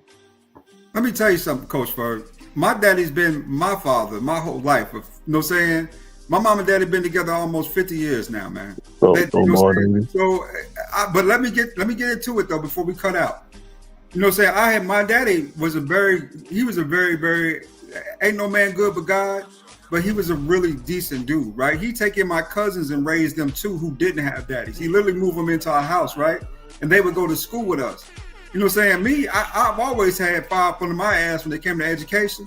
My sisters, you know what I'm saying, they got PhDs. You know, but me, nigga, I got an associate's, some certifications, and ex-military training. You know what I'm saying? That's what I am, right? So when I saw my cousins being raised, I always noticed when they were there at the house with us, they tend to do better, right? A lot better in school. They seem to get along with folks better. They seem to work out more, right? But when they left, that's when they would get in trouble and do all this other shit, right? That they shouldn't be doing. You know what I'm saying? Because there was no guidance there for them. So my dad used to always scream, you know what I'm saying? Where's his daddy at, right? He would yell at some of my aunties, where's his daddy at? You know what I'm saying? Because at the end of the day, his daddy's supposed to be the one guiding this young man into the future. And he's nowhere to be found. So you prove my point. You prove my point. You grew up with a father who gave you information that is very vital to you today. You saw the difference in when your relatives came to visit you and your father, who was like a father figure, who restored order in their lives. And when they went home without a father, you saw the difference in behavior. That's all I'm saying. The father is the greatest equalizer to any child, whether he's in the home or not. These women don't really want to raise these kids by they don't want to raise these kids by themselves. They never did. But Lord ADS, let me ask you this. Let's just say I'm 16, 17 years old and I'm getting with a girl. Because most in our community, most of our parents, whether, you know, the mothers and fathers, most of them have their first kids as teenagers. Having the first kids as teenagers. So I have a kid as a teenager, right? And I ain't married to the mom. We just do what we do. We make a baby. What's the probability of us lasting throughout the entire life of the child? It's very low. We see what the numbers are. It's very low. But did that disqualify me from having access to my son? I was in that kind of vice versa situation that where I had my child 14, 15 years old too. That's when I had my first son. Was 14. Okay. And you know, I ended up getting full custody of him when he was 9, 10 years old. You know what I'm saying? But before then I was in the military, so I really didn't have time to spend down that way in Kentucky. But I would still get him for summers, even though I really wasn't there during the summer a lot. Right? Okay. But what I learned is that's one of my greatest regrets, that I did not, you know what I'm saying, marry his mother and give him a whole home. You know what I'm saying? Give him a full scope of parenting, right? Okay. Give him that love he desired. You know, but you know, I see dudes nowadays not doing that. It's a bunch. Let's just keep it real. You know, say a bunch of deadbeat bums. These niggas is bummish. You know what I'm saying? I mean, they don't show up for shit. They don't do unless the child has some type of talent. Unless he's on the high school basketball team. In some cases, he got to be the starter. A lot of these cats ain't never seen their dad, which is wild. So you prove my point. You had a great example. And the fact that you may not have started out like that, you understood that, hey, my relationship with my son is more important. You got custody of your son. And I can guarantee with everything I got that your son is a responsible young man taking care of his business.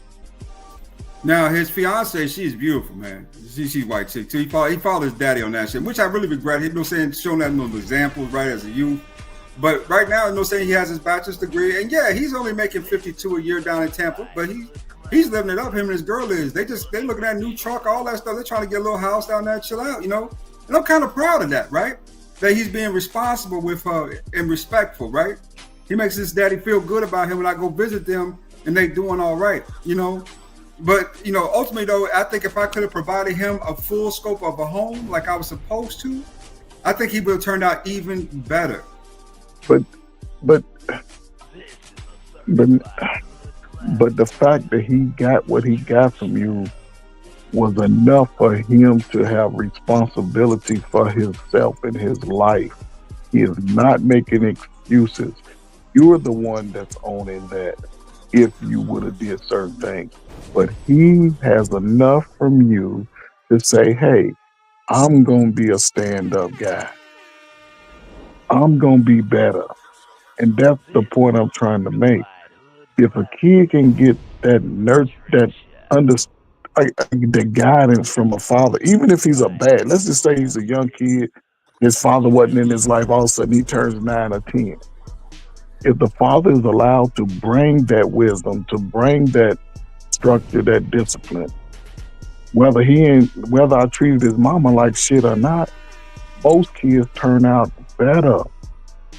Then the situation is the point I'm trying to make. It ain't about that women can't raise a son, because I know when I was coming up, single mothers was the shit. They didn't make no excuses for their kids. Kids was tall, mama 4'2". They took care of their responsibilities. I'm just saying now in this modern time, people make excuses on why they don't do stuff, and the only one losing is the kid, because he felt like I was a bad person to her. It has nothing to do with my child.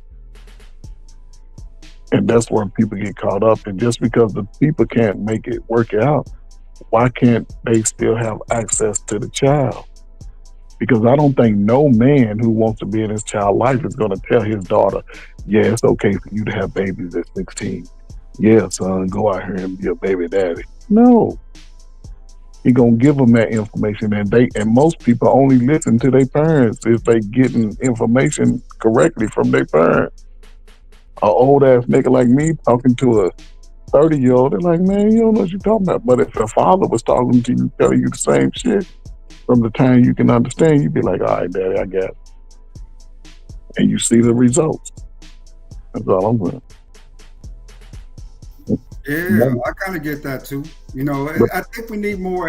I think we need more of that influence. You know what I'm saying, in our community. To be honest with you, much more influence from the men, especially when it comes to these boys, because the wives is almost 34, 35%. You know, rainbow, brother. That number's crazy. Millennials is at 10, 15, 20%. You know, now we have 5, 6% because a lot of us had daddies, right? And the boomers and beyond are like at 1%. That's a clear-cut sign to me that the boys are misguided. Yes, that's all I'm saying. Yeah. That's all I'm saying. That's all I'm saying. No, what you're saying is we're not going to blame the men at all. No. They're misguided because they're in a single-parent home with a woman who doesn't know how to teach. I already know you're not saying that, but that's exactly Chanel, I want you to look this up when you get off, right? A child raised in a home with a single father has just as good a results as a child raised by a 2-parent home. The numbers are At very the end simple. of the day, Not true. your only point is We got men are the statistics. ones You can who Google can that. lead the children or the family, and that women don't really contribute in a way that a man can. And Man, you just right. don't know They that. can't. You But just they don't know can't. that. Man restore order. A father represents the So law wait, in the house. so if I have 3-4 kids and a man isn't here, you're saying I'm not sure how to restore order in my house? No, that's not what I'm saying. That's what it sounds like you're saying. What I'm saying is when your sons turn 12 and 13, right? And that scrotum sac separates from his body, he ain't gonna listen to 90% of stuff you say. He gonna be thinking about that little girl who's talking about when my mama leave for work, I want you to come over here. So wait. So if I'm married and I have these same 3 kids who at 12 years old is gonna be thinking about the little girl or whatever over there, is that little boy or 12-year-old or whatever, is he not gonna think the same thing simply because the daddy is there? He's gonna he might He not gonna be horny because the daddy in the house? No, I'm not Knock saying it that. off. No, listen, what I'm saying is that I didn't finish it off. What he would do is he would go over there to that girl's house, even though he know mama go yell at him.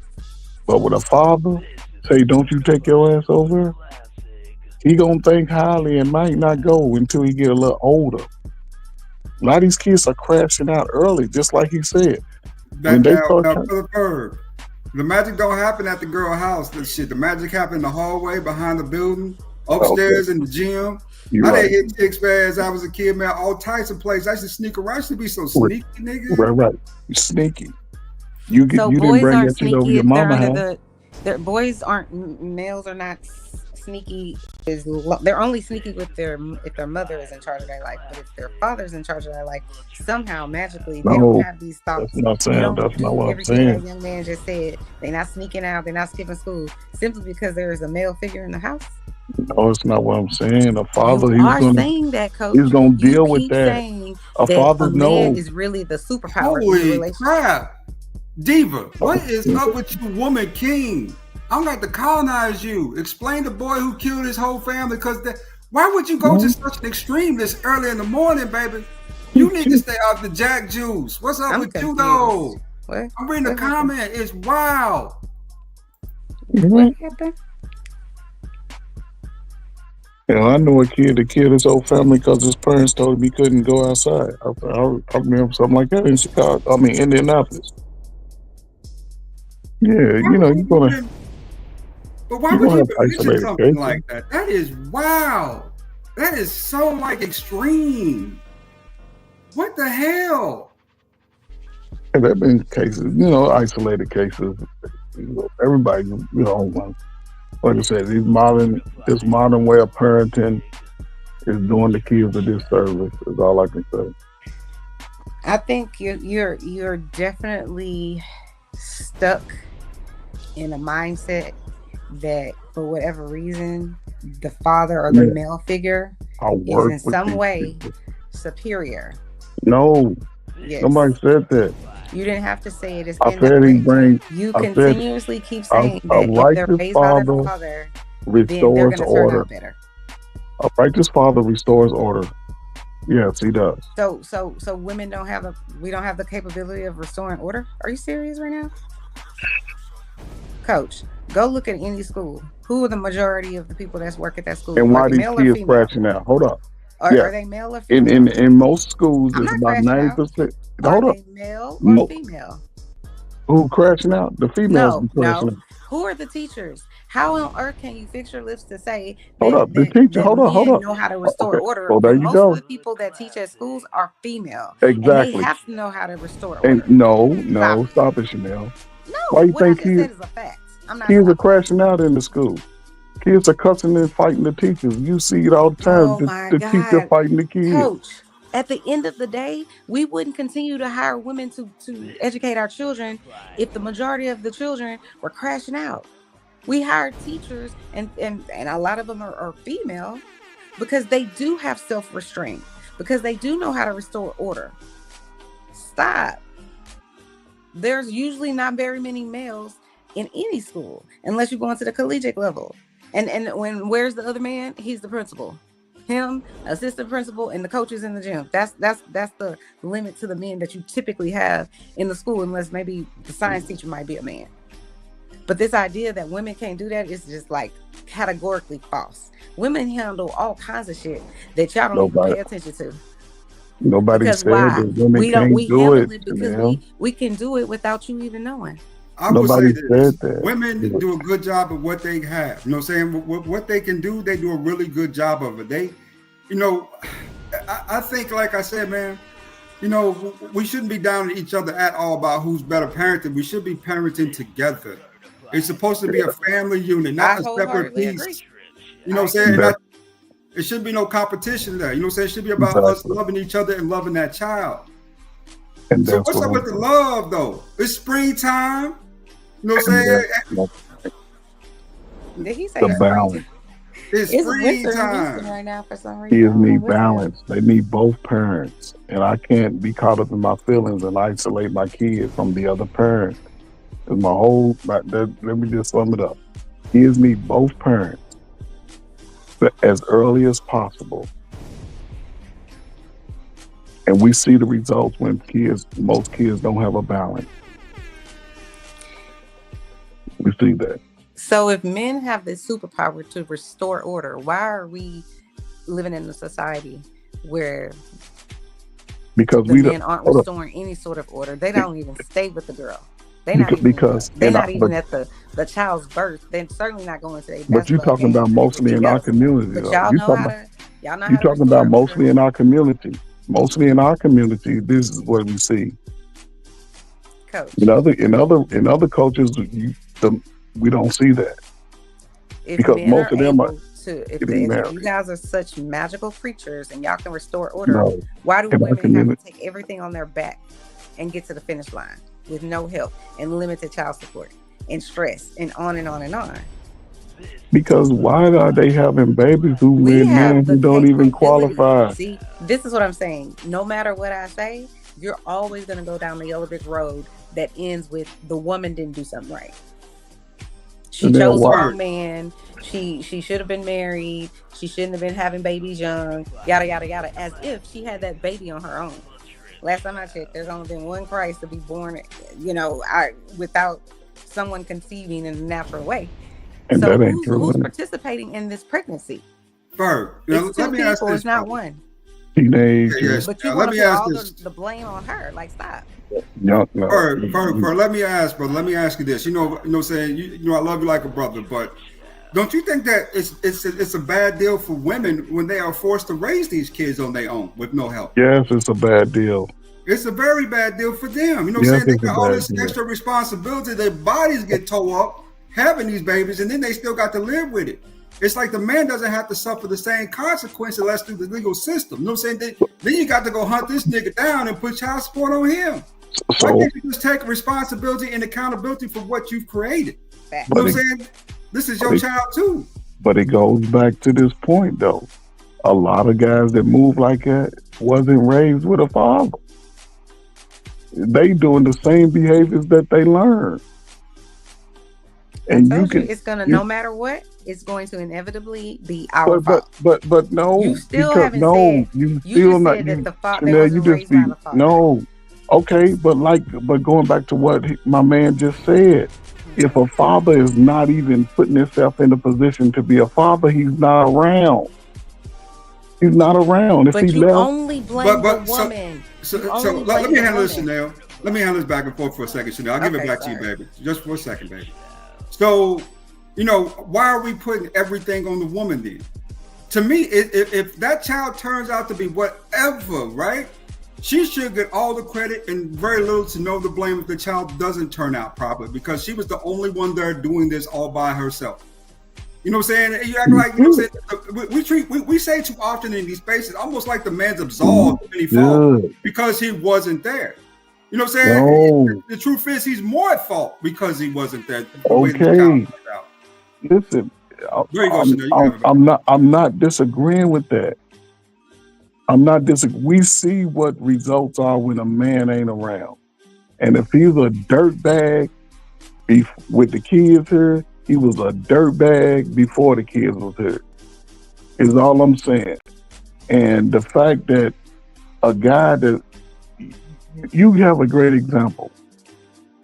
You was raised in a home with a father, and like you said, at the beginning, you may not have been on your P's and Q's, but at some point you realize, let me step my game up and do what I have to do.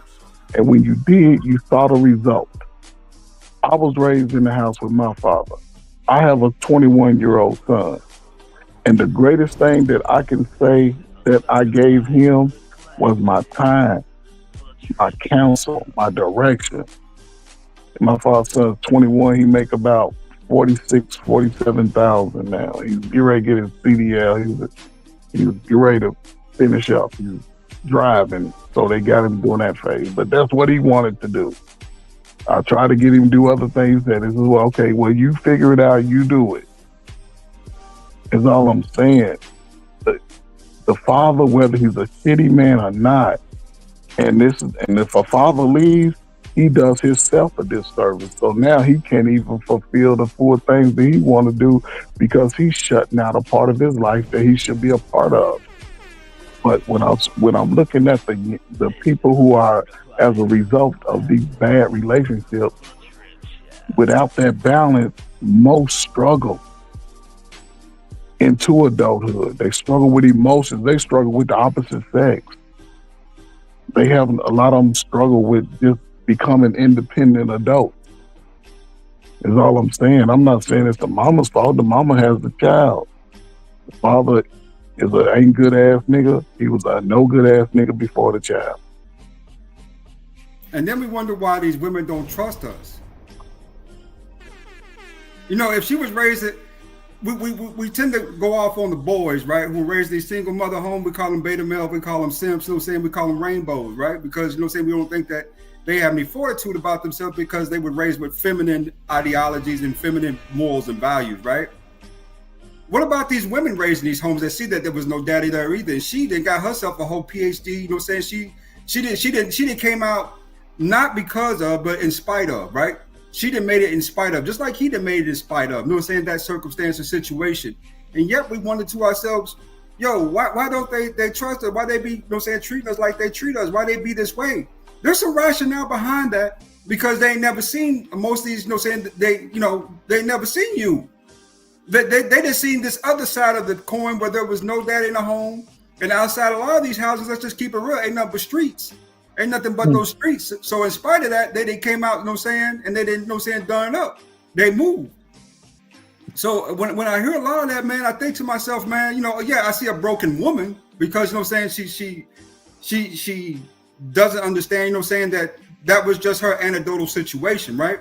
Even though it's a lot of anecdotal situations that match that, but it was still just her anecdotal situation, you know what I'm saying? But I also get, you know what I'm saying, that, hey, I don't trust men because men, you know what I'm saying, abandon us. That's the real deal, man. Yes. You abandon these damn children. You know what I'm saying? Now they don't trust anybody. You know what I'm saying? They don't trust no man at all. Right. And you wonder why these dime pieces be going, you know what I'm saying, rainbow. They don't trust men. They don't trust us. Right. So without the father, these are the results that we get. Lack of trust of men. Our sons turning into our sisters and women. That's what I'm saying. That's all the point I'm saying. Yeah, I may be saying it wrong, but I work with these people.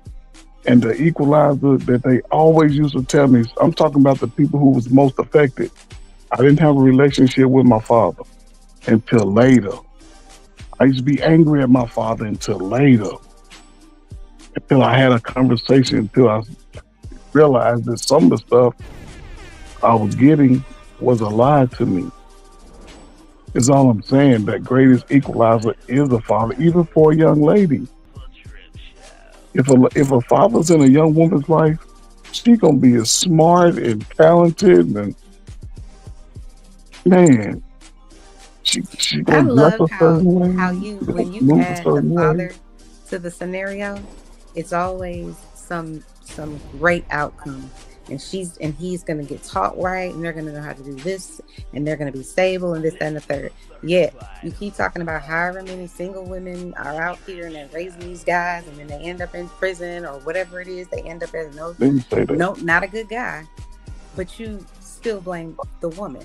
I don't understand why you can't turn it around and say, you know what, that lady and a lot of women, because there's so many single women, they are doing most of the time the best that they can with what they have.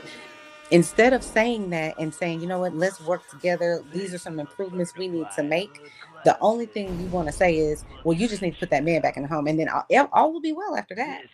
It doesn't have to be in the home. That's not the case. Women are doing it every single day. Mel, Every single I just day. told you. I grew I up just in don't a understand why time. you can't say, instead of saying to us that So the who's only supposed to way work really together? to stabilize and have a healthy family is when you have the father in the home. I don't understand why it's difficult But to just Chanel, say, you know what, the women father are ain't doing a gotta be great in the job home. of raising their children. They're doing the best that they can despite their circumstances. No, but here's the thing: the father doesn't have to be in the home, Chanel. The father just needs to have access. Is what I'm I saying. just want Yes, to he know does why you need to be can't say in the home. He needs to be in the home. Stop this cameo bullshit. Well, how was it? Single How life was bullshit. it? He needs to have access. If him and the No, father they don't need get to be in the along, home. You need to marry that woman and be in that house with those kids that you made. man, You know what I'm saying? you talking about. If you didn't like her, you shouldn't have laid down with her. So you need Marry to her tell all the ass and move on. So go back and tell all the teenagers who are out here having butt bone sex, who are making babies, to marry each other. See, I tell them too. Just tell them too. Hey, why is you making who's the dude? Who you with? You know what I'm saying? Why is y'all playing these childish ass boyfriend girlfriend games? Y'all got babies. Marry it. Marry her. Y'all be together. Make it something. You know what I'm saying? Make something out of nothing. Do whatever you need to do, but you can't be making babies. You know what I'm saying? Especially 2 and 3 babies out of wedlock with the same woman and say, oh, all of a sudden now I ain't ready. Ain't ready for what? Nigga, you not ready, you know what I'm saying? Created life. You been, you know what I'm saying? The first time you laid down with her, you know what I'm saying? That should have been one of the thoughts in your head. You know what I'm saying? Before you took off the condom. If I make a baby with this woman, what am I going to do? Instead of after the fact, after you made 2 or 3 babies, now all of a sudden, now you want to say you're not ready for marriage? What the hell is, man? Yo, we need to be more accountable, man. So We who need to should be have more gave? accountable. So look, ABS. Who should have gave that boy or that girl that information?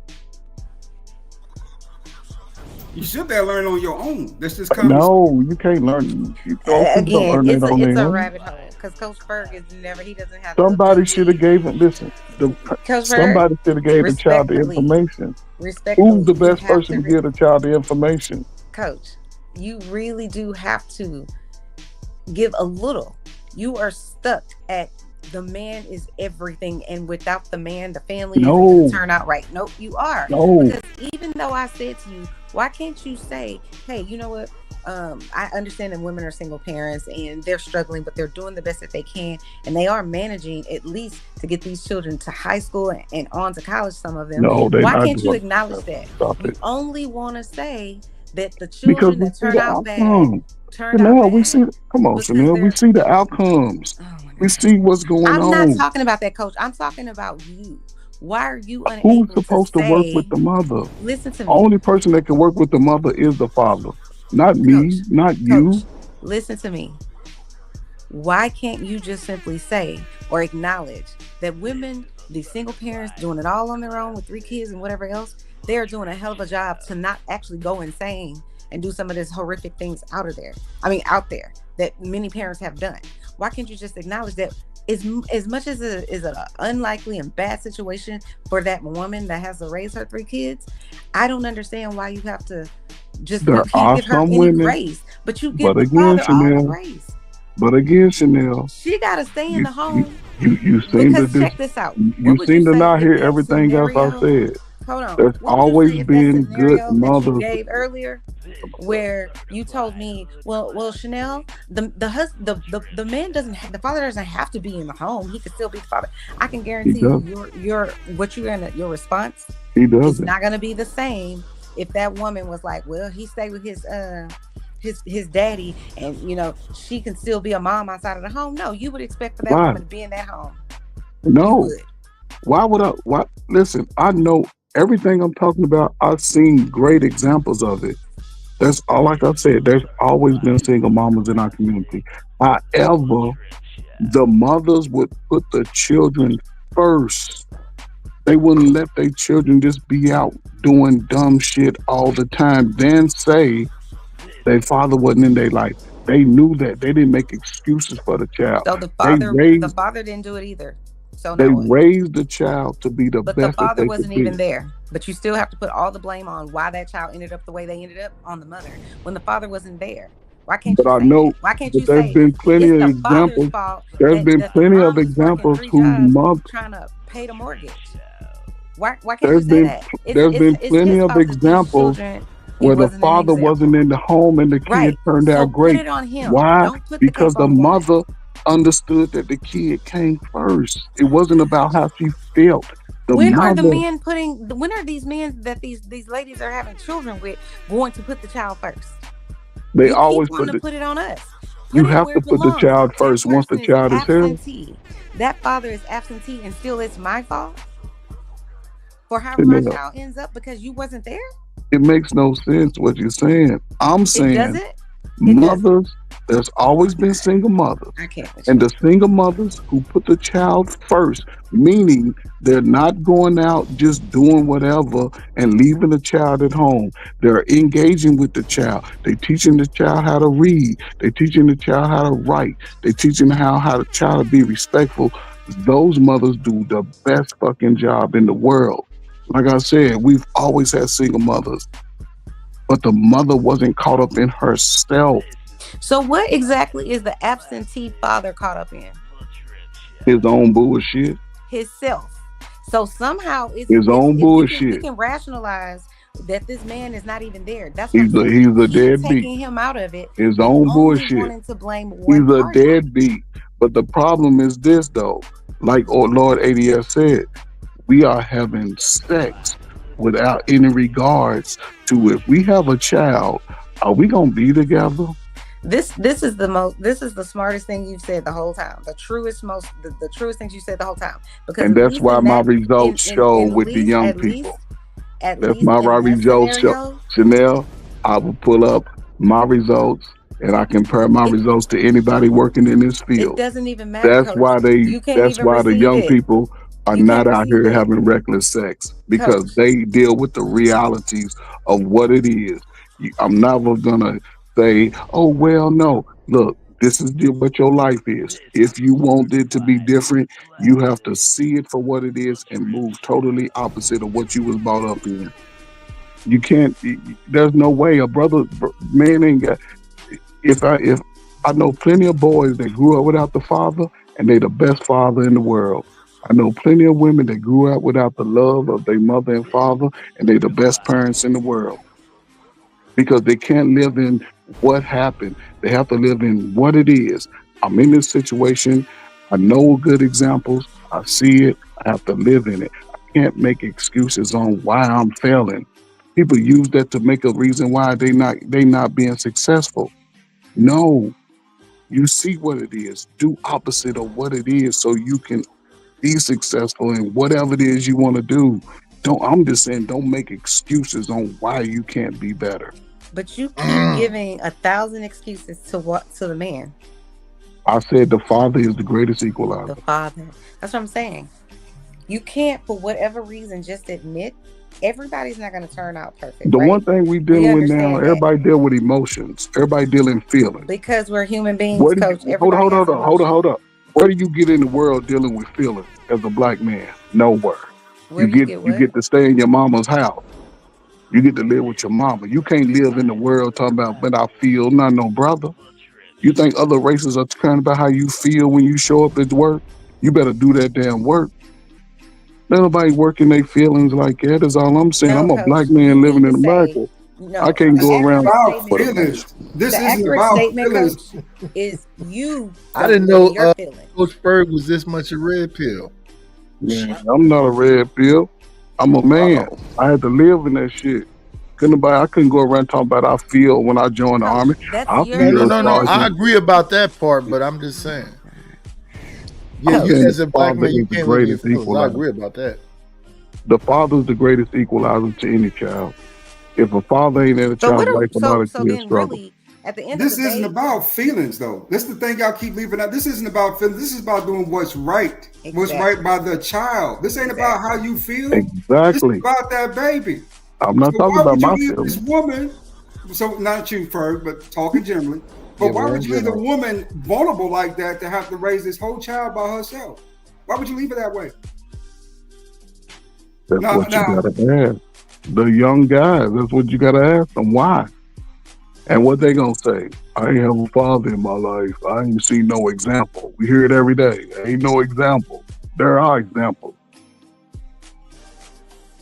That sound like he in his feelings. But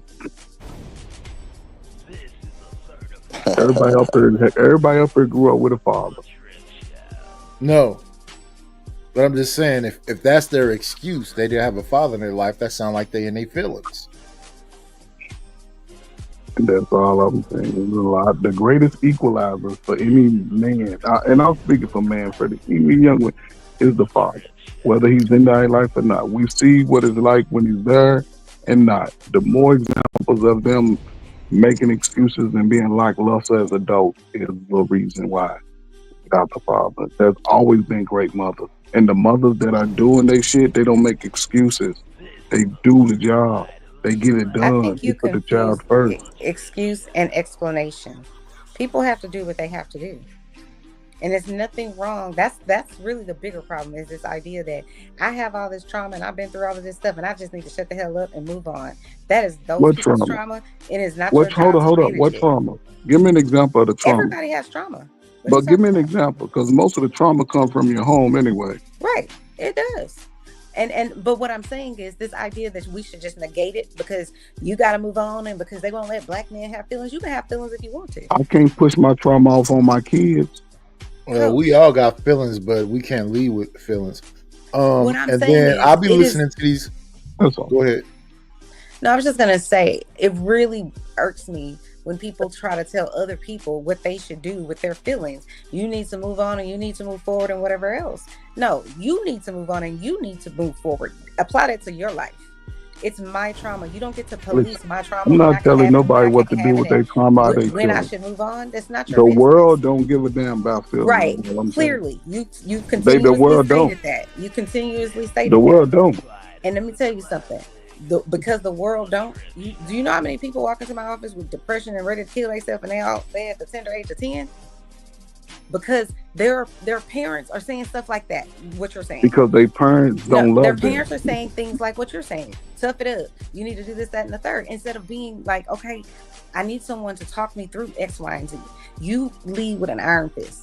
So who should lead? Who should talk them through that, Chanel? Whoever, their parents, their No, cousins, no. Who their should talk aunties, them their through it? uncles, The the parent village. is what I'm saying. The The parents. village. But the way you look at it is that something's wrong with people if they have their emotions as to why. No, I did not say that. I didn't say something wrong with them. I said the world don't give a damn about it. The world. Okay. Oh my God, I can't with you. So the world cares about your feelings? And last time I checked, I'm a whole person in the world, right? I help people all the time. Social workers help people all the time. Doctors help people all the time. How can you sit there and say the world don't give a damn?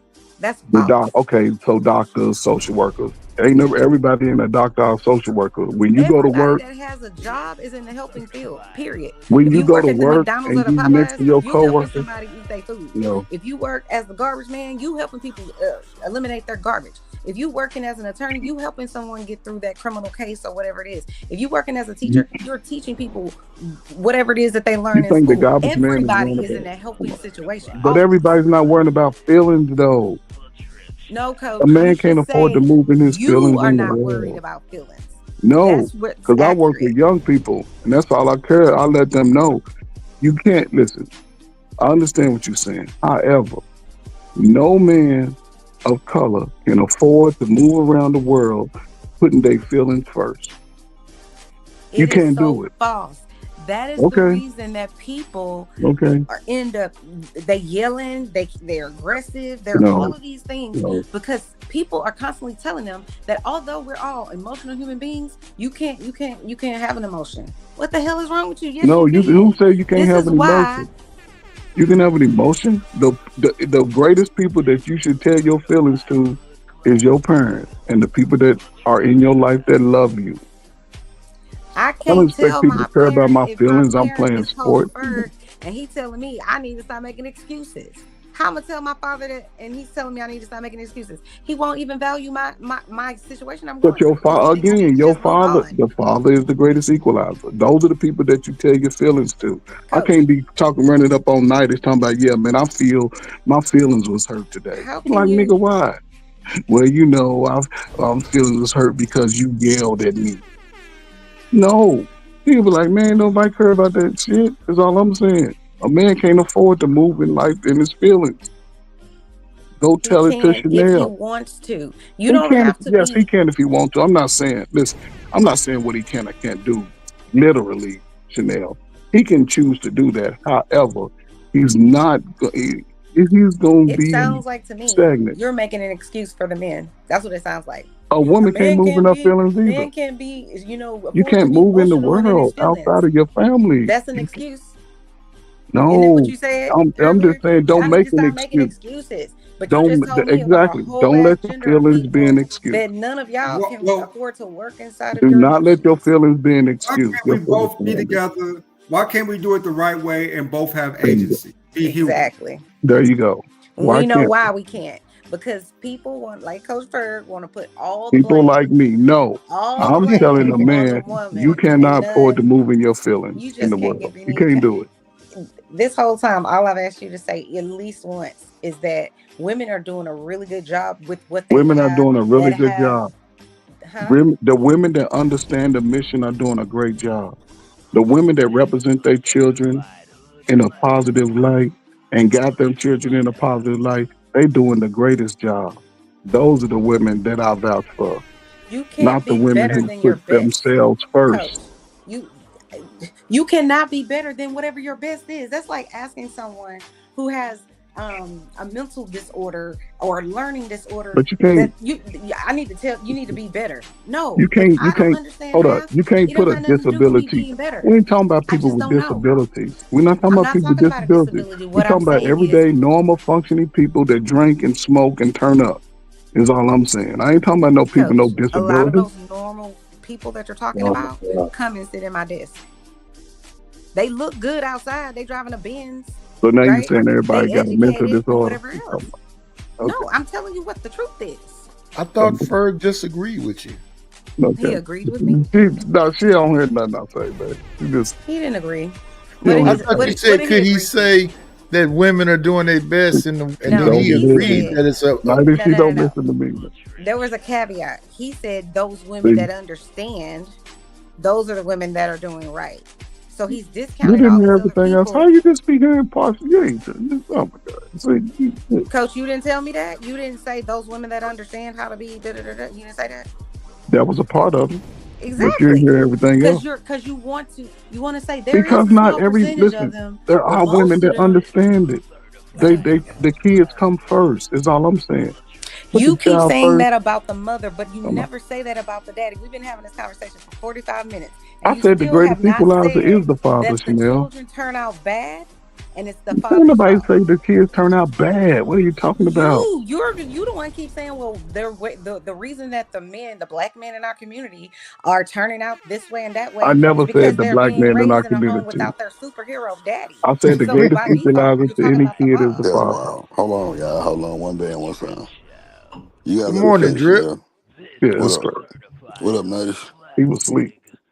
Nah, I was well, asleep I too. was asleep. I was asleep. I'm ready to go to sleep. I'm ready. Nah, Okay, Coach, I'm I'm tired of good. I really was listening, really dozing off. Cause I was doing some more thumbnails. I was off shit, listen to shit. But nah, that's y'all motherfuckers cooking for sure. Chanel always running her goddamn mouth though.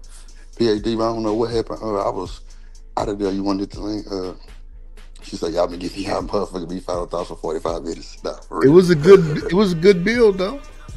No, for sure. Yeah, I'm Miss listening. Chanel, we Go heard ahead. these I'm here. conversations. Go ahead. So why everybody else get a compliment except me? Chanel, It was a compliment to you as you and Bird both. Running my Hey, mouth. boo. you don't need to be Everybody else. listening, Chanel. You need to know. Hey, boo. Hey, you looking mighty fine this morning, Chanel. Mhm. That was all. You made the show, Chanel. Yeah. What? Chanel, let me say this one more time, Chanel, before I go. There are great mothers out there who do a great job raising their children by themselves without their deadbeat fathers, as we would say. To those women, I give all the praise to. And I wish those women would come to the surface more, because what we're seeing out there, and you see this, Chanel, you know this, a lot of young people are crashing out. And the one big reason they crashing out because the people in their life didn't love them like they felt like they should have been loved.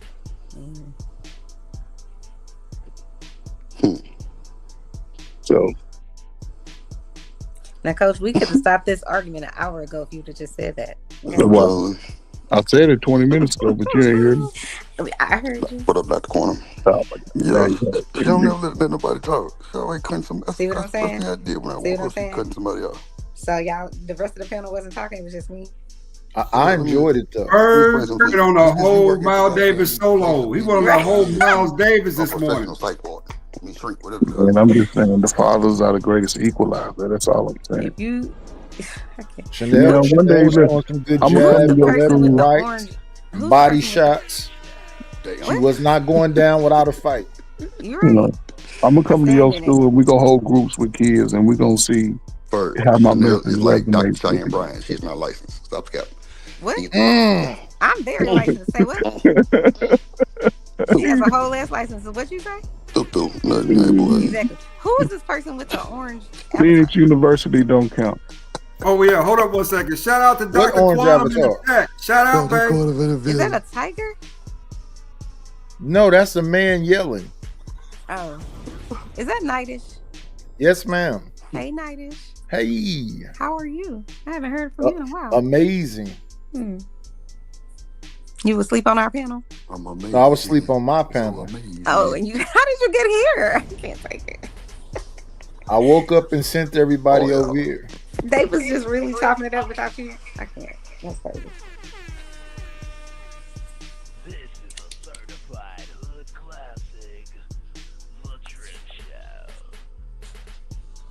I should have my music this loud. Mine isn't this loud.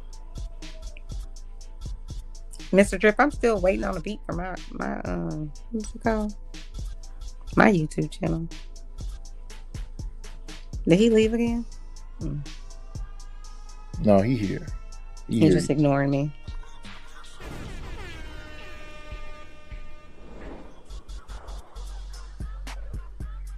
Yeah, he just was here, so he here. I heard Lord ADS up here saying some stuff. I like the Lord. I like the Lord now. Shout You out to should the Lord. always love me, baby. You should always love me. But Lord, let me ask you a question, because maybe I'm tripping off the last conversation we had. You like to move around, all right? You're not trying to stay at one place, right? Shit. Believe it or not, Nightish, I'm in my 40s now. I'm not in my 30s. I'm not in my 20s no more. Oh, so you trying to settle down with one? Trying to find one. You know, I wouldn't mind having my own little polygamous thing going. You know, See, I thought I heard that right. Yeah, because last time we talked, you said you still going raw and multiple ladies. So I was like, what is Lord ADS up there saying? What the hell, Nightish? Nigga, you salacious in the morning. Good Lord. You salacious as hell. What the hell is going on? What did I do? Yeah, bro. You just Yo, told now, the this world that man don't use condoms. Yeah, I didn't say nothing. I just heard him tell me that. What the hell, Nightish? God, I get Take blasted this accountability. early at 7 o'clock in the morning, 4:48 Pacific time, nigga. Yeah, What yeah, up? yeah. Hey, I apologize. I thought you said condoms was for pussies. I apologize. Well, technically, condoms are for pussies, not for asses. But let's just keep that real, right? Y'all a mess. Not for asses. So you So go who's wrong. the person down there with no avatar? Who's that? Yeah, that's what I was wondering too. They've been quiet the whole time and ain't no name. Well, Who Shanika are just put 'em you? up, so. Who are you with the avatar? Who are you? Uh-oh. They just want to have a blank avatar up here. She said, "Is my face a lion?" That's wild. Your face is what? A lion? That looks like a lion to you? Oh, I can't tell. It looks orange. Is that a beard? That's a Is that a beard and a bald head. Howdy, partner. Oh, you got your cowboy. Aw. Why do you have on a cowboy hat at 6 in the morning? I'm thinking. Dealing with the rodeo. Ah. In Houston? No, I'm in Oakland, California. Oh, I didn't know y'all had rodeos elsewhere. Okay. We had a black cowboy parade. Mm. In Houston, we call that a trail ride. Yeah. Oh, you're a Texan. Mm-hmm. Shout out to you. Mm-hmm. We the realest.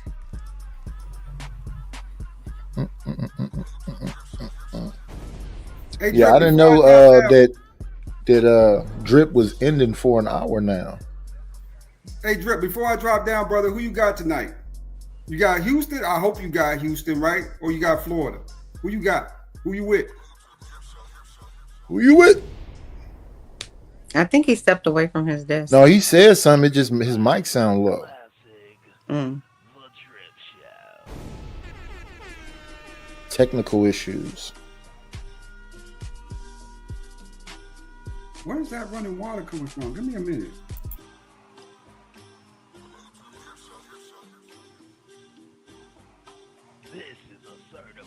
Yeah, his mic is low. I can hear him talking.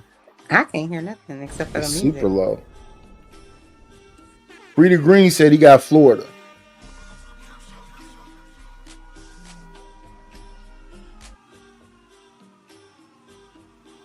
Nigga, I got Houston tonight. Let's go Cougars. Let's go Cougars. Let's go. I'm sure you is in the Cougars. Cougars is fire. I'm into the aunties. Oh. Oh.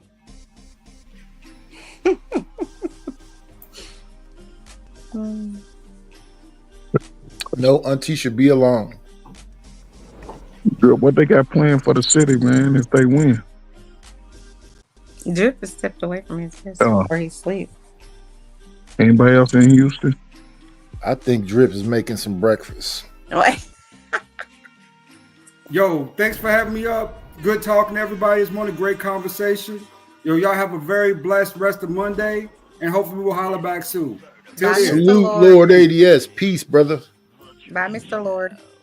I let Nidus have some conversation with Chanel. And Chanel doesn't need any help. No, I think Chanel and y'all had a good build. nobody said you need help. So, She was not going down without a fight. Mm-mm. So again, Chanel, before I go, there are some great mothers without the father who do a great job with their children. However, I'm looking at results of what we're seeing out here. So we need the equalizer.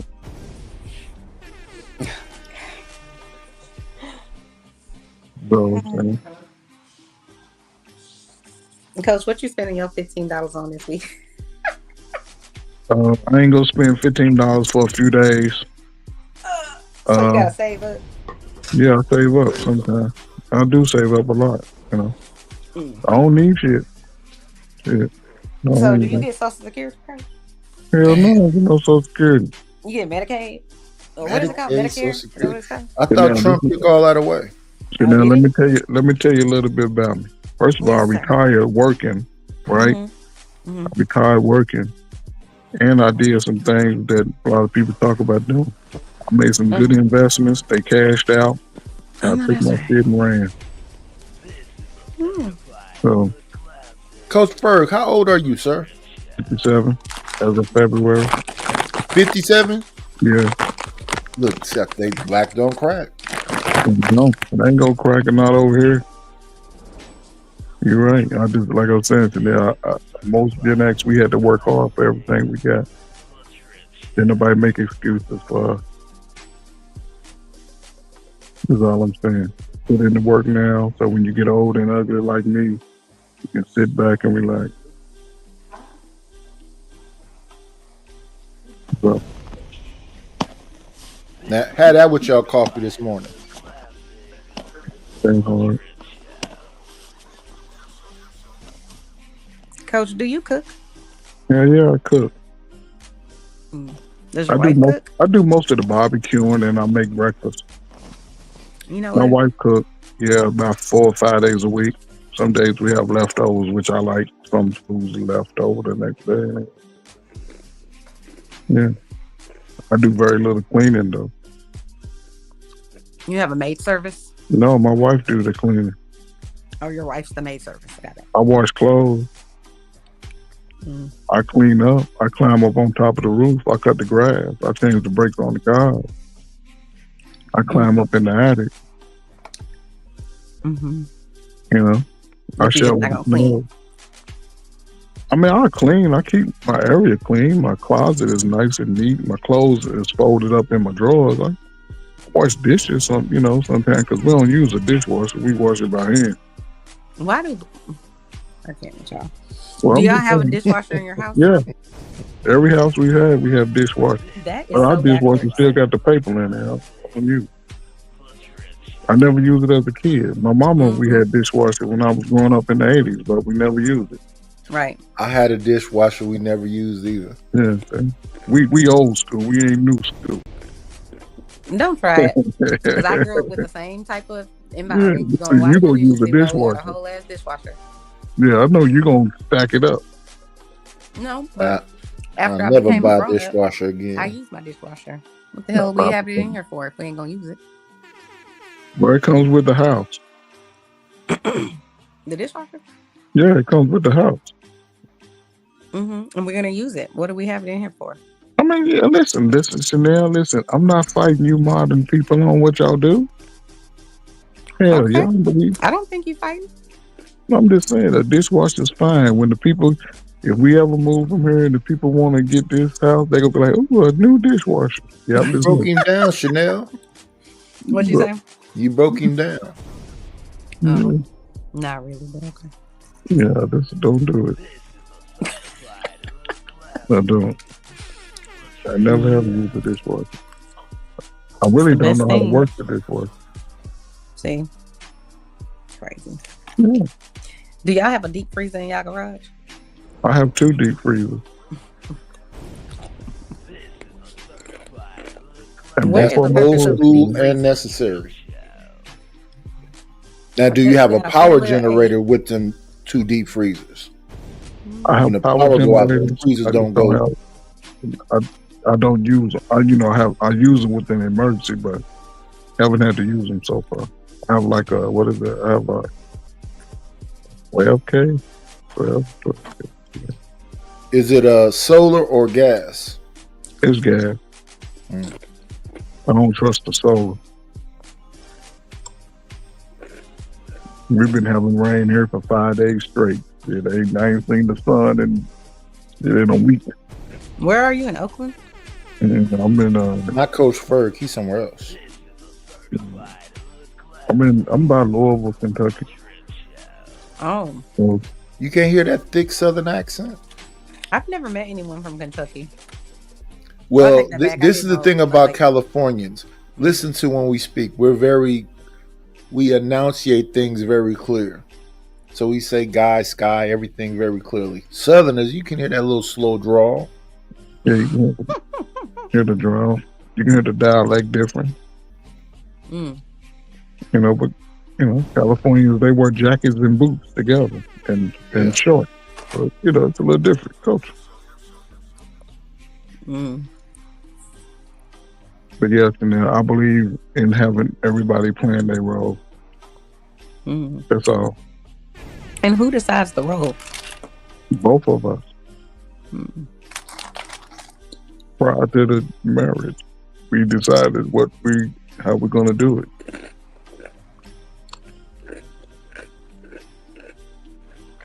Were you married before you met your wife? Mm-hmm. I knew it.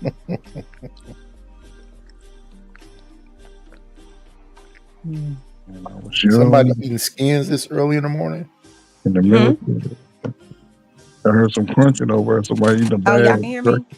I'm eating Look these at Ritz the crackers. I'm unhealthy hungry. diet. What? An unhealthy. What you eating on some chips? They're Ritz crackers. Oh. They're seasoned though. They're like little chips, but they're actually crackers. Is that your breakfast? I'm probably gonna make something, maybe some oatmeal or something.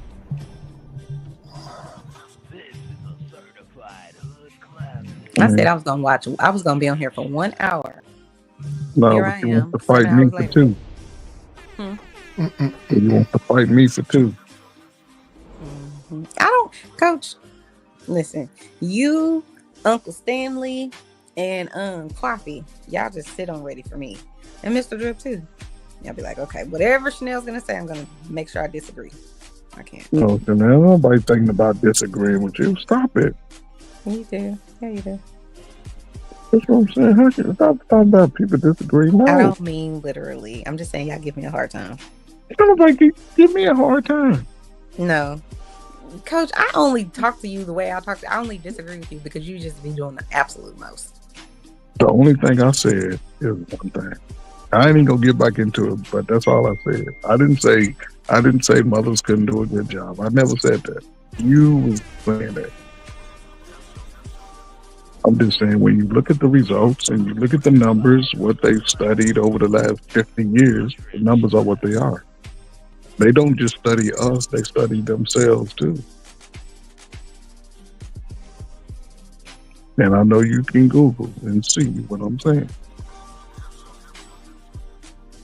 And you work in that field, you get the numbers anyway. Right. So I think you would understand what I'm saying. Maybe I explained it wrong with that. No. When I'm talking to adults about it, I won't have the best tact. They're adults.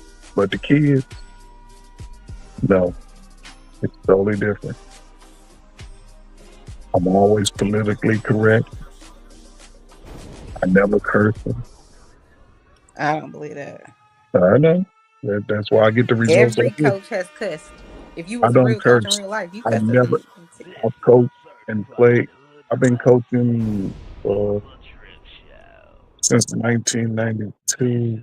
So I don't know, 30-some years. I never curse players. Never. I might curse and, like damn and shit and stuff like that, but I don't cuss a player. I never did that. Never did. And I coach males, boys and girls. So that mean if I'm coaching, that mean I didn't do a good job. If I'm cursing at a player, that mean I didn't do a good job coaching. Did y'all ever win a championship? Yes, I've coached a team by myself. We went undefeated. Really? Gave up 40 points Ooh. the whole season in football. I was actually on an undefeated football team as a kid, junior. We got undefeated. Scored on one time the whole year. I scored the only touchdown in the championship. As a coach, I never, but I'm gone, Chanel. Have a good morning, good night. I'm You out too. of I'm leaving too. here. Bye. See y'all later, please.